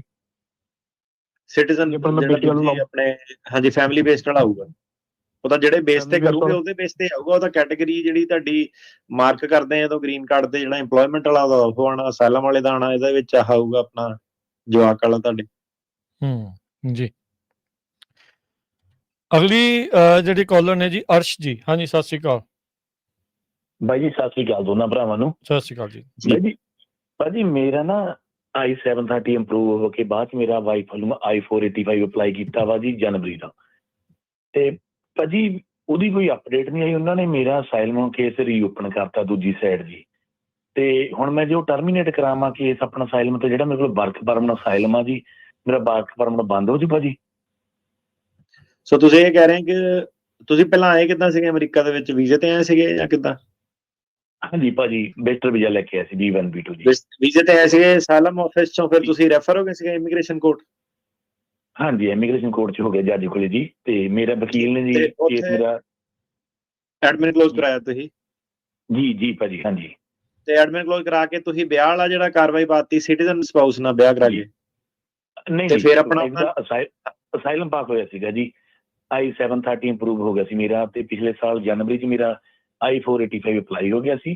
ਹੁਣ ਉਹਨਾਂ ਨੇ 10 ਦਿਨ ਪਹਿਲਾਂ ਮੇਰਾ ਉੱਧਰ ਰੀਓਪਨ ਕਰਤਾ ਮੇਰਾ ਅਸਾਈਲਮ, ਤੇ ਹੁਣ ਉਹਨਾਂ ਨੇ ਤਰੀਕ ਵੀ ਪਾਤੀ ਮੇਰੀ 2027 ਦੀ। ਤੇ ਤੁਸੀਂ ਉਹਨੂੰ ਆਪੋਜੀਸ਼ਨ ਨਹੀਂ ਫਾਈਲ ਕੀਤੀ? ਜਦੋਂ ਸਰਕਾਰ ਨੇ ਮੋਸ਼ਨ ਫਾਈਲ ਕੀਤੀ ਉਹ 'ਚ 10 ਦਿਨ ਹੁੰਦੇ ਆ, ਤੁਸੀਂ ਆਪੋਜੀਸ਼ਨ ਫਾਈਲ ਕਰਨੀ ਹੁੰਦੀ ਹੈ? ਨਹੀਂ ਉਹਦੇ ਬਾਰੇ ਨਹੀਂ ਭਾਜੀ ਮੈਨੂੰ ਪਤਾ ਜੀ। ਨਹੀਂ ਉਹ ਭਾਜੀ ਚੈੱਕ ਕਰੋ ਇੱਕ ਵਾਰੀ ਕਿ ਮੋਸ਼ਨ 10 ਦਿਨ ਹੁੰਦੇ ਆ ਕਰਨ ਦੇ। ਇੱਕ ਤਾਂ ਚਲੋ ਉਹ ਨਿਕਲ ਗਈ ਤੁਹਾਡੀ ਓਪਰਚੁਨਿਟੀ, ਕਿਉਂਕਿ ਹੁਣ ਤੁਹਾਨੂੰ ਤੁਸੀਂ ਦੁਬਾਰਾ ਇੱਕ ਵਾਰੀ ਮੋਸ਼ਨ ਪਾ ਸਕਦੇ ਜੱਜ ਨੂੰ ਇਹੀ ਕਹਿ ਕੇ ਸਾਰੀ ਸੇਮ ਚੀਜ਼ ਕਿ ਮੇਰਾ ਇਹ ਏਦਾਂ ਦਾ ਪੈਂਡਿੰਗ ਹੈ, ਤੇ ਉਹ ਤੁਹਾਨੂੰ ਉਹਨੂੰ ਅਪੋਜ਼ ਜਿਹੜਾ ਕਰਨਾ ਚਾਹੀਦਾ ਸੀਗਾ। ਤੇ ਕੋਈ ਨਹੀਂ, ਇਹਨੂੰ ਜੇ ਜੱਜ ਵਧੀਆ ਹੋਇਆ ਤੁਹਾਨੂੰ ਕਰ ਵੀ ਸਕਦਾ ਦੁਬਾਰਾ ਜਿਹੜਾ ਸੀਗਾ। ਤੇ ਕਿਉਂਕਿ ਤੁਸੀਂ ਤੁਹਾਡਾ ਰਿਫਿਊਜੀ 730 ਤੁਹਾਡਾ ਅਪਰੂਵ ਆ ਕਿ ਪੈਂਡਿੰਗ ਆ? ਨਹੀਂ ਅਪਰੂਵ ਆ ਭਾਜੀ ਉਹ ਮੇਰਾ। ਹਾਂਜੀ ਉਹ ਨਾਲ ਲਾ ਕੇ ਫਾਈਲ ਕਰੋ ਕਿ ਮੇਰਾ ਆਲਰੇਡੀ ਜਿਹੜਾ ਸੀਗਾ ਕਲਾਸੀਫਾਈ ਹੋ ਗਿਆ, ਤੇ ਮੇਰੇ ਕੋਲ ਜਿਹੜਾ ਮੈਥਡ ਹੈਗਾ ਐਡਜਸਟ ਕਰਨ ਦਾ। ਦੁਬਾਰਾ ਮੋਸ਼ਨ 2 ਜਿਹੜਾ ਸੀਗਾ ਟਰਮੀਨੇਟ ਫਾਈਲ ਕਰੋ। ਐਡਮਿਨ ਕਲੋਜ਼ ਐਕਚੁਅਲੀ ਜਦੋਂ ਤੁਹਾਡਾ ਉਹ ਹੋ ਗਿਆ ਨਾ, ਤੁਹਾਨੂੰ ਜਿਹੜਾ ਸੀਗਾ ਇਹ ਖੁਦ ਵੀ ਰੀਓਪਨ ਕਰਕੇ ਇਹਨੂੰ ਟਰਮੀਨੇਟ ਜਿਹੜੀ ਮੋਸ਼ਨ ਕਰਨੀ ਚਾਹੀਦੀ ਸੀ। ਦੇਖ ਲਓ ਜੇ ਸਰਕਾਰੀ ਵਕੀਲ ਜੁਆਇਨ ਕਰਦਾ ਇਹਦੇ ਨਾਲ ਕਿ ਨਹੀਂ। ਠੀਕ ਹੈ ਭਾਜੀ। ਜਿਹੜਾ ਮੇਰਾ ਵਰਕ ਪਰਮਿਟ ਭਾਜੀ ਕੈਂਸਲ ਹੋ ਜਾਊਗਾ ਕਿਉਂਕਿ ਮੇਰੇ ਕੋਲ ਅਸਾਈਲਮ ਆ ਜੀ, ਮੈਂ ਵਿਆਹ ਵਾਲਾ ਵਰਕ ਉਹਨਾਂ ਅਪਲਾਈ ਨਹੀਂ ਕੀਤਾ ਉਦੋਂ ਮੇਰੇ ਨਾਲ। ਅਸਾਈਲਮ ਵਾਲਾ ਵਰਕ ਪਰਮਿਟ ਤਾਂ ਤੁਹਾਡਾ ਭਾਜੀ ਜਿਹੜਾ ਹੁਣ ਕੈਂਸਲ ਕਿਹੜੇ ਹਿਸਾਬ ਨਾਲ, ਮਤਲਬ ਕਿ ਜੇ ਅਸਾਈਲਮ ਰੀਓਪਨ ਹੋ ਗਿਆ ਤੁਹਾਡਾ ਤੇ ਫਿਰ ਵਰਕ ਪਰਮਿਟ ਵੀ ਤੁਹਾਡਾ ਅਸਾਈਲਮ ਕੇਸ ਜੇ ਪੈਂਡਿੰਗ ਆ ਤੇ ਵਰਕ ਪਰਮਿਟ ਜੇ ਵੈਲਿਡ ਆ, ਤੁਹਾਨੂੰ ਕੋਈ ਚਿੱਠੀ ਨਹੀਂ ਆਈ ਉਹਦੇ ਰਿਲੇਟਡ, ਤੇ ਉਹ ਤੁਸੀਂ ਯੂਜ਼ ਕਰ ਸਕਦੇ ਆ। ਜੀ ਅਗਲੇ ਕਾਲਰ ਵੱਲੋਂ ਆਪਾਂ ਵੱਧਦੇ ਹਾਂ ਜੀ। ਗੁਰਨਾਮ ਜੀ, ਸਤਿ ਸ਼੍ਰੀ ਅਕਾਲ। ਹਾਂਜੀ, ਸਤਿ ਸ਼੍ਰੀ ਅਕਾਲ ਜੀ। ਸਤਿ ਸ਼੍ਰੀ ਅਕਾਲ ਜੀ। ਭਾਜੀ ਮੈਂ ਪੁੱਛਣਾ ਹੈ, ਮੇਰਾ I-130 2019 ਚ ਅਪ੍ਰੈਲ ਚ ਅਪਰੂਵ ਹੋ ਗਿਆ ਸੀ। ਉਸ ਤੋਂ ਬਾਅਦ ਫਿਰ I-601A ਵੇਵਰ ਵੀ ਅਪਰੂਵ ਹੋ ਗਿਆ ਲਾਸਟ ਈਅਰ, ਤੇ ਜਿਹੜੇ NVC ਡਾਕੂਮੈਂਟ ਅਪਰੂਵ ਹੋ ਗਏ ਸੀ ਦਿਸ ਈਅਰ ਅਪ੍ਰੈਲ ਚ। ਤੇ ਇੱਕ ਕੁਐਸਚਨ ਇਹ ਕਿ ਇੰਟਰਵਿਊ ਆਉਣ ਨੂੰ ਕਿੰਨਾ ਕੁ ਟਾਈਮ ਲੱਗਦਾ। ਦੂਜਾ ਹੈ ਕਿ ਮੇਰਾ ਅਸਾਈਲਮ ਦਾ ਕੇਸ ਐਡਮਿਨ ਕਲੋਜ਼ ਕਰਾਇਆ ਹੋਇਆ, ਤੇ ਮੈਨੂੰ ਇੰਟਰਵਿਊ ਦੀ ਡੇਟ ਆਉਣ ਦੀ ਵੇਟ ਕਰਨੀ ਚਾਹੀਦੀ ਉਹਦੀ ਕੋਰਟ 'ਚ ਉਹਨੂੰ ਪੂਰਾ ਬੰਦ ਕਰਾਉਣ ਲਈ, ਕਿ ਪਹਿਲਾਂ ਵੀ ਕਰਾ ਸਕਦੇ? ਭਾਜੀ ਗੁੱਡ ਕੁਐਸਚਨ। ਇਹਦਾ ਮਤਲਬ ਗੱਲ ਏਦਾਂ ਹੈ ਕਿ ਅਲਟੀਮੇਟਲੀ ਜਿਹੜਾ ਰੀਓਪਨ ਹੋ ਕੇ ਟਰਮੀਨੇਟ ਹੋਣਾ ਚਾਹੀਦਾ, ਮਤਲਬ ਕਿ ਉਹ ਤਮੂੜੀਆਂ ਦੇ ਖੱਖਰ ਨੂੰ ਹੁਣ ਕਦੋਂ ਹੱਥ ਪਾਉਣਾ, ਤੁਸੀਂ ਪਹਿਲਾਂ ਪਾਉਣਾ, ਬਾਅਦ ਚ ਪਾਉਣਾ, ਖੜੇ ਪੈਰ ਪਾਉਣਾ, ਠੀਕ ਹੈ। ਤੇ ਉਹ ਹੁਣ ਤੁਹਾਡੇ ਤੇ ਆ। ਮਤਲਬ ਮੁੱਖ ਦੀ ਗੱਲ ਇਹ ਹੈ ਕਿ ਜੱਜ ਤੇ ਸਰਕਾਰੀ ਵਕੀਲ ਤੇ ਬਹੁਤ ਇਹ ਡਿਪੈਂਡ ਕਰਦਾ ਹੁੰਦਾ। ਤੇ ਤੁਸੀਂ ਆਪਣਾ ਜਿਹੜਾ ਇੰਟਰਵਿਊ ਵਾਲਾ ਟਾਈਮ ਤਾਂ ਕੋਈ ਕਰ ਨਹੀਂ ਪਾਇਆ, ਪਰ ਜਦੋਂ ਤੁਹਾਡੇ ਕੋਲ ਇੱਕ ਵਾਰੀ ਇੰਟਰਵਿਊ ਜੇ ਤੁਹਾਡੀ ਆ ਜਾਂਦੀ ਹੈ, ਠੀਕ ਹੈ। ਕਈ ਵਾਰੀ ਜਿਹੜੇ ਕੋਰਟ ਕਚਹਿਰੀਆਂ ਹੁੰਦੀਆਂ ਉਹ ਰੀਓਪਨ ਕਰਨ ਨੂੰ, ਕਲੋਜ਼ ਕਰਨ ਨੂੰ 60 ਕੁ ਦਿਨ ਤਕਰੀਬਨ ਜਿਹੜਾ ਲਾ ਦਿੰਦੇ ਆ, ਤੇ ਕਈ ਵਾਰੀ ਕਰਦੇ ਨਹੀਂ ਆ। ਤੇ ਫਿਰ ਤੁਹਾਨੂੰ ਜਿਹੜਾ ਹੋ ਸਕਦਾ ਆਪਣੀ ਇੰਟਰਵਿਊ ਜਿਹੜੀ ਅੱਗੇ ਵੀ ਜਿਹੜੀ ਪ੍ਰੋਸੀਡ ਕਰਨੀ ਪਵੇ। ਤੇ ਇਹ ਤਾਂ ਤੁਹਾਡਾ ਜੀ ਹੁਣ ਵਕੀਲ ਨਾਲ ਹੀ ਸਲਾਹ ਦੱਸੋ ਕਿ ਟਾਈਮਿੰਗ ਕਿਹੜੇ ਹਿਸਾਬ ਨਾਲ। ਜੇ ਤੁਸੀਂ ਰੈਡੀ ਆ ਕਿ ਮੈਂ ਇੰਡੀਆ ਜਾ ਕੇ ਵੇਟ ਕਰ ਸਕਦਾ 4-6 ਮਹੀਨੇ, ਠੀਕ ਆ, ਤੇ ਫਿਰ ਤੁਸੀਂ ਇਹਨੂੰ ਰੀਓਪਨ ਕਰਾ ਕੇ ਹੁਣੇ ਟਰਮੀਨੇਟ ਕਰਾ ਦਿਓ। ਮੇਰੇ ਹਿਸਾਬ ਨਾਲ ਤਾਂ ਇਹੀ ਹੈ ਕਿ ਤੁਸੀਂ ਅਨਸਰਟੇਨਟੀ ਦੇ ਵਿੱਚ ਰਹਿੰਦੇ ਆ। ਜੇ ਤੁਹਾਨੂੰ ਜੇ ਚਾਂਸ ਮਿਲਦਾ, ਹੌਲੀਡੇ ਸੀਜ਼ਨ ਚੜਿਆ ਹੋਇਆ ਵਾ, ਠੀਕ ਆ, ਸਰਕਾਰੀ ਵਕੀਲਾਂ ਦੇ ਵੀ ਮੂਡ ਸ਼ੂਡ ਵਧੀਆ ਹੋਣੇ ਆ ਇਸ ਵੇਲੇ, ਤੇ ਕਰਕੇ ਜਿਹੜਾ ਤੁਸੀਂ ਉਹ ਹੈਗਾ ਤੇ ਆਪਣਾ ਵਾਪਸ ਜਾਣ ਵਾਲਾ ਵੀ ਜਿਹੜਾ ਸਿਸਟਮ ਜਿਹਾ ਚੱਲ ਰਿਹਾ, ਤੇ ਸਰਕਾਰ ਵੀ ਚਾਹੁੰਦੀ ਆ ਕਿ ਵੱਧ ਤੋਂ ਵੱਧ ਬੰਦੇ ਜਿਹੜੇ ਵਾਪਸ ਭੇਜੇ, ਇਹਨਾਂ ਦਾ ਵੀ ਅੰਕੜਾ ਜਿਹੜਾ ਹੈਗਾ। ਤੇ ਜੇ ਤੁਸੀਂ ਉਹ ਕਰਕੇ ਉਹਨੂੰ ਜਾਂ ਤਾਂ ਟਰਮੀਨੇਟ ਕਰਾ ਦਿਓ, ਜਾਂ ਉਹਦੇ ਵਿੱਚ ਆਪਣੇ ਵਕੀਲ ਨਾਲ ਵਲੰਟਰੀ ਡਿਪਾਰਚਰ ਦੀ ਆਪਸ਼ਨ ਜਿਹੜੀ ਪ੍ਰੀ ਕੰਕਲੂਜਨ ਵਲੰਟਰੀ ਡਿਪਾਰਚਰ ਹੈ, ਦੋਨੋਂ ਆਪਸ਼ਨਾਂ ਜਿਹੜੀਆਂ ਡਿਸਕਸ ਕਰੋ ਆਪਣੇ ਵਕੀਲ ਨਾਲ। ਭਾਈ ਜਿੱਦਾਂ 6 ਮਹੀਨੇ ਹੋ ਗਏ ਡਾਕੂਮੈਂਟ ਅਪਰੂਵ ਹੋਏ ਨੂੰ, ਤੁਹਾਡੇ ਹਿਸਾਬ ਨਾਲ ਕਿੰਨੇ ਟਾਈਮ 'ਚ ਆ ਜਾਣੀ ਚਾਹੀਦੀ ਇੰਟਰਵਿਊ? ਉਹ ਨਹੀਂ ਭਾਜੀ, ਮੇਰੇ ਕੋਲ ਤਾਂ ਹਿਸਾਬ ਕਿਤਾਬ ਹੁੰਦਾ, ਮੈਂ ਤਾਂ ਜੋਸ਼ੀ ਬਣ ਜਾਣਾ ਹੈਗਾ ਭਾਜੀ, ਇਹਦੇ ਵਿੱਚ ਹੈ ਨਹੀਂ ਕੋਈ ਹਿਸਾਬ ਕਿਤਾਬ। ਠੀਕ ਹੈ, ਨਗ ਨੂੰ ਦੱਸਿਆ ਕਰਨੇ ਸੀ ਵੀ ਆਹ ਨਗ ਪਾਓ, ਫਿਰ ਤੁਹਾਡੀ ਤਰੀਕ ਜਲਦੀ ਆਉਣੀ ਆ। ਸਹੀ ਗੱਲ ਆ। ਰਜਿੰਦਰ ਜੀ, ਸਤਿ ਸ਼੍ਰੀ ਅਕਾਲ ਜੀ। ਜੀ ਮੈਨੂੰ ਆਵਾਜ਼ ਨਹੀਂ ਕਲੀਅਰ ਆ ਰਹੀ ਭਾਜੀ ਤੁਹਾਡੀ। ਹਾਂਜੀ ਬੋਲੋ, ਥੋੜਾ ਲਾਗੇ ਹੋ ਕੇ ਬੋਲੋ ਮਾਈਕ ਦੇ, ਫੋਨ ਦੇ ਜੀ, ਲਾਊਡ ਸਪੀਕਰ ਬੰਦ ਕਰਕੇ ਜੀ। ਮੈਨੂੰ ਟਿਕਟ ਮਿਲੀ ਸੀ 2007 ਵਿੱਚ 7/11 ਤੇ, ਮੈਂ ਉਹਨੂੰ ਬੇਲ ਵੇਚੀ ਸੀ ਤੇ ਮੈਂ ਫਿਰ ਚਲਾ ਗਿਆ ਸੀ। ਅਟਾਰਨੀ ਟਰਕਿਆਨਾ ਜੀ, ਸਮਝ ਆ ਰਹੀ ਤੁਹਾਨੂੰ? ਭਾਜੀ ਥੋੜਾ ਜਿਹਾ ਨਾ ਸਪੀਕਰ ਤੋਂ ਹਟ ਕੇ ਬੋਲੋ ਜੀ, ਤੁਸੀਂ ਮਤਲਬ ਸਪੀਕਰ ਤੇ ਬੋਲਦੇ ਆ, ਨਹੀਂ ਸੁਣਦਾ ਪਿਆ ਆਵਾਜ਼, ਤੇ ਜਨਤਾ ਬੜੀ ਪਰੇਸ਼ਾਨ ਹੋ ਰਹੀ ਸਾਡੀ ਜੀ। ਸੌਰੀ ਆ ਜੀ। ਅਗਲੇ ਕਾਲਰ ਨੇ ਬਲਜੀਤ ਜੀ। ਸਤਿ ਸ਼੍ਰੀ ਅਕਾਲ ਜੀ। ਹਾਂਜੀ ਸਤਿ ਸ਼੍ਰੀ ਅਕਾਲ ਜੀ। ਜੀ ਮੈਂ ਪੁੱਛਣਾ ਜੀ, ਮੈਂ ਜਿੱਦਾਂ ਸਿਟੀਜ਼ਨ ਇੱਥੇ, ਤੇ ਮੇਰੇ ਡੈਡੀ ਨੇ ਅਸਾਈਲਮ ਲਿਆ ਸੀ ਤੇ ਮੈਂ ਨਹੀਂ ਅਸਾਈਲਮ ਲਿਆ, ਤੇ ਮੈਂ ਇੰਡੀਆ ਜਾ ਸਕਦਾ ਹੈਗਾ? ਹਾਂਜੀ, ਤੁਸੀਂ ਕਿਹੜੇ ਬੇਸ ਤੇ ਲਿਆ ਸੀ? ਫੈਮਿਲੀ ਬੇਸ ਤੇ ਆਏ ਸੀ? ਹਾਂਜੀ ਫੈਮਿਲੀ ਬੇਸ ਤੇ ਆਏ ਸੀ 2004 ਵਿੱਚ ਹੀ। ਆਏ ਤੁਸੀਂ ਆਪਣੇ ਡੈਡੀ ਦੇ ਥਰੂ ਹੀ ਹੈ? ਹਾਂਜੀ ਡੈਡੀ ਦੇ ਥਰੂ ਆਏ ਸੀ। ਅੱਛਾ, ਫਾਦਰ ਨੇ ਪਹਿਲਾਂ ਲੈ ਕੇ ਅਸਾਈਲਮ ਤੇ ਉਹ ਕਰਕੇ ਤੇ ਤੁਸੀਂ ਬਾਅਦ ਚ ਆਏ? ਨਹੀਂ ਭਾਜੀ, ਤੁਹਾਨੂੰ ਕੋਈ ਪ੍ਰੋਬਲਮ ਨਹੀਂ ਹੈਗੀ, ਬਟ ਇਹ ਚੀਜ਼ ਜ਼ਰੂਰ ਹੈਗੀ ਆ ਕਿ ਇਹ ਤਾਂ ਸਿੰਪਲ ਦੇਖੋ, ਜੇ ਕਈ ਵਾਰੀ ਨਾ ਜੇ ਇਨਕੁਆਇਰੀ ਸਿੰਪਲ ਜੀ ਇਨਕੁਆਇਰੀ ਤੋਂ ਚੀਜ਼ਾਂ ਕਈ ਵਾਰੀ ਸ਼ੁਰੂ ਹੋ ਜਾਂਦੀਆਂ। ਜੇ ਤੁਹਾਨੂੰ ਬੇਸਿਕ ਚੀਜ਼ਾਂ ਜਿਹੜੀਆਂ ਪੁੱਛ ਸਕਦੇ ਆ ਤੇ ਉਹਦੇ ਦੋ ਹੀ ਜਵਾਬ ਆ ਕਿ ਜੇ ਤੁਹਾਨੂੰ ਨਹੀਂ ਪਤਾ ਤਾਂ ਤੁਸੀਂ ਉਹ ਕਹਿ ਸਕਦੇ ਆ, ਪਰ ਜੇ ਕੋਈ ਏਦਾਂ ਦੀ ਚੀਜ਼ ਆ ਜਿਹੜੀ ਤੁਹਾਨੂੰ ਪਤਾ ਹੋਣੀ ਚਾਹੀਦੀ ਸੀਗੀ ਤੇ ਤੁਸੀਂ ਨਹੀਂ ਦੱਸਦੇ ਆ, ਉਹ ਫਿਰ ਸਮੱਸਿਆ ਕਰ ਸਕਦੀ ਆ। ਬਟ ਓਵਰਆਲ ਇਹਦੇ ਵਿੱਚ ਨਹੀਂ ਕੋਈ ਤੁਹਾਡੇ ਉੱਤੇ ਹੈਗਾ, ਤੁਸੀਂ ਜਾ ਸਕਦੇ ਆ ਮੇਰੇ ਹਿਸਾਬ ਨਾਲ ਆਰਾਮ ਨਾਲ ਜੀ। ਠੀਕ ਹੈ ਜੀ, ਠੀਕ ਹੈ ਭਾਈ, ਥੈਂਕ ਯੂ ਭਾਈ। ਜਸਵੀਰ ਜੀ। ਹੈਲੋ, ਸਤਿ ਸ਼੍ਰੀ ਅਕਾਲ ਭਾਜੀ। ਸਤਿ ਸ਼੍ਰੀ ਅਕਾਲ ਜੀ। ਜੀ ਭਾਜੀ ਮੈਂ ਕੁਐਸਚਨ ਪੁੱਛਣਾ ਜੀ, ਮੇਰੇ ਫਰੈਂਡ ਦਾ ਨਾ ਜੀ ਗਾਰਡੀਅਨ ਦਾ ਕੇਸ ਗ੍ਰਾਂਟ ਹੋਇਆ ਜੀ, ਤੋ ਪੇਪਰਾਂ ਤੇ ਕੰਮ ਕਰ ਸਕਦਾ ਜੀ? ਵਰਕ ਪਰਮਿਟ ਹੈਗਾ ਉਹਦੇ ਕੋਲ ਅਸਾਈਲਮ ਵਾਲਾ ਜੀ? ਹਾਂਜੀ ਹਾਂਜੀ, ਜੇ ਵਰਕ ਪਰਮਿਟ ਹੈਗਾ ਅਸਾਈਲਮ ਵਾਲਾ ਕਰ ਸਕਦਾ ਕੰਮ, ਕਿਉਂ ਨਹੀਂ ਕਰ ਸਕਦਾ? ਅੱਛਾ ਜੀ, ਮੰਨ ਲਓ ਇੱਥੇ ਪੁੱਛਿਆ ਇੱਕ ਦੋ ਬੰਦੇ ਕਹਿੰਦੇ ਵਰਕ ਪਰਮਿਟ ਉਹ ਕੰਮ ਨਹੀਂ ਕਰਦਾ, ਉੱਥੇ ਤੂੰ ਕੰਮ ਨਹੀਂ ਕਰ ਸਕਦਾ ਜੇ ਤੇਰਾ ਗਾਰਡੀਅਨ ਦਾ ਕੇਸ ਗ੍ਰਾਂਟ ਹੋਇਆ ਤਾਂ। ਕੇਸ ਗ੍ਰਾਂਟ ਤਾਂ ਆਪਣਾ 360 ਅਪਰੂਵ ਹੋਇਆ, ਉਸ ਤੋਂ ਇਲਾਵਾ ਥੋੜਾ ਕੁਝ ਹੋਇਆ? ਹਾਂਜੀ ਉਹੀ ਹੋਇਆ ਬਸ। ਹਾਂਜੀ ਪਹਿਲਾਂ ਮੇਰਾ ਵੀਰ, ਉਹਦਾ ਅਸਾਈਲਮ ਪੈਂਡਿੰਗ ਜਿਹੜਾ ਬੰਦਾ ਅਸਾਈਲਮ ਉਹਦਾ ਵਰਕ ਪਰਮਿਟ ਕਰ ਸਕਦਾ ਵਾ, ਲੋਕਾਂ ਦੀ ਨਾ ਪੁੱਛਿਆ ਕਰੋ ਭਾਜੀ ਵਾਲੀ। ਓਕੇ ਭਾਜੀ, ਥੈਂਕ ਯੂ ਜੀ। ਬਸ ਇੰਨਾ ਹੀ। ਜੀ ਰਜਿੰਦਰ ਜੀ, ਸਤਿ ਸ੍ਰੀ ਅਕਾਲ ਜੀ। ਸਤਿ ਸ਼੍ਰੀ ਅਕਾਲ ਜੀ। ਜੀ ਮੈਂ ਪੁੱਛਣਾ ਸੀਗਾ ਜੀ, ਇੱਕ ਨਾ 3-4 ਸਾਲ ਪਹਿਲਾਂ ਆਈ ਸੀ ਵੀ ਆਪਾਂ ਪ੍ਰੋਸੈਸ ਤੇਜ਼ ਕਰਾ ਸਕਦੇ ਹਾਂ ਕੇਸ ਦਾ, ਜਾਂ ਗ੍ਰੀਨ ਕਾਰਡ ਦਾ ਵੀ ਕਰਾ ਸਕਦੇ ਹਾਂ ਭਾਜੀ। ਉਹਦੇ ਵਿੱਚ ਉਹਨਾਂ ਦਾ ਜਿਹੜਾ ਨਿਰਧਾਰਿਤ ਟਾਈਮ ਹੈਗਾ ਨਾ, ਉਹ ਪਹਿਲਾਂ ਰਨ ਆਊਟ ਹੋਣਾ ਚਾਹੀਦਾ ਵਾ, ਫਿਰ ਉਸ ਤੋਂ ਬਾਅਦ ਤੁਸੀਂ ਇਨਕੁਆਇਰੀਆਂ ਕਰਨੀਆਂ। ਜਦੋਂ ਉਹ ਬਾਹਲਾ ਜਦੋਂ ਟਾਈਮ ਹੋ ਜਾਂਦਾ, ਜੇ ਨਹੀਂ ਕਰਦੇ, ਫਿਰ ਤੁਸੀਂ ਉਹਨਾਂ ਤੇ ਲਾਅ ਸੂਟ ਕਰ ਸਕਦੇ ਆ। ਅੱਛਾ, ਉਹ ਜਿੰਨੀ ਕੋਈ ਜਿਵੇਂ 2500 ਦੇ ਕੇ ਕਹਿੰਦੇ ਆਪਦਾ ਕੇਸ ਤੁਸੀਂ ਪਹਿਲਾਂ ਕਰਾ ਲੈਣਾ, ਉਹ ਨਹੀਂ ਗੱਲ ਇਹ 'ਚ? ਨਹੀਂ, ਉਹ ਨਹੀਂ, ਪ੍ਰੀਮੀਅਮ ਪ੍ਰੋਸੈਸਿੰਗ ਨਹੀਂ ਹੈਗੀ ਇਹਦੇ ਵਿੱਚ। ਠੀਕ ਆ ਜੀ, ਥੈਂਕ ਯੂ ਜੀ। ਥੈਂਕ ਯੂ ਜੀ। ਅੱਛਾ ਟਰਨੀ ਟਰਕਿਆਨਾ ਜੀ, ਵੀਕ ਦੇ ਵਿੱਚ ਇੱਕ ਖਬਰ ਜਿਹੜੀ ਆਈ ਸੀ ਜਿਹੜੇ H1B ਵੀਜ਼ੇ ਵਾਲਿਆਂ ਦੇ ਲਈ, ਆਈ ਥਿੰਕ ਥੋੜ੍ਹੀ ਜਿਹੀ ਉਹ ਗੁੱਡ ਨਿਊਜ਼ ਆ, ਜਿਹੜੀ ਥੋੜ੍ਹੀ ਜਿਹੀ ਉਹਨਾਂ ਨੇ ਐਗਜ਼ੈਂਪਸ਼ਨਾਂ ਜੀਆਂ ਦੇਤੀਆਂ ਰੀਨਿਊਬਲ ਵਾਲਿਆਂ ਦੇ ਲਈ। ਜੇ ਇੰਪਲੋਇਰ ਚੇਂਜ ਕਰਨਾ ਆ ਉਹਨਾਂ ਨੂੰ ਵੀ ਉਹ $1,00,000 ਦੀ ਫੀਸ ਨਹੀਂ, ਅਤੇ ਜਿਹੜਾ ਸਟੂਡੈਂਟ ਵੀਜ਼ੇ ਵਾਲਾ H1 ਤੇ ਜਾਊਗਾ ਉਹ ਵੀ ਅਜੇ ਉਹਨਾਂ ਨੂੰ ਫੀਸ ਉਹਨਾਂ ਨੂੰ ਜਿਹੜੀ ਉਹ ਨਹੀਂ ਦੇਣੀ ਪਊਗੀ। ਵੈਸੇ ਤਾਂ ਹੁਣ ਹੀ ਸਟੂਡੈਂਟ ਬਹੁਤ ਘੱਟ ਰਹੇ ਹੋਣੇ ਆ ਜਿਹੜੇ F1 ਵਾਲੇ ਆ ਉੱਧਰੋਂ ਦੀ, ਤੇ ਪਰ ਥੋੜਾ ਜਿਹਾ ਮੈਂ ਕਹੂੰਗਾ ਵੀ ਰਾਹਤ ਮਿਲੀ ਹੈ H1 ਵਾਲਿਆਂ ਨੂੰ। ਹਾਂਜੀ ਬਿਲਕੁਲ ਜੀ। ਰਾਹਤ ਕੀ, ਪੰਗਾ ਵੀ ਇਹਨਾਂ ਨੇ ਆਪ ਹੀ ਖੜਾ ਜਿਹਾ ਕਰਕੇ ਫਸਾ ਕੇ ਤੇ ਆਪ ਹੀ ਫਸਾ ਕੇ ਆਪ ਹੀ ਕੱਢਤਾ। ਹਾਂਜੀ ਜੀ, ਆਪਾਂ ਇੱਕ ਛੋਟੀ ਜਿਹੀ ਬ੍ਰੇਕ ਲੈ ਲੈਂਦੇ ਇੱਥੇ, ਤੇ ਬ੍ਰੇਕ ਤੋਂ ਬਾਅਦ ਦੇ ਵਿੱਚ ਆਪਾਂ ਜੁੜਦੇ ਹਾਂ ਦੁਬਾਰਾ। ਕਾਲਸ ਇੱਦਾਂ ਹੀ ਜਿਹੜੇ ਸਰੋਤੇ ਸਾਡੇ ਨਾਲ ਹੋਲਡ ਤੇ ਆ, ਹੋਲਡ ਤੇ ਜਿਹੜੇ ਜੀ ਉਹ ਬਣੇ ਰਹੋ, ਤੇ ਤੁਹਾਡੇ ਨਾਲ ਆਪਾਂ ਗੱਲਬਾਤ ਜਿਹੜੀ ਉਹ ਕਰਾਂਗੇ। ਮਿਲਦੇ ਹਾਂ ਇੱਕ ਛੋਟੀ ਜਿਹੀ ਕਮਰਸ਼ੀਅਲ ਬ੍ਰੇਕ ਤੋਂ ਬਾਅਦ 'ਚ।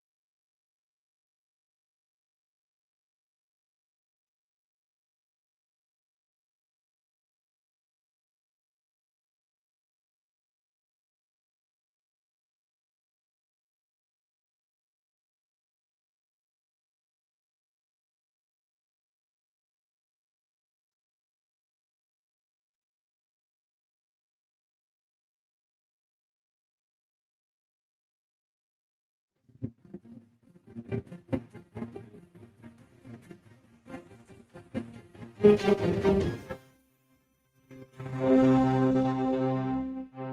ਤੋਂ ਬਾਅਦ ਇੱਕ ਵਾਰੀ ਫਿਰ ਆਪ ਸਭ ਦਾ ਸਵਾਗਤ ਹੈ ਪ੍ਰੋਗਰਾਮ ਅਪਡੇਟ ਇਮੀਗ੍ਰੇਸ਼ਨ ਦੇ ਵਿੱਚ। ਜੁੜੇ ਹੋਏ ਨੇ ਆਪਣੇ ਨਾਲ ਯੂਐਸ ਇਮੀਗ੍ਰੇਸ਼ਨ ਦੇ ਅਟਾਰਨੀ ਜੇ ਟਰਕਿਆਣਾ ਜੀ। ਅਟਾਰਨੀ ਟਰਕਿਆਣਾ ਜੀ, ਸਵਾਗਤ ਹੈ ਜੀ ਆਇਆਂ ਨੂੰ, ਸਤਿ ਸ਼੍ਰੀ ਅਕਾਲ ਜੀ। ਧੰਨਵਾਦ ਜੀ, ਸਤਿ ਸ਼੍ਰੀ ਅਕਾਲ ਜੀ। ਅਗਲੇ ਕਾਲਰਸ ਵੱਲ ਵੱਧਦੇ ਹਾਂ। ਤਕਬੀਰ ਜੀ, ਸਤਿ ਸ਼੍ਰੀ ਅਕਾਲ। ਹਾਂਜੀ, 929 ਏਰੀਆ ਕੋਡ ਆ ਜੀ ਤੁਹਾਡਾ। ਸਤਿ ਸ਼੍ਰੀ ਅਕਾਲ ਭਾਜੀ, ਕੀ ਹਾਲ ਚਾਲ ਆ? ਸਤਿ ਸ਼੍ਰੀ ਅਕਾਲ ਜੀ। ਆਪਣੇ ਵੀਰ ਜੀ, ਮੈਂ ਭਾਜੀ ਨਾਲ ਗੱਲ ਕਰਨੀ ਸੀਗੀ। ਆਪਣੇ ਨਾ ਮੈਂ ਵਰਕ ਪਰਮਿਟ ਅਪਲਾਈ ਕੀਤਾ ਆਲਮੋਸਟ 400 ਡੇਜ਼ ਹੋ ਚੁੱਕੇ ਹੋਏ ਆ, ਤੇ ਮੈਂ 2 ਵਾਰੀ ਇਨਕੁਆਰੀ ਵੀ ਪਾਤੀ, ਕੋਈ ਰਿਸਪੌਂਡ ਵੀ ਨਹੀਂ ਆ ਰਿਹਾ ਉਹਨਾਂ ਦਾ, ਤੇ ਕੋਈ ਇਸ਼ੂ ਹੋ ਸਕਦਾ ਆਪਾਂ ਲਾਈਕ? ਹਾਂਜੀ ਭਾਜੀ, ਇਹਦੇ ਵਿੱਚ ਦੇਖੋ ਜੀ 14 ਤੋਂ 18 ਮਹੀਨੇ ਜਿਹੜੇ ਲੋਕਾਂ ਦੇ, ਕਈਆਂ ਦੇ ਜਿਹੜੀ ਐਕਸਟੈਂਸ਼ਨ ਦੀ ਗੱਲ ਕਰ ਰਹੇ ਆ ਨਾ ਤੁਸੀਂ? ਹਾਂਜੀ ਹਾਂਜੀ, ਐਕਸਟੈਂਸ਼ਨ ਬਿਲਕੁਲ। ਹਾਂਜੀ, 14 ਤੋਂ 18 ਮਹੀਨੇ ਭਾਜੀ ਔਨ ਐਵਰੇਜ ਤੁਸੀਂ ਦੇਖ ਲਓ, ਇਸ ਸਾਲ ਵੀ, ਪਿਛਲੇ ਸਾਲ ਵੀ, ਉਹ ਤੋਂ ਪਿਛਲੇ ਸਾਲ ਵੀ ਇੰਨਾ ਕੁ ਟਾਈਮ ਜਿਹੜਾ ਹਿਲਾ ਦਿੰਦੇ ਆ।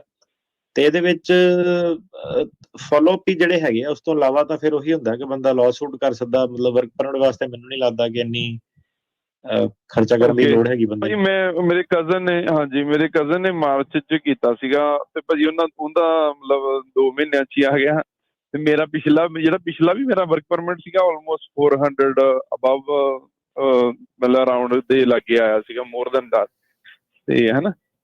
ਤੇ ਮਤਲਬ ਆਪਣੇ ਜਿਹੜੀ ਉਹਨਾਂ ਨੇ ਪ੍ਰੋਸੈਸਿੰਗ ਜਿਹੜੇ ਕੇਸ ਤੇ ਦੱਸੀ ਹੁੰਦੀ ਆ ਟਾਈਮਲਾਈਨ, ਉਹ 80% ਕੇਸਾਂ ਦੀ ਦੱਸੀ ਹੁੰਦੀ ਆ। ਮਤਲਬ ਕਿ ਔਨ ਐਵਰੇਜ 80% ਕੇਸਾਂ ਇੰਨੇ 'ਚ ਹੋ ਜਾਂਦੇ ਆ। ਬਾਕੀ 20% ਕੇਸ ਉਹ ਵੈਬਸਾਈਟ ਵੀ ਉਹਨਾਂ ਦੀ ਇਹੀ ਦੱਸਦੀ ਹੈ ਕਿ ਉਹਨੂੰ ਜ਼ਿਆਦਾ ਟਾਈਮ ਵੀ ਜਿਹੜਾ ਲੱਗ ਸਕਦਾ।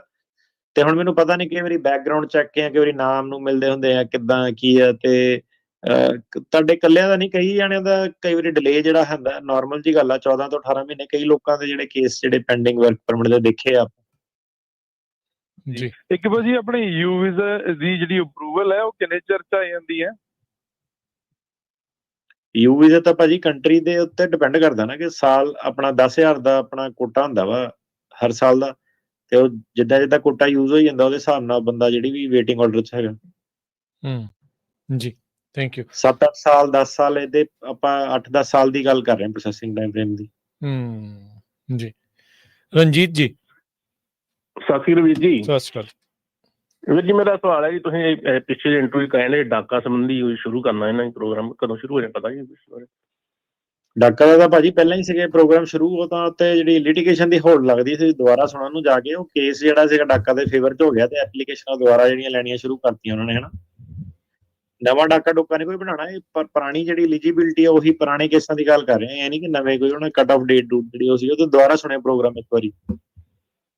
ਠੀਕ ਹੈ ਜੀ, ਓਕੇ ਵੀਰ ਜੀ। ਜਿਸ ਤਰ੍ਹਾਂ ਅਸੀਂ ਆਏ ਸੀ 2015 'ਚ, ਮੈਂ ਫੈਮਿਲੀ, ਮੇਰਾ ਬੇਟਾ ਉਦੋਂ 11 ਸਾਲ ਦਾ, 21 ਸਾਲ ਦਾ ਹੋ ਗਿਆ, ਉਹ ਵਿੱਚ ਅਵੇਲੇਬਲ ਹੁੰਦਾ ਕਿ ਨਹੀਂ ਡਾਕੇ 'ਚ ਹੁੰਦਾ ਜੀ?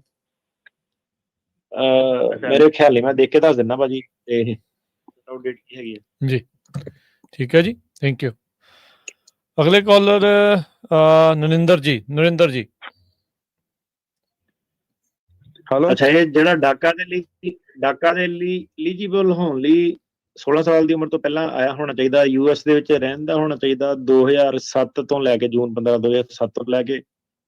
ਤੇ ਇਹ ਜਿਹੜੀ ਹੈਗੀ ਆ, ਤੇ ਯੂਐਸ ਦੇ ਵਿੱਚ ਜੂਨ 15 2012 'ਚ ਹੋਣਾ ਵੀ ਚਾਹੀਦਾ ਹੈਗਾ। ਇਹ ਜਿਹੜੀਆਂ ਇਹਦੀਆਂ ਰਿਕੁਆਇਰਮੈਂਟਸ ਹੈਗੀਆਂ ਕਿ ਐਂਟਰੀ ਤੁਹਾਡੀ ਹੋਣੀ ਚਾਹੀਦੀ ਆ, 16 ਸਾਲ ਤੋਂ ਥੱਲੇ ਉਮਰ ਹੋਣੀ ਚਾਹੀਦੀ ਹੈ ਐਂਟਰੀ ਦੇ ਟਾਈਮ ਤੇ। ਜਿਹੜੀ ਏਜ ਜੂਨ 15 2012 ਨੂੰ ਤੁਹਾਡੀ ਜਿਹੜੀ ਸੀਗੀ 31 ਸਾਲਾਂ ਤੋਂ ਛੋਟੀ ਉਮਰ ਹੋਣੀ ਚਾਹੀਦੀ ਹੈ ਜਿਹੜੀ। ਤੇ ਕੰਟੀਨਿਊਸ ਰੈਜ਼ੀਡੈਂਸ ਤੁਹਾਡਾ ਚਾਹੀਦਾ ਜੂਨ 15 2007 ਤੋਂ ਲੈ ਕੇ। ਮਤਲਬ ਇਹ ਹੁਣ ਜਿਹੜੇ ਨਵੇਂ ਆਏ ਉਹਨਾਂ ਦਾ ਨਹੀਂ, ਤੇ ਫਿਜ਼ੀਕਲੀ ਯੂਐਸ ਜਿਹੜਾ ਸੀਗਾ ਪ੍ਰੈਜ਼ੈਂਟ ਜਿਹੜਾ ਹੋਣਾ ਚਾਹੀਦਾ ਹੈ ਨਾ। ਤੇ ਇਹ ਚੀਜ਼ਾਂ ਹੈਗੀਆਂ ਜੀ। ਠੀਕ ਹੈ ਜੀ, ਥੈਂਕ ਯੂ। ਨਰਿੰਦਰ ਜੀ। ਹੈਲੋ। ਹਾਂਜੀ, ਮਨਿੰਦਰ ਕੇ ਨਰਿੰਦਰ ਭਾਜੀ? ਹਾਂਜੀ ਹਾਂਜੀ ਹਾਂਜੀ ਜੀ, ਪੁੱਛੋ ਜੀ ਸਵਾਲ। ਭਾਜੀ ਮੇਰਾ ਸਵਾਲ ਸੀਗਾ, ਮੈਂ R1 ਵੀਜ਼ੇ ਤੇ ਆ, ਮੇਰਾ ਸਿੰਗਲ ਹੀ R2 ਤੇ ਹਜੇ ਸਾਡਾ 485 ਨਹੀਂ ਹੋਇਆ, ਤੇ I-360 ਅਪਰੂਵ ਹੋ ਗਿਆ ਸੀ। ਤੇ ਪ੍ਰੋਬਲਮ ਇਹ ਆ ਵੀ 5 ਸਾਲ ਦਾ ਵੀਜ਼ਾ ਹੁੰਦਾ, ਉਹਦੇ ਵਿੱਚ ਗ੍ਰੀਨ ਕਾਰਡ ਮਿਲਣਾ ਚਾਹੀਦਾ, ਹਨਾ।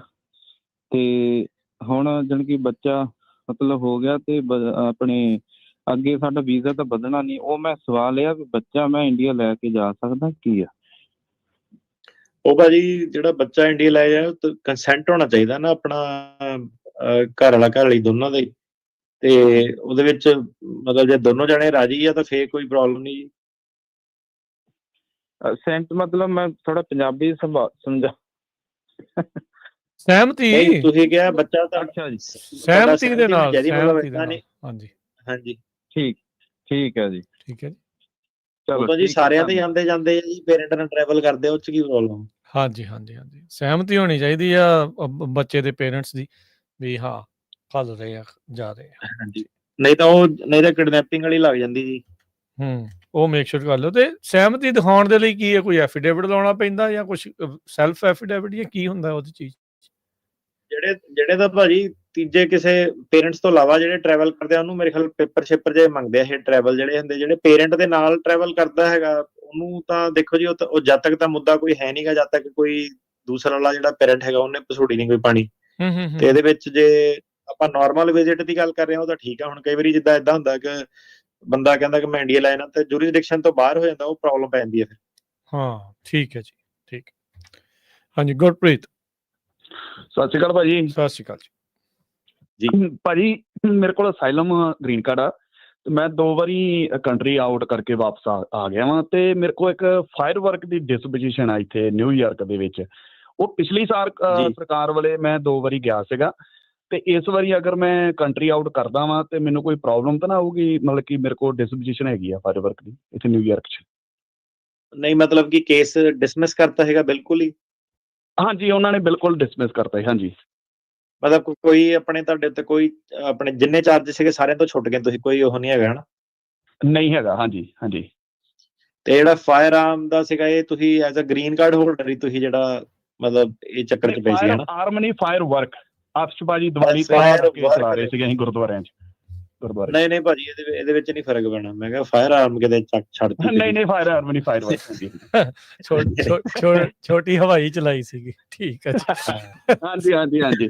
ਤੇ ਉਹ ਮਤਲਬ ਕਿ ਜੇਕਰ ਮੈਂ ਕੰਟਰੀ ਆਊਟ ਕਰਦਾ ਵਾਂ ਤੇ ਕੋਈ ਪ੍ਰੋਬਲਮ ਨਹੀਂ ਆਊਗੀ ਜੇਕਰ ਮੈਂ ਵਾਪਸ ਆਉਣਾ ਤੇ? ਨਹੀਂ ਉਹ ਭਾਜੀ ਆਪਣੇ ਜਿਹੜੀ ਚਾਰਜਿੰਗ ਡਾਕੂਮੈਂਟ ਜਿਹੜੇ ਹੁੰਦੇ ਆ ਤੇ ਜਿਹੜੀ ਫਾਈਨਲ ਡਿਸਪੋਜੀਸ਼ਨ ਹੈਗੀ ਨਾ ਉਹਦੀ ਸਰਟੀਫਾਈਡ ਕਾਪੀ ਆਪਣੇ ਨਾਲ ਲੈ ਕੇ ਜਾਇਓ, ਕੋਈ ਚੱਕਰ ਨਹੀਂ। ਜੀ ਠੀਕ ਹੈ। ਠੀਕ ਹੈ ਭਾਜੀ, ਥੈਂਕ ਯੂ। ਓਕੇ। ਹੁਣ ਨੇ ਇਸ ਚੀਜ਼ ਨੂੰ ਟਵਿਸਟ ਨਾ ਕਰਿਓ ਵੀ ਕੰਟਰੀ ਆਊਟ ਕਰਨ ਦਾ ਮਤਲਬ ਇਹ ਨਹੀਂ ਵੀ ਜਿਸ ਮੁਲਕ ਤੋਂ ਅਸਾਈਲਮ ਲਿਆ ਵੀ ਉੱਥੇ ਜਾਣ ਨੂੰ ਤੁਹਾਨੂੰ ਆਗਿਆ ਦੇਣ ਦੀ ਗੱਲ ਕਰ ਰਹੇ ਆ। ਉਹ ਚੀਜ਼ ਨਹੀਂ ਆ। ਸਿਰਫ ਇੱਕ ਕੰਟਰੀ ਕੈਨੇਡਾ ਜਾ ਰਿਹਾ, ਮੈਕਸੀਕੋ ਜਾ ਰਿਹਾ ਜਾਂ ਹੋਰ ਮੁਲਕਾਂ 'ਚ ਜਾ ਰਿਹਾ, ਉਹ ਹੋਰ ਚੀਜ਼ ਆ।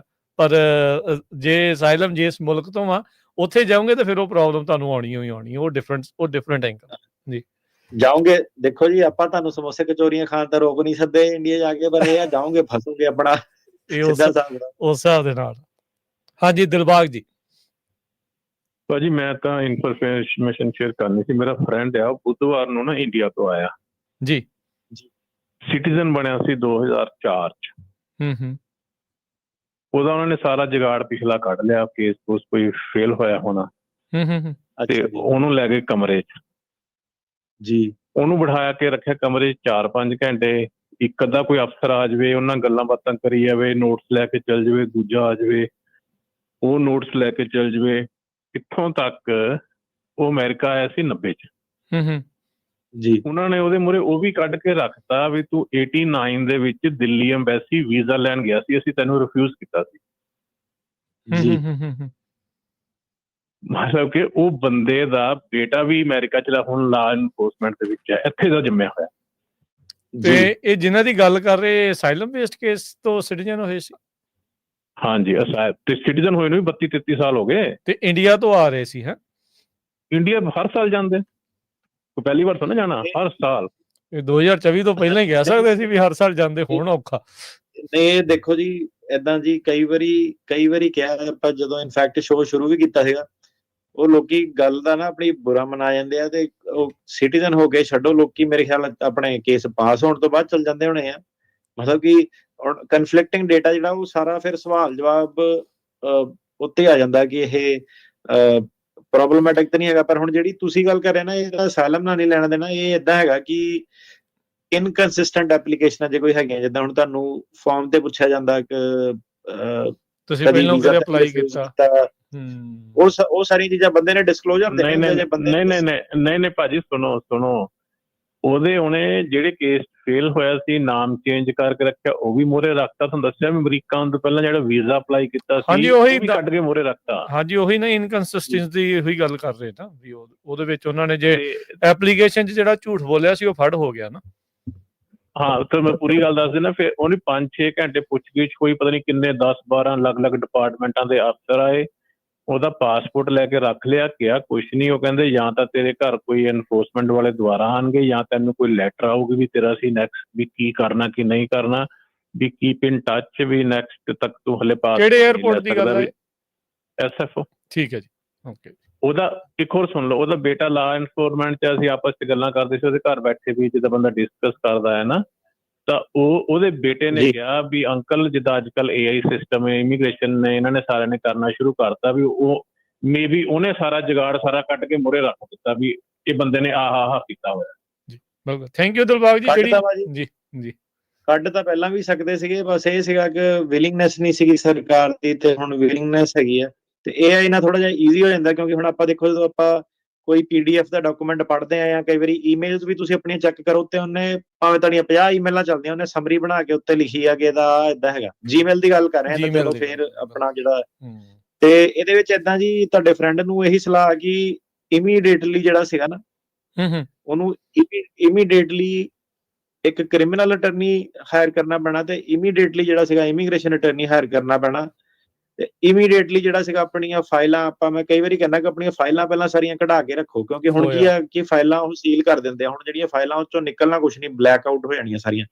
ਤੇ ਇਹ ਹੈਗਾ ਕਿ ਅਜੇ ਥੋੜਾ ਜਿਹਾ ਟਾਈਮ ਹੈਗਾ, ਤੇ ਉਹਨੂੰ ਕਹੋ ਇਮੀਡੀਏਟਲੀ ਜਿਹੜਾ ਸੀਗਾ ਇਮੀਗ੍ਰੇਸ਼ਨ ਅਟਰਨੀ ਹਾਇਰ ਕਰਕੇ ਤੇ ਇਮੀਡੀਏਟਲੀ ਆਪਣੀਆਂ ਸਾਰੀਆਂ ਫਾਈਲਾਂ ਜਿਹੜੀਆਂ ਐਕਸੈਸ ਕਰੇ ਪਹਿਲਾਂ, ਕਿਉਂਕਿ ਉਹਦੀ ਮੈਮਰੀ ਵੀ ਨਹੀਂ ਹੋਣੀ। ਆਪਾਂ ਗੱਲ ਕਰੇ 1980 ਦੀ, ਤੇ ਉਹ ਸਵਾਲ ਪੁੱਛਣ ਲੱਗ ਪਏ, ਉਹ ਬੰਦਾ ਪੋਸੀਬਲੀ ਆਨਸਰ ਵੀ ਨਹੀਂ ਕਰ ਸਕਦਾ।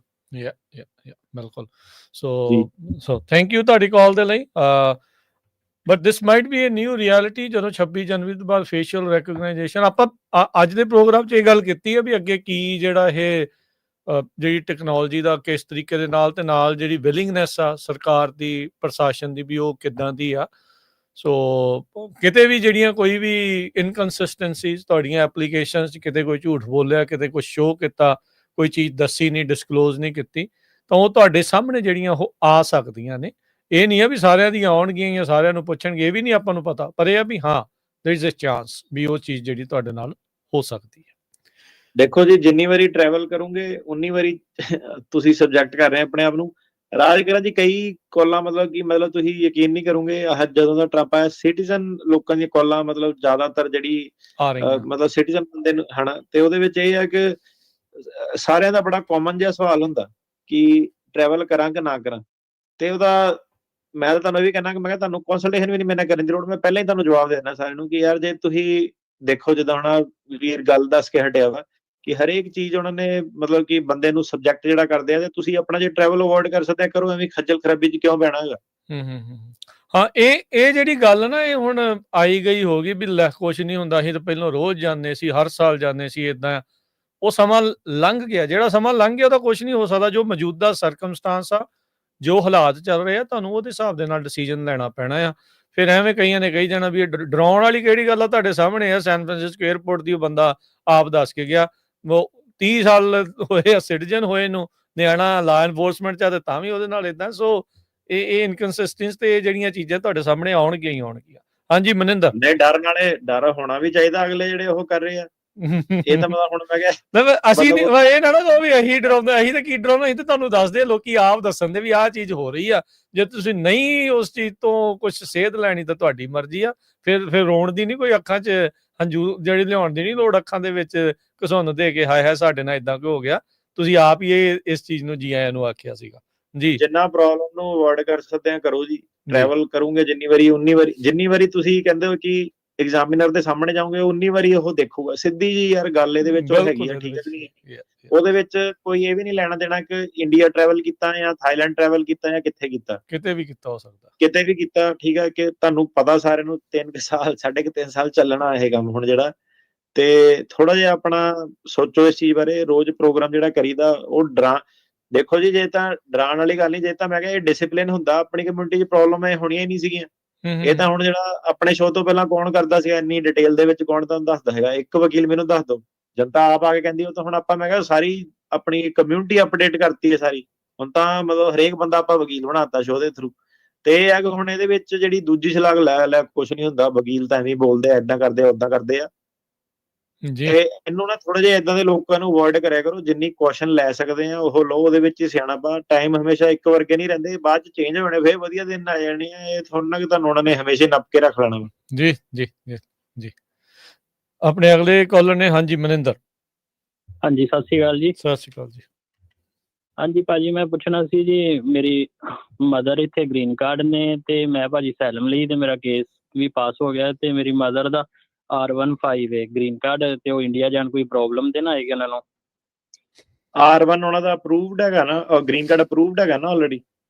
ਹਾਂਜੀ ਹਾਂਜੀ, ਉਹਨਾਂ ਕੋਲ ਮਤਲਬ 4 ਸਾਲ ਹੋ ਗਏ ਨੇ ਉਹਨਾਂ ਨੂੰ ਇੱਥੇ ਅਮਰੀਕਾ 'ਚ। ਦੇਖੋ ਜੀ, 2-3 ਚੀਜ਼ਾਂ ਹੈਗੀਆਂ। ਜਿਹੜੇ ਬੰਦੇ ਨੇ ਕੋਈ ਵੀ ਐਫੀਡੇਵਿਟ ਲਾਇਆ ਹੁੰਦਾ, ਮੈਂ ਹੁਣ ਤੁਹਾਡਾ ਕੇਸ ਮੈਨੂੰ ਨਹੀਂ ਪਤਾ ਕੀ ਫੈਕਟਸ ਹੈਗੇ, ਜੇ ਤੁਹਾਡੀ ਮਾਤਾ ਜੀ ਨੇ ਕੋਈ ਐਫੀਡੇਵਿਟ ਲਾਇਆ ਤੁਹਾਡੀ ਸਪੋਰਟ ਦੇ ਵਿੱਚ, ਠੀਕ ਆ, ਉਹਨਾਂ ਅਪਲਾਈ ਕੀਤਾ ਸੀ ਮਦਰ ਦਾ। ਨਹੀਂ ਸੁਣੋ ਗੱਲ ਪੂਰੀ ਸੁਣੋ। ਮੈਟਰ ਨਹੀਂ ਕਰਦਾ ਕਿੰਨੇ ਅਪਲਾਈ ਕੀਤਾ, ਕਿੱਦਾਂ ਕੀਤਾ। ਤੁਹਾਡੀ ਮਾਤਾ ਉਹਨਾਂ ਨੇ ਤੁਹਾਡਾ ਕੋਈ ਐਫੀਡੇਵਿਟ ਤੁਹਾਡੇ ਕੇਸ ਦੀ ਸਪੋਰਟ ਚ ਲਾਇਆ ਸੀਗਾ, ਮਾਤਾ ਨੂੰ ਉਹਨੇ ਕੋਈ ਸਵਾਲ ਪੁੱਛਿਆ, ਕੋਈ ਉਹਦੇ ਵਿੱਚ ਇਨਕਨਸਿਸਟੈਂਸੀ ਆ ਗਈ, ਤੇ ਉਹ ਪ੍ਰੋਬਲਮ ਜਿਹੜਾ ਉਹ ਸ਼ੁਰੂਆਤ ਜਿਹੜੀ ਹੋ ਸਕਦੀ ਆ, ਉਹ ਜਿੱਦਾਂ ਹੁਣ ਇਹ ਕਹਿ ਰਿਹਾ ਕਿ ਕਾਲਰ ਦੱਸ ਰਿਹਾ ਕਿ ਸਿਟੀਜ਼ਨ ਨੂੰ ਪ੍ਰੋਬਲਮ ਜਿਹੜਾ ਦੇਤੀਆਂ ਕਈ ਸਾਲ ਤੋਂ ਜਿਹੜਾ ਸੀਗਾ, ਗ੍ਰੀਨ ਕਾਰਡ ਨੂੰ ਕਿਉਂ ਨਹੀਂ ਦੇਣੀ ਆ ਉਹਨੇ, ਜਿੰਨੇ ਮਰਜ਼ੀ ਅਪਲਾਈ ਕੀਤਾ ਹੋਵੇ। ਮਤਲਬ ਇਹ ਹੈਗਾ ਕਿ ਐਫੀਡੇਵਿਟ ਦੇ ਵਿੱਚ ਕੀ ਲਿਖਿਆ, ਕਿਉਂਕਿ ਬੰਦਾ ਉਹਨੂੰ ਸਹੁੰ ਖਾ ਕੇ ਸਾਈਨ ਕਰ ਰਿਹਾ ਕਿ ਸਾਰਾ ਕੁਝ ਉਹਦੇ ਵਿੱਚ ਸੱਚ ਹੈਗਾ। ਸੋ ਉਹ ਚੀਜ਼ਾਂ ਜਿਹੜੀਆਂ ਮੇਨ ਹੈਗੀਆਂ ਕਿ ਕੇਸ ਦੇ ਰਿਲੇਟਡ ਤੁਹਾਡੇ ਕੋਲ ਸਵਾਲ ਜਿਹੜੇ ਪੁੱਛੇ ਜਾ ਸਕਦੇ ਆ। ਇਹ ਜਿਹੜਾ ਸਿਟੀਜ਼ਨ ਵਿਅਕਤੀ ਜਿਹੜਾ ਛੱਡਿਆ, ਉਹ ਤਾਂ ਛੱਡਿਆ ਕਿ ਉਹਨਾਂ ਕੋਲ ਅਥਾਰਟੀ ਨਹੀਂ ਹੈਗੀ ਉਹਨੂੰ ਡਿਟੇਨ ਕਰਨ ਦੀ, ਕਿਉਂਕਿ ਹੇਬੀਅਸ ਕਾਰਪਸ ਇਹ ਉਹ ਸਾਰੀਆਂ ਜਿਹੜੀਆਂ ਉਹ ਲੱਗ ਜਾਂਦੀਆਂ, ਤੁਸੀਂ ਡਿਟੇਨ ਨਹੀਂ ਕਰ ਸਕਦੇ। ਗ੍ਰੀਨ ਕਾਰਡ ਹੋਲਡਰ ਨੂੰ ਸੇਮ ਪ੍ਰੋਟੈਕਸ਼ਨਸ ਨਹੀਂ ਹੈਗੀਆਂ। ਠੀਕ ਹੈ ਜੀ। ਠੀਕ ਹੈ, ਹਾਂਜੀ ਹਾਂਜੀ ਠੀਕ ਹੈ ਜੀ, ਓਕੇ, ਮਿਹਰਬਾਨੀ ਜੀ, ਥੈਂਕ ਯੂ ਜੀ। ਹਾਂਜੀ ਗੁਰਦੀਪ ਜੀ। ਹੈਲੋ। ਹਾਂਜੀ ਹੈਲੋ ਜੀ। ਹਾਂਜੀ ਭਾਜੀ ਸਤਿ ਸ਼੍ਰੀ ਅਕਾਲ। ਸਤਿ ਸ਼੍ਰੀ ਅਕਾਲ ਜੀ। ਭਾਜੀ ਮੈਂ ਗ੍ਰੀਨ ਕਾਰਡ ਹੋਲਡਰ ਆ ਅਸਾਈਲਮ ਤੇ, ਔਰ ਮੇਰੀ ਵਾਈਫ ਹੈਗੇ ਆ ਆਪਣਾ ਯੂਰਪ ਤੋਂ, ਗ੍ਰੀਨ ਕਾਰਡ ਨੇ ਉਹ ਵੀ ਉੱਥੇ ਦੇ। ਤੇ ਮੈਂ ਜਿੱਦਾਂ ਕੋਰਟ ਮੈਰਿਜ ਕਰਾਇਆ ਸੀਗਾ ਤੇ ਮੈਂ ਉਹਨਾਂ ਦੇ ਪੇਪਰ ਅਪਲਾਈ ਕਰਨੇ ਆ, ਤੇ ਮੈਂ ਉਹਦੀ ਸਿਟੀਜ਼ਨ ਦੀ ਵੇਟ ਕਰਾਂ, ਇੱਥੇ ਆ ਕੇ ਪੇਪਰ ਉਹਦੇ ਅਪਲਾਈ ਕਰਾਂ ਕਿ ਪਹਿਲਾਂ ਹੀ ਕਰਦਾ ਹੁਣੀ? ਸਿਟੀਜ਼ਨ ਕਦੋਂ ਬਣਨਾ ਤੁਸੀਂ? ਮੇਰੇ ਤੇ ਹਾਲੀ ਟਾਈਮ ਹੈਗਾ ਸਿਟੀਜ਼ਨ ਤੇ 4 ਸਾਲ ਹੈਗੇ। ਉਹਨਾਂ ਨੇ ਸਿਟੀਜ਼ਨ ਅਪਲਾਈ ਕੀਤੀ ਹੋਈ ਹੈ ਯੂਰਪ ਦੀ, ਕਿ ਉਹਨਾਂ ਦਾ ਔਨ-ਅਰਾਈਵਲ ਵੀਜ਼ਾ ਹੋ ਸਕਦਾ ਉਹਨਾਂ ਦਾ ਇੱਥੇ ਦਾ। ਹਾਂਜੀ ਤੁਸੀਂ ਹਾਂਜੀ I-1 ਨੇ ਔਨ-ਅਰਾਈਵਲ ਤਾਂ ਵਿਜ਼ਿਟ ਕਰਨ ਆ ਸਕਦੇ ਆ ਜੀ। ਗ੍ਰੀਨ ਕਾਰਡ ਦੇ ਥਰੂ ਦੇਖੋ ਜੀ ਟਾਈਮ ਲੱਗਦਾ, 4-5 ਸਾਲ ਲੱਗ ਜਾਂਦੇ ਆ ਅੱਜ ਕੱਲ੍ਹ। ਜਿਹੜਾ ਗ੍ਰੀਨ ਕਾਰਡ ਜਦੋਂ ਸਪਾਊਸ ਜਿਹੜਾ ਕਰਦਾ, ਤੇ I-130 ਵਗੈਰਾ ਤੁਸੀਂ ਕਰ ਸਕਦੇ ਆ ਫਾਈਲ, ਠੀਕ ਆ। ਤੇ ਚੱਕਰ ਬਸ ਇਹੀ ਹੁੰਦਾ ਕਿ ਉਹ ਉਹਨਾਂ ਨੂੰ ਆਣ ਦਊਗੇ, ਇੱਕ ਏਅਰਪੋਰਟ ਤੇ ਰੋਕ ਦਊਗੇ। ਜੇ ਉਹ ਆਏ ਗਏ ਹੋਏ ਇੱਥੇ ਕਈ ਵਾਰੀ ਪਹਿਲਾਂ ਵੀ ਅਮਰੀਕਾ ਆ ਕੇ ਗਏ ਹੋਏ ਆ, ਹੋਪਫੁਲੀ ਕੋਈ ਪ੍ਰੋਬਲਮ ਨਹੀਂ ਆਊਗੀ। ਨਹੀਂ ਪਹਿਲਾਂ ਨਹੀਂ ਕਦੀ ਆਏ ਹੈਗੇ ਅਮਰੀਕਾ, ਫਸਟ ਟਾਈਮ ਹੀ ਉਹਨਾਂ ਨੇ ਆਣਾ ਜਦੋਂ ਆਣਾ। ਹਾਂਜੀ ਟਰੈਵਲ ਟੈਂਪਰੇਰੀ ਟਰੈਵਲ ਕਰ ਸਕਦੇ ਆ ਜੀ। ਜੀ ਠੀਕ ਹੈ, ਮੈਂ ਹੁਣ ਕਰ ਸਕਦਾ ਅਪਲਾਈ, ਹੈ ਨਾ ਜੀ? ਠੀਕ ਹੈ, ਥੈਂਕ ਯੂ ਜੀ। ਜੀ ਮਿਹਰਬਾਨੀ। ਅਗਲੇ ਕਾਲਰ ਅਮਰੀਕ ਜੀ। ਹੈਲੋ। ਹਾਂਜੀ ਸਤਿ ਸ਼੍ਰੀ ਅਕਾਲ ਜੀ। ਮੇਰਾ ਜਿਹੜਾ ਜਦੋਂ ਗ੍ਰੀਨ ਕਾਰਡ ਹੋ ਜਾਂਦਾ ਅਸਾਈਲਮ ਬੇਸ ਤੇ, ਜਿਹੜੇ ਬੱਚੇ 14 ਸਾਲ ਤੋਂ ਉੱਪਰ ਹੋ ਜਾਂਦੇ ਆ, ਉਹਨਾਂ ਦੇ ਫਿੰਗਰਪ੍ਰਿੰਟ ਦੁਬਾਰਾ ਕਰਾਉਣ ਦੀ ਜ਼ਰੂਰਤ ਹੈ, ਜਾਂ ਉਹ ਜਿਹੜੇ ਹੋ ਜਾਂਦੇ ਉਹ ਹੀ ਚੱਲਣਗੇ ਜਦੋਂ ਆਪਾਂ ਗ੍ਰੀਨ ਕਾਰਡ ਅਪਲਾਈ ਕਰਨ ਜਾਂਦੇ ਤੇ ਉਹਨਾਂ ਨੂੰ ਹੁੰਦੇ ਆ, ਪਰ ਫਿੰਗਰ ਨਹੀਂ ਆਈ ਥਿੰਕ ਉਹਨਾਂ ਦੇ ਕੋਲ? ਹਾਂਜੀ ਕਹਿੰਦੇ ਤਾਂ ਉਹੀ ਹੈ ਕਿ ਉਹਨਾਂ ਦੀ ਤੁਸੀਂ ਸਿਸਟਮ ਦੇ ਵਿੱਚ ਅਪਲਾਈ ਕਰਦੇ ਹੋ, ਠੀਕ ਆ। ਜੇ ਉਹਨਾਂ ਨੇ ਆਪ ਹੀ ਤੁਹਾਨੂੰ ਦੱਸ ਦੇਣਾ ਕਿ ਇਹਨਾਂ ਦੀ ਲੋੜ ਹੈਗੀ ਹੈ ਕਿ ਨਹੀਂ ਹੈਗੀ। ਠੀਕ ਹੈ ਜੀ। ਤੁਸੀਂ ਕਹਿੰਦੇ ਵੀ ਉਹਨਾਂ ਦੇ ਹੋਏ ਨਹੀਂ ਕਦੀ ਵੀ? ਪਰ ਉੱਥੇ ਗਏ ਸੀਗੇ ਫਿੰਗਰ ਕਰਾਉਣ, ਪਰ ਉਹਨੇ ਬੱਚਿਆਂ ਦੇ ਮੇਰੇ ਖਿਆਲ ਫਿੰਗਰ ਨਹੀਂ ਲਏ ਸੀਗੇ ਉਹਨਾਂ ਨੇ। ਬੱਚਿਆਂ ਦੇ ਨਹੀਂ ਕਰਦੇ, ਬੱਚਿਆਂ ਦੇ ਲੈਂਦੇ ਨਹੀਂ ਆ ਫਿੰਗਰਪ੍ਰਿੰਟ 14 ਸਾਲ ਤੋਂ ਥੱਲੇ, ਕਿਉਂਕਿ ਪ੍ਰਿੰਟਸ ਅਜੇ ਡਿਵੈਲਪ ਫੁੱਲੀ ਨਹੀਂ ਹੋ ਜਾਂਦੇ। ਤੇ ਉਹ ਤੁਹਾਨੂੰ ਹਾਂਜੀ ਤੁਸੀਂ ਕਰੋ ਜੀ ਅਕਾਊਂਟ ਦੇ ਵਿੱਚ ਜਾ ਕੇ ਜਿਹੜਾ ਰਜਿਸਟ੍ਰੇਸ਼ਨ ਵਾਲਾ, ਤੇ ਫਿਰ ਉਹ ਤੁਹਾਨੂੰ ਦੱਸ ਦੇਣਗੇ ਵੀ ਲੋੜ ਆ ਜਾਂ ਨਹੀਂ। ਜੀ ਜੀ ਕਿਹੜਾ ਸੀਗਾ ਫਾਰਮ? ਮੈਨੂੰ ਲੱਗਦਾ ਕੁਛ ਇਦਾਂ ਸੀ 325R। 325R ਜੀ। ਕੁਲਵੰਤ ਜੀ। ਹੈਲੋ ਵੀਰ ਜੀ, ਸਤਿ ਸ੍ਰੀ ਅਕਾਲ। ਸਤਿ ਸ੍ਰੀ ਅਕਾਲ ਜੀ। ਵੀਰ ਜੀ ਮੇਰਾ ਕੁਐਸਚਨ ਹੈ ਜੀ, ਮੇਰਾ ਯੂ ਵੀਜ਼ਾ ਗ੍ਰਾਂਟ ਹੋਇਆ ਸੀਗਾ ਜੀ 23 ਦੇ ਵਿੱਚ, ਔਰ ਮੇਰੇ ਬੱਚੇ ਆ ਗਏ ਸੀਗੇ ਜੀ। ਬੱਚੇ ਆ ਗਏ ਤਾਂ ਮੇਰੇ ਇੱਕ ਬੱਚੇ ਦਾ ਤਾਂ ਮੇਰੇ ਦਾ ਆ ਗਿਆ, ਵਰਕ ਪਰਮਿਟ ਆ ਗਿਆ ਸੀਗਾ ਜੀ, ਬਾਕੀ ਮੇਰੇ 3 ਦੇ ਰਹਿ ਗਏ, ਔਰ ਮੇਰੇ ਇੱਕ ਬੇਟੀ ਦਾ ਉਹਨਾਂ ਨੇ ਡਿਨਾਈ ਕਰਕੇ ਭੇਜ ਦਿੱਤਾ ਵੀਰ ਜੀ। ਕਿਹੜੀ ਗੱਲ ਕਰਕੇ ਡਿਨਾਈ ਕੀਤਾ? ਉਹ ਕਹਿੰਦੇ ਤੁਹਾਡਾ ਜਿਹੜਾ ਪਾਸਪੋਰਟ ਹੈ ਉਹ ਸਪਾਇਰ ਹੈ, ਤੁਹਾਡਾ I-94 ਸਪਾਇਰ ਹੋ ਗਿਆ। ਤੁਸੀਂ ਉਹ ਕਿਹਦਾ ਆਪਣਾ ਬੱਚਿਆਂ ਦਾ? ਹਾਂਜੀ ਹਾਂਜੀ। ਤੁਸੀਂ ਫਿਰ ਫਾਰਮ 539 ਫਾਈਲ ਕਰਨਾ ਹੁੰਦਾ, ਤੁਸੀਂ ਕੀਤਾ ਨਹੀਂ ਹੋਣਾ ਮੇਰੇ ਖਿਆਲ ਫਿਰ। ਉਹ ਨਹੀਂ, ਉਹ ਅਸੀਂ ਕਰੇ ਨਹੀਂ, ਸਾਨੂੰ ਤਾਂ ਕੋਈ ਲੈਟਰ ਵੀ ਨਹੀਂ ਆਈ ਹੈ, ਤਾਂ ਕੁਛ ਨਹੀਂ ਆਇਆ। ਉਹ ਲੈਟਰ ਉਹਨਾਂ ਨੇ ਨਹੀਂ ਦੇਣੀ ਹੁੰਦੀ ਜੀ, ਤੁਸੀਂ ਆਪ। ਤੇ ਗ੍ਰੀਨ ਕਾਰਡ ਅਪਲਾਈ ਕਰਤੇ ਇਹਨਾਂ ਦੇ? ਨਹੀਂ, ਹਲੀ ਹੈਗਾ ਜੀ, ਟਾਈਮ ਹੈਗਾ ਇਹਨਾਂ ਦਾ ਗ੍ਰੀਨ ਕਾਰਡ ਦਾ। ਤਾਂ ਅਸੀਂ CBP ਵਾਲੇ ਕੋਲ ਵੀ ਜਾ ਕੇ ਆਏ, ਉਹ ਕਹਿੰਦੇ ਤੁਹਾਡਾ ਆਲਰੇਡੀ ਕਹਿੰਦੇ ਸਟੇਟਸ, ਤੁਸੀਂ ਆਊਟ ਆਫ ਸਟੇਟਸ ਹੋਏ ਵੀ ਹੈ। ਅਸੀਂ ਫ੍ਰਿਜਨਲ ਤੇ ਬੋਲਦੇ ਫ੍ਰਿਜਨਲ। ਤੁਸੀਂ ਵਕੀਲ ਕੀਤਾ ਕਿ ਇਹ ਕਿੱਦਾਂ ਪੈਰਾਲੀਗਲ ਪੂਰਾਲੀਗਲ ਤੋਂ ਕਰਾ ਰਹੇ ਆ? ਨਹੀਂ ਵੀਰ ਜੀ, ਸੱਚ ਦੱਸੋ ਜੀ, ਮੈਂ ਪੈਰਾਲੀਗਲ ਤੇ ਕਰਾਇਆ ਜੀ। ਉਹ ਨਹੀਂ ਭਾਜੀ, ਇਹ ਪਹਿਲਾਂ ਨਾ ਪੈਰਾਲੀਗਲਾਂ ਦੀ ਗੋਲ ਕਰੋ ਜੀ, ਐਜ਼ ਅ ਕਮਿਊਨਿਟੀ। ਇਹ ਮਤਲਬ ਫਾਰਮ ਜੇ ਭਰ ਦਿੰਦੇ ਇੱਧਰ ਉੱਧਰ ਸੁਣ ਕੇ, ਇਹ ਕੰਮ ਖਰਾਬ ਕਰਦੇ ਆ ਲੋਕਾਂ ਦਾ। ਤੇ ਆਪਣਾ ਵਕੀਲ ਕੋਲ ਹਾਇਰ ਕਰੋ ਭਾਜੀ, ਜਿਹੜਾ ਸਾਲਮ ਜਿਹਨੇ ਕਰਾਇਆ ਨਾ ਤੁਹਾਡਾ, ਉਹਨਾਂ ਜਾ ਕੇ ਗੱਲ ਕਰੋ। ਯੂ ਵੀਜ਼ਾ ਜਿਹਨੇ ਕਰਾਇਆ ਉਹਨਾਂ ਗੱਲ ਕਰੋ ਜਾ ਕੇ। ਉਹ ਠੀਕ ਹੈ ਵੀਰ ਜੀ, ਇਹਦੇ ਵਿੱਚ ਹੁਣ ਠੀਕ ਹੈ ਵੀਰ ਜੀ, ਇਹ ਮਤਲਬ ਸਾਨੂੰ ਉਹਦੇ ਵਿੱਚ ਹੁਣ ਡਰਨੇ ਦੀ ਲੋੜ ਹੈ ਕੀ ਹੈ? ਜਿੱਦਾਂ ਅਸੀਂ ਤਾਂ ਡਰੇ ਹੋਏ ਹਾਂ ਵੀਰ ਜੀ। ਨਹੀਂ, ਮੈਨੂੰ ਪਤਾ ਨਹੀਂ ਭਾਜੀ ਹੁਣ ਕੀ ਹੈਗਾ। ਠੀਕ ਹੈ, ਤੁਸੀਂ ਜਾ ਕੇ ਨਾ ਆਪਣਾ ਜਿਹੜਾ ਯੂ ਵੀਜ਼ਾ ਜਿਹੜੇ ਵਕੀਲ ਨੇ ਕੀਤਾ ਉਹਨੂੰ ਕਰਿਆ ਕਰੋ ਯਾਰ, ਜਿਹਨੇ ਯੂ ਵੀਜ਼ਾ ਕਰਾਤਾ। ਤੇ ਉਹ ਮਤਲਬ ਪੈਰਾਲੀਗਲ ਨਾਲ ਦੇਖੋ ਜੀ, ਥੋੜੀ ਜਿਹੀ ਐਡਵਾਂਟੇਜ ਬੰਦੇ ਨੂੰ ਹੁੰਦੀ ਆ, 4 ਪੈਸੇ ਬਚ ਜਾਂਦੇ ਆ ਬੰਦੇ ਦੇ, ਪਰ ਲੌਂਗ ਰਨ ਚ ਰਿਲਾਇਬਿਲਿਟੀ ਦੀ ਗੱਲ ਆ ਜਾਂਦੀ ਹੈ ਜਿਹੜੀ। ਹੁਣ ਉਹਨੇ ਹੀ ਐਕਸਟਰਾ ਵੀ ਤਾਂ ਲੱਗਣੇ ਆ ਦੁਬਾਰਾ, ਹਾਂਜੀ, ਕਿਸੇ ਪਾਸੇ ਜਾਓਗੇ ਹੁਣ ਦੁਬਾਰਾ ਕਿਸੇ ਵਕੀਲ ਦੇ, ਉਹ ਵੀ ਤਾਂ ਲੱਗਣੇ ਹੀ ਆ ਨਾ ਜੀ। ਉਹ ਵੀ ਨਾਲ ਹੀ। ਇਮੀਗ੍ਰੇਸ਼ਨ ਚ ਨਹੀਂ ਕੋਈ ਮਤਲਬ, ਪਰ ਚਲੋ ਇਹ ਆਪਣੇ ਕਹਿਣ ਨਾਲ ਤਾਂ ਨਹੀਂ ਚੀਜ਼ ਇਹ ਰੁਕਣੀ, ਪਰ ਇਹ ਹੈ ਕਿ ਪ੍ਰੋਬਲਮਾਂ ਜਿਹੜੀਆਂ ਨਾ ਫਿਰ ਕਈ ਵਾਰੀ ਵੱਧ ਜਾਂਦੀਆਂ। ਤੇ ਆਪਣੇ ਯੂ ਵੀਜ਼ੇ ਵਾਲੇ ਵਕੀਲ ਨਾਲ ਜਾ ਕੇ ਗੱਲ ਕਰੋ ਜੀ। ਕਮਲਪ੍ਰੀਤ। ਹਾਂਜੀ, ਸਤਿ ਸ਼੍ਰੀ ਅਕਾਲ ਭਾਜੀ। ਸਤਿ ਸ਼੍ਰੀ ਅਕਾਲ ਜੀ। ਹਾਂਜੀ ਭਾਜੀ, ਮੇਰਾ ਕੁਐਸਚਨ ਸੀਗਾ ਆਪਣਾ ਨਾ, ਜਿੱਦਾਂ I-30 ਅਪਰੂਵ ਸੀਗਾ ਤੇ 485 ਡਿਨਾਇਲ ਹੋ ਗਿਆ USCIS ਦੇ ਕੋਲੋਂ। ਤੇ ਭਾਈ ਜਿੱਦਾਂ ਪਹਿਲਾਂ ਆਪਾਂ 10 ਸਾਲ ਤੋਂ ਪਹਿਲਾਂ ਇੱਥੇ ਆਏ ਸੀ ਤੇ ਐਡਮਿਨਿਸਟ੍ਰੇਟਿਵ ਕਲੋਜ਼ ਕੇਸ ਕਰਤਾ ਸੀ ਜੱਜ ਨੇ ਅਸਾਈਲਮ ਦਾ। ਹੁਣ ਇਹ ਜਾਣੀ ਕਿ 5 ਮਹੀਨੇ ਪਹਿਲਾਂ ਕਰਤਾ ਹੈਗਾ। ਤੇ ਉਹਦਾ ਪ੍ਰੋਸੀਜਰ ਕੀ ਆ ਭਾਈ ਬੈਸਟ, ਜਿੱਦਾਂ ਆਪਾਂ ਲੀਗਲ ਐਂਟਰੀ ਆਪਣੀ? ਤੁਹਾਡਾ ਕਿਹੜਾ ਹੁਣ ਤੁਸੀਂ ਕਹਿੰਦੇ ਯੂ ਵੀਜ਼ਾ ਅਪਰੂਵਡ ਆ? ਨਹੀਂ ਭਾਜੀ, ਆਪਣੇ I-30 ਆਪਣੇ US ਸਿਟੀਜ਼ਨ ਨਾਮ ਵਿਆਹ ਹੋਇਆ ਆਪਣਾ। 130 ਅਪਰੂਵ ਆ। 130 ਅਪਰੂਵਡ ਆ। ਦੇਖੋ ਜੀ, ਇਹਦੇ ਵਿੱਚ 2 ਚੀਜ਼ਾਂ ਹੈਗੀਆਂ ਜੀ। ਇੱਕ ਤਾਂ ਤੁਸੀਂ ਜਿਹੜਾ ਆਪਣਾ ਵੀਜ਼ੇ ਤੇ ਜੇ ਐਸੇ ਤੁਸੀਂ ਕੋਰਟ ਮੋਰੇ ਰੀਓਪਨ ਕਰਕੇ ਜੱਜ ਮੋਰੇ ਵੀ ਐਡਜਸਟਮੈਂਟ ਕਰ ਸਕਦੇ ਆ, ਜਾਂ ਫਿਰ ਤੁਸੀਂ ਇਹ ਹੈਗਾ ਕਿ ਉਹਨੂੰ ਆਪਣਾ ਜਿਹੜਾ ਸੀਗਾ USCIS ਦਾ ਹੁਣ ਐਡਮਿਨ ਕਲੋਜ਼ ਤੇ ਉਹਨਾਂ ਨੇ ਕਰਨਾ ਨਹੀਂ, ਤੇ ਜਾਂ ਫਿਰ USCIS ਦੇ ਮੋਰੇ ਤੁਸੀਂ 485 ਲਾਇਆ ਹੋਇਆ ਜੇ ਕਿ ਨਹੀਂ ਲਾਇਆ? ਹਾਂਜੀ, 485 ਲਾਇਆ ਸੀ, ਪਰ ਉਹਨਾਂ ਨੇ ਡਿਨਾਇਲ ਕਰਤਾ ਉਹ। ਤੇ ਉਹ ਕਹਿੰਦੇ ਵੀ ਇਹਦਾ ਅਸੀਂ ਨਹੀਂ ਕੁਛ ਕਰ ਸਕਦੇ, ਤੁਸੀਂ ਮਤਲਬ ਬਸ ਇਹੀ ਮੈਂ ਸਰਚ ਵੀ ਕੀਤਾ, ਇਹਦੇ ਰਿਗਾਰਡਿੰਗ ਪੁੱਛਿਆ ਵੀ ਸੀ।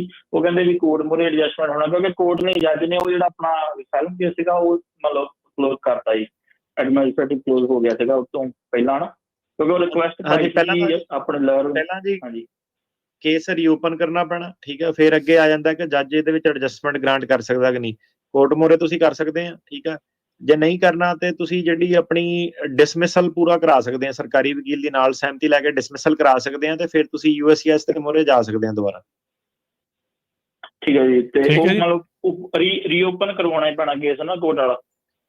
ਨਹੀਂ, ਹਾਂਜੀ, ਰੀਓਪਨ ਤੋਂ ਬਿਨਾਂ ਤਾਂ ਭਾਜੀ ਜੱਜ ਨੇ ਦੇਖਣਾ ਵੀ ਨਹੀਂ ਕੇਸ। ਹਾਂਜੀ ਹਾਂਜੀ, ਰੀਓਪਨ ਕਰਾਣਾ ਹੀ ਪੈਣਾ ਜੀ। ਜੀ, ਥੈਂਕ ਯੂ ਜੀ। ਗੁਰਕੀਰਤ। ਸਤਿ ਸ਼੍ਰੀ ਅਕਾਲ ਸਰ। ਸਤਿ ਸ਼੍ਰੀ ਅਕਾਲ ਜੀ।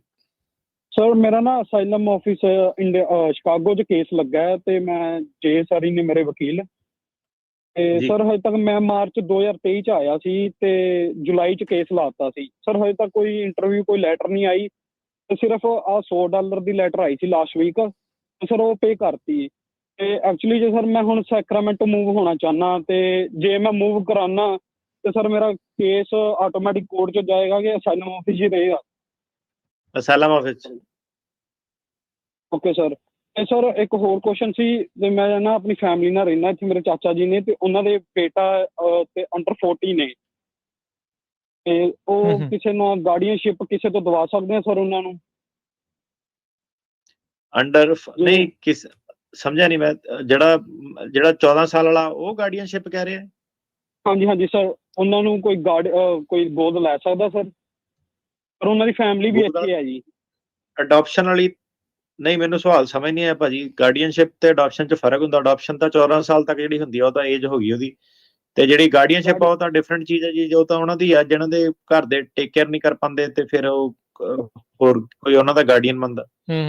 ਜੇ ਆਲਰੇਡੀ ਉਹਦੇ ਘਰ ਦੇ ਇੱਥੇ ਉਹ ਟੇਕ ਕੇਅਰ ਕਰ ਰਹੇ, ਫਿਰ ਤਾਂ ਨਹੀਂ ਜੀ ਇਸ ਚੀਜ਼ ਦੇ ਵਿੱਚ ਹੋ ਸਕਦਾ ਕੰਮ। ਜੀ, ਘਰ ਦੇ ਇੱਥੇ ਹੋਣ ਦੀ ਨਹੀਂ ਗੱਲ ਹੁੰਦੀ। ਹਾਂਜੀ, ਮੈਂ ਟੇਕ ਕੇਅਰ ਜੇ ਟੇਕ ਕੇਅਰ ਕਰ ਰਹੇ ਆ ਜੀ ਜੀ, ਹਾਂ ਜੀ ਜੀ, ਜੇ ਉਹ ਸਾਂਭ ਸੰਭਈਆ ਖਰਚਾ ਵਗੈਰਾ ਉਹਦਾ ਕਰ ਰਹੇ ਆ ਤਾਂ ਫਿਰ ਕਿਹੜੇ ਆਧਾਰ ਤੇ ਕਹੋਗੇ ਵੀ ਗਾਰਡੀਅਨ ਦੀ? ਹਾਂਜੀ, ਇਹ ਨਾਲੇ ਨਾ ਜਿੱਦਾਂ ਹੁਣ ਆਪਣਾ ਹੈਗਾ ਕੈਲੀਫੋਰਨੀਆ ਤੇ ਨਿਊਯਾਰਕ, ਉੱਥੇ 2 ਇਹ ਜਿਹੜੀਆਂ ਦੂਜੀਆਂ ਇੰਡੀਆਨਾ, ਉੱਥੇ ਆਪਾਂ ਲਾਇਸੈਂਸ ਵੀ ਨਹੀਂ ਹੈਗੇ ਫੈਮਿਲੀ ਦੇ ਜਿਹੜੇ ਕੋਰਟ ਦੇ, ਤੇ ਉੱਥੇ ਤੁਹਾਨੂੰ ਲੋਕਲ ਲਾਇਰ ਨੂੰ ਜਿਹੜਾ ਪੁੱਛਣਾ ਪਊਗਾ ਗਾਰਡੀਅਨਸ਼ਿਪ ਦੇ ਲਾਜ਼ ਵਗੈਰਾ ਕੀ ਹੈਗੇ ਨੇ। ਠੀਕ ਹੈ ਜੀ। ਹਾਂਜੀ, ਹਰਦੀਪ ਜੀ। ਹਰਦੀਪ ਭਾਜੀ। ਹਾਂਜੀ, ਬੋਲੋ ਜੀ। ਭਾਜੀ ਮੇਰਾ ਗਾਰਡੀਅਨਸ਼ਿਪ ਦਾ ਕੇਸ ਪਾਸ ਹੋਇਆ, 2 ਸਾਲ ਹੋ ਗਏ I-360 ਪਾਸ ਹੋਏ ਨੂੰ। ਉਹਨਾਂ ਦੇ ਗ੍ਰੀਨ ਕਾਰਡ ਦਾ ਪ੍ਰੋਸੈਸ ਕੀ ਚੱਲ ਰਿਹਾ? ਇਸ ਵੇਲੇ ਤਾਂ ਨਹੀਂ ਮੇਰਾ ਵੀਰ, ਬੈਕਲੌਗ ਹੀ ਹੈਗਾ, ਉਹ ਤਾਂ ਵੇਟ ਕਰਨੀ ਪੈਣੀ 3-4 ਸਾਲ। ਓਕੇ। ਇੱਕ ਭਾਜੀ ਹੋਰ ਗੱਲ, ਭਾਜੀ ਮੈਂ ਟਰੈਵਲ ਕਰਨਾ ਸੀ ਜਹਾਜ਼ ਤੇ, ਮਤਲਬ ਕਿ ਦੂਜੀ ਸਟੇਟ ਜਾਣਾ ਸੀ ਮੈਂ, ਇੰਡੀਆਨਾ ਤੋਂ ਕੈਲੀਫੋਰਨੀਆ। ਉਹ 'ਚ ਕੋਈ ਚੱਕਰ ਤੇ ਨਹੀਂ, ਮੇਰੇ ਕੋਲ ਨਹੀਂ ਹੈਗੀ। ਕੀ ਨਹੀਂ ਹੈਗੀ ਤੁਹਾਡੇ ਕੋਲ? ਰੀਅਲ ਆਈਡੀ ਹੈਗੀ ਹੈ?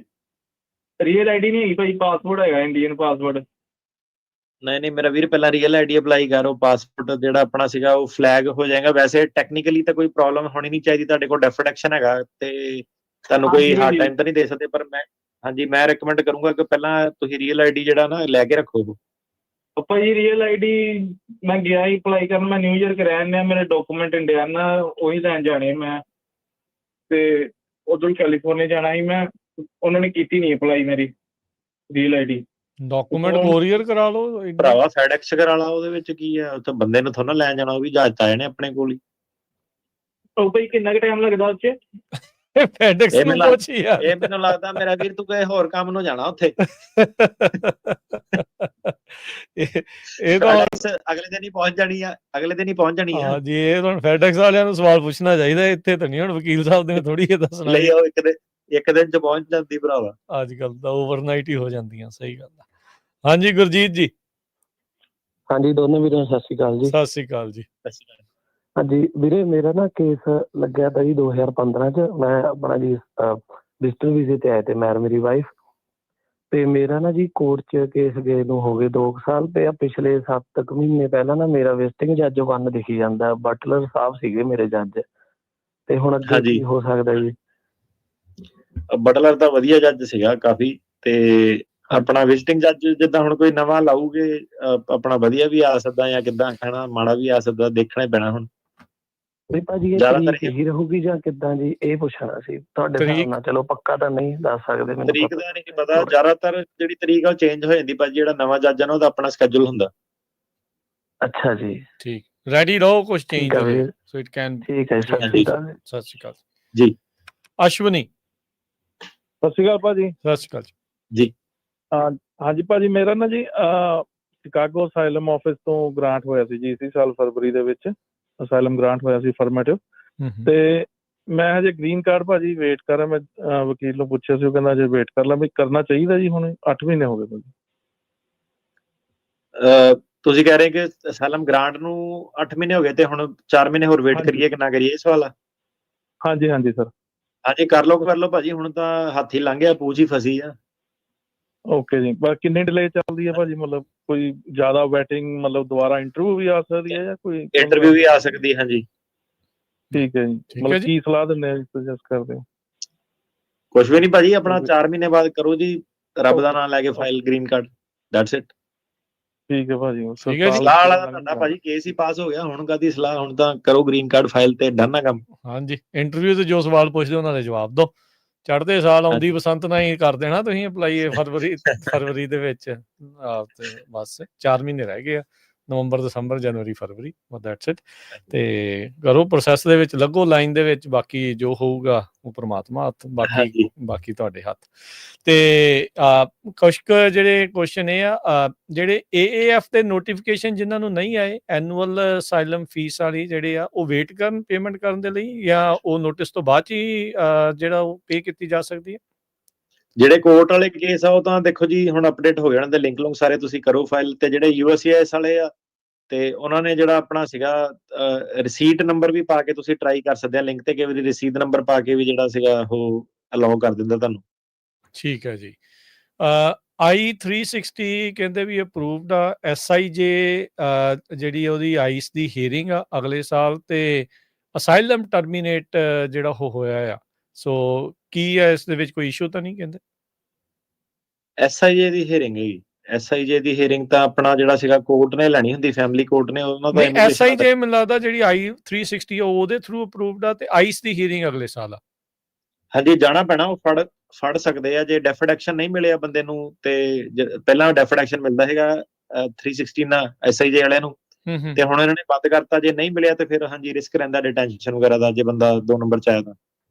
ਠੀਕ ਹੈ ਜੀ। ਤੇ ਬਾਕੀ ਇੱਕ ਵਾਰੀ ਐਡਰੈਸ ਵਾਲਿਆਂ ਨੂੰ ਕਈਆਂ ਨੇ ਜਿੱਦਾਂ ਕੁਐਸਚਨ ਵਗੈਰਾ ਪੁੱਛੇ ਆ, ਸੋ ਐਡਰੈਸ ਵਾਲਿਆਂ ਨਾਲ ਦੱਸ ਦਿਓ ਇੱਕ ਵਾਰੀ ਵੀ ਭਾਈ ਅਪਡੇਟ ਕਰ ਲਓ ਕਿੱਦਾਂ ਆ, ਕਿਵੇਂ ਆ, ਜਿੱਥੇ ਹੈਗੇ ਆ ਉੱਥੇ ਕਰ ਦਿਓ ਇੱਕ ਵਾਰੀ। ਐਡਰੈਸ ਦਾ ਰੌਲਾ ਰੱਪਾ ਅਦਾਲਤਾਂ 'ਚ ਕੀ ਦੇਖ ਰਹੇ ਆ ਤੁਸੀਂ? ਹਾਂਜੀ, ਐਡਰੈਸ ਦਾ ਦੇਖੋ ਜੀ 4 ਸਾਲ ਹੋ ਗਏ ਆਪਾਂ ਨੂੰ ਉਹੀ ਕਿ ਐਡਰੈਸ ਸਹੀ ਰੱਖਿਆ ਕਰੋ, ਆਪਣਾ ਘਪਲੇ ਦੇ ਵਿੱਚ ਨਾ ਮਾਰੇ ਕਰੋ, ਕਿਸੇ ਦੇ ਅਪਾਰਟਮੈਂਟਾਂ ਤੇ ਨਾ ਕਰਿਆ ਕਰੋ। DMV ਵਾਲੇ ਰੈਕਡ ਰੁਕਡ ਹੁਣ ਸਾਰੇ ਇਹਨਾਂ ਨੇ ਸਰਕਾਰ ਨੇ ਇੰਟਰਲਿੰਕ ਕਰਤੇ ਆ। ਕਈ ਵਾਰੀ 10-10 15-15 ਲਾਇਸੈਂਸ ਇੱਕ ਘਰ ਤੋਂ ਹੁੰਦੇ ਆ, ਉਹਨੂੰ ਹਾਰਡ ਟਾਈਮ ਦਿੰਦੇ ਆ ਉਹ। ਤੇ ਖਬਰਾਂ ਆਪਾਂ ਸੁਣੀਆਂ ਵੀ ਆ ਫਰੈਜ਼ਨੋ ਫਰੂਜ਼ਨੋ ਕਿ ਲੋਕਾਂ ਨੂੰ ਹਾਰਡ ਟਾਈਮ ਦੇਣਾ ਸ਼ੁਰੂ ਕਰਤਾ ਗਿਆ। ਇੰਨੇ ਬੰਦੇ ਕਿੱਦਾਂ ਇੱਕ ਅਪਾਰਟਮੈਂਟ ਚ ਆ ਗਏ, ਤੇ ਅਪਾਰਟਮੈਂਟ ਬਣੀਆਂ ਹੀ 4 ਬੰਦਿਆਂ ਦੇ ਰਹਿਣ ਨੂੰ ਹੈ ਨਾ, ਉਹ ਚੀਜ਼ਾਂ ਜਿਹੜੀਆਂ ਸੀਗੀਆਂ। ਤੇ ਦੂਸਰਾ ਇਹ ਹੈ ਕਿ ਕੋਰਟ ਦੇ ਹਿਸਾਬ ਨਾਲ ਵੀ ਫਿਰ ਹੇਰਾਫੇਰੀ ਹੋ ਜਾਂਦੀ ਹੈ, ਤੇ ਜਿਹੜੀ ਸਟੇਟ 'ਚ ਤੁਸੀਂ ਰਹਿੰਦੇ ਆ ਉੱਥੇ ਟੈਕਸ ਦੇਣਾ ਵੀ ਤੁਹਾਡਾ ਬਣਦਾ, ਉੱਥੇ ਰਹਿਣਾ ਬਣਦਾ। ਤੇ ਆਪਣਾ ਐਡਰੈਸ ਜਿਹੜਾ ਫੇਅਰ ਸਕੁਅਰ ਰੱਖਿਓ, ਕੇਸ ਉਹਦੇ ਕਰਕੇ ਖਰਾਬ ਨਾ ਕਰਿਓ ਆਪਣਾ ਜੀ। ਅੱਛਾ, ਇੱਕ ਨਵੀਂ ਧਾਰਨਾ ਹੋਰ ਚੱਲੀ ਆ, ਜਿਹੜੇ ਇੱਕ ਇਹ ਕਹੀ ਜਾਂਦੇ ਵੀ ਕਈ ਸਾਲ ਕਈ ਦਹਾਕੇ ਹੋ ਗਏ ਰਹਿੰਦਿਆਂ ਨੂੰ ਸਟੇਟਸ ਅਜੇ ਇਹਨਾਂ ਦਾ ਜਿਨ੍ਹਾਂ ਦਾ ਕੋਈ ਨਹੀਂ ਆ, SSN ਮਿਲੇ ਹੋਏ ਆ, ਟੈਕਸ ਟੁਕਸ ਵੀ ਤਾਰਦੇ ਸੀ, ਹੁਣ ਕਈ ਇਹ ਪੁੱਛਣ ਲੱਗ ਗਏ ਵੀ ਟੈਕਸ ਤਾਰੀਏ ਕਿ ਨਾ ਤਾਰੀਏ। ਆਫਕੋਰਸ ਕਰਨਾ ਪੈਣਾ, ਉਹ ਤਾਂ ਹੋਰ ਕੰਪਲੀਕੇਸ਼ਨ ਆ ਜਾਣੀਆਂ ਜੇ ਨਾ ਕਰੂੰ। ਤੇ ਬਾਕੀ ਇਹ ਸੀਗਾ ਕਿ ਇਹ ਵਾਲੀ ਸਰਕਾਰ ਨੇ ਥੋੜਾ ਅਲੱਗ ਜਿਹਾ ਸਟੈਪ ਚੱਕਿਆ। ਪਹਿਲਾਂ ਕਦੀ ਏਦਾਂ ਨਹੀਂ ਸੀਗਾ, ਉਹ ਟੈਕਸ ਇਕੱਠੇ ਕਰ ਲੈਂਦੇ ਸੀਗੇ। ਉਹ ਕਹਿੰਦੇ IRS ਨੇ ਵੀ ਜਿਹੜਾ ਡੇਟਾ ਸ਼ੇਅਰ ਕੀਤਾ ਵਾ, ਪਰ ਉਹ ਤਾਂ ਡੇਟਾ ਉਹਨਾਂ ਕੋਲ ਆਲਰੇਡੀ ਹੋਣਾ ਜੇ ਤੁਸੀਂ ਕਰ ਰਹੇ ਹਨਾ, ਤੇ ਉਹ ਚੀਜ਼ ਸੀਗੀ, ਉਹ ਚੱਕਰਾਂ 'ਚ ਨਹੀਂ ਪੈਣਾ। ਹਾਂਜੀ, ਤੇ ਬਾਕੀ ਆਪਣੇ ਅਕਾਊਂਟੈਂਟ ਤੋਂ ਲਓ ਜੀ ਸਲਾਹ ਦੇ ਬਾਰੇ ਕਿੱਦਾਂ। ਧੰਨਵਾਦ ਅਟਾਰਨੀ ਕਹਿਣਾ ਜੀ, ਬੜੀ ਮਿਹਰਬਾਨੀ। ਮਿਲਦੇ ਹਾਂ ਅਗਲੀ ਵਾਰੀ। ਸਭ ਨੂੰ ਪਿਆਰ ਭਰੀ ਸਤਿ ਸ਼੍ਰੀ ਅਕਾਲ ਜੀ। ਸਤਿ ਸ਼੍ਰੀ ਅਕਾਲ ਜੀ, ਧੰਨਵਾਦ।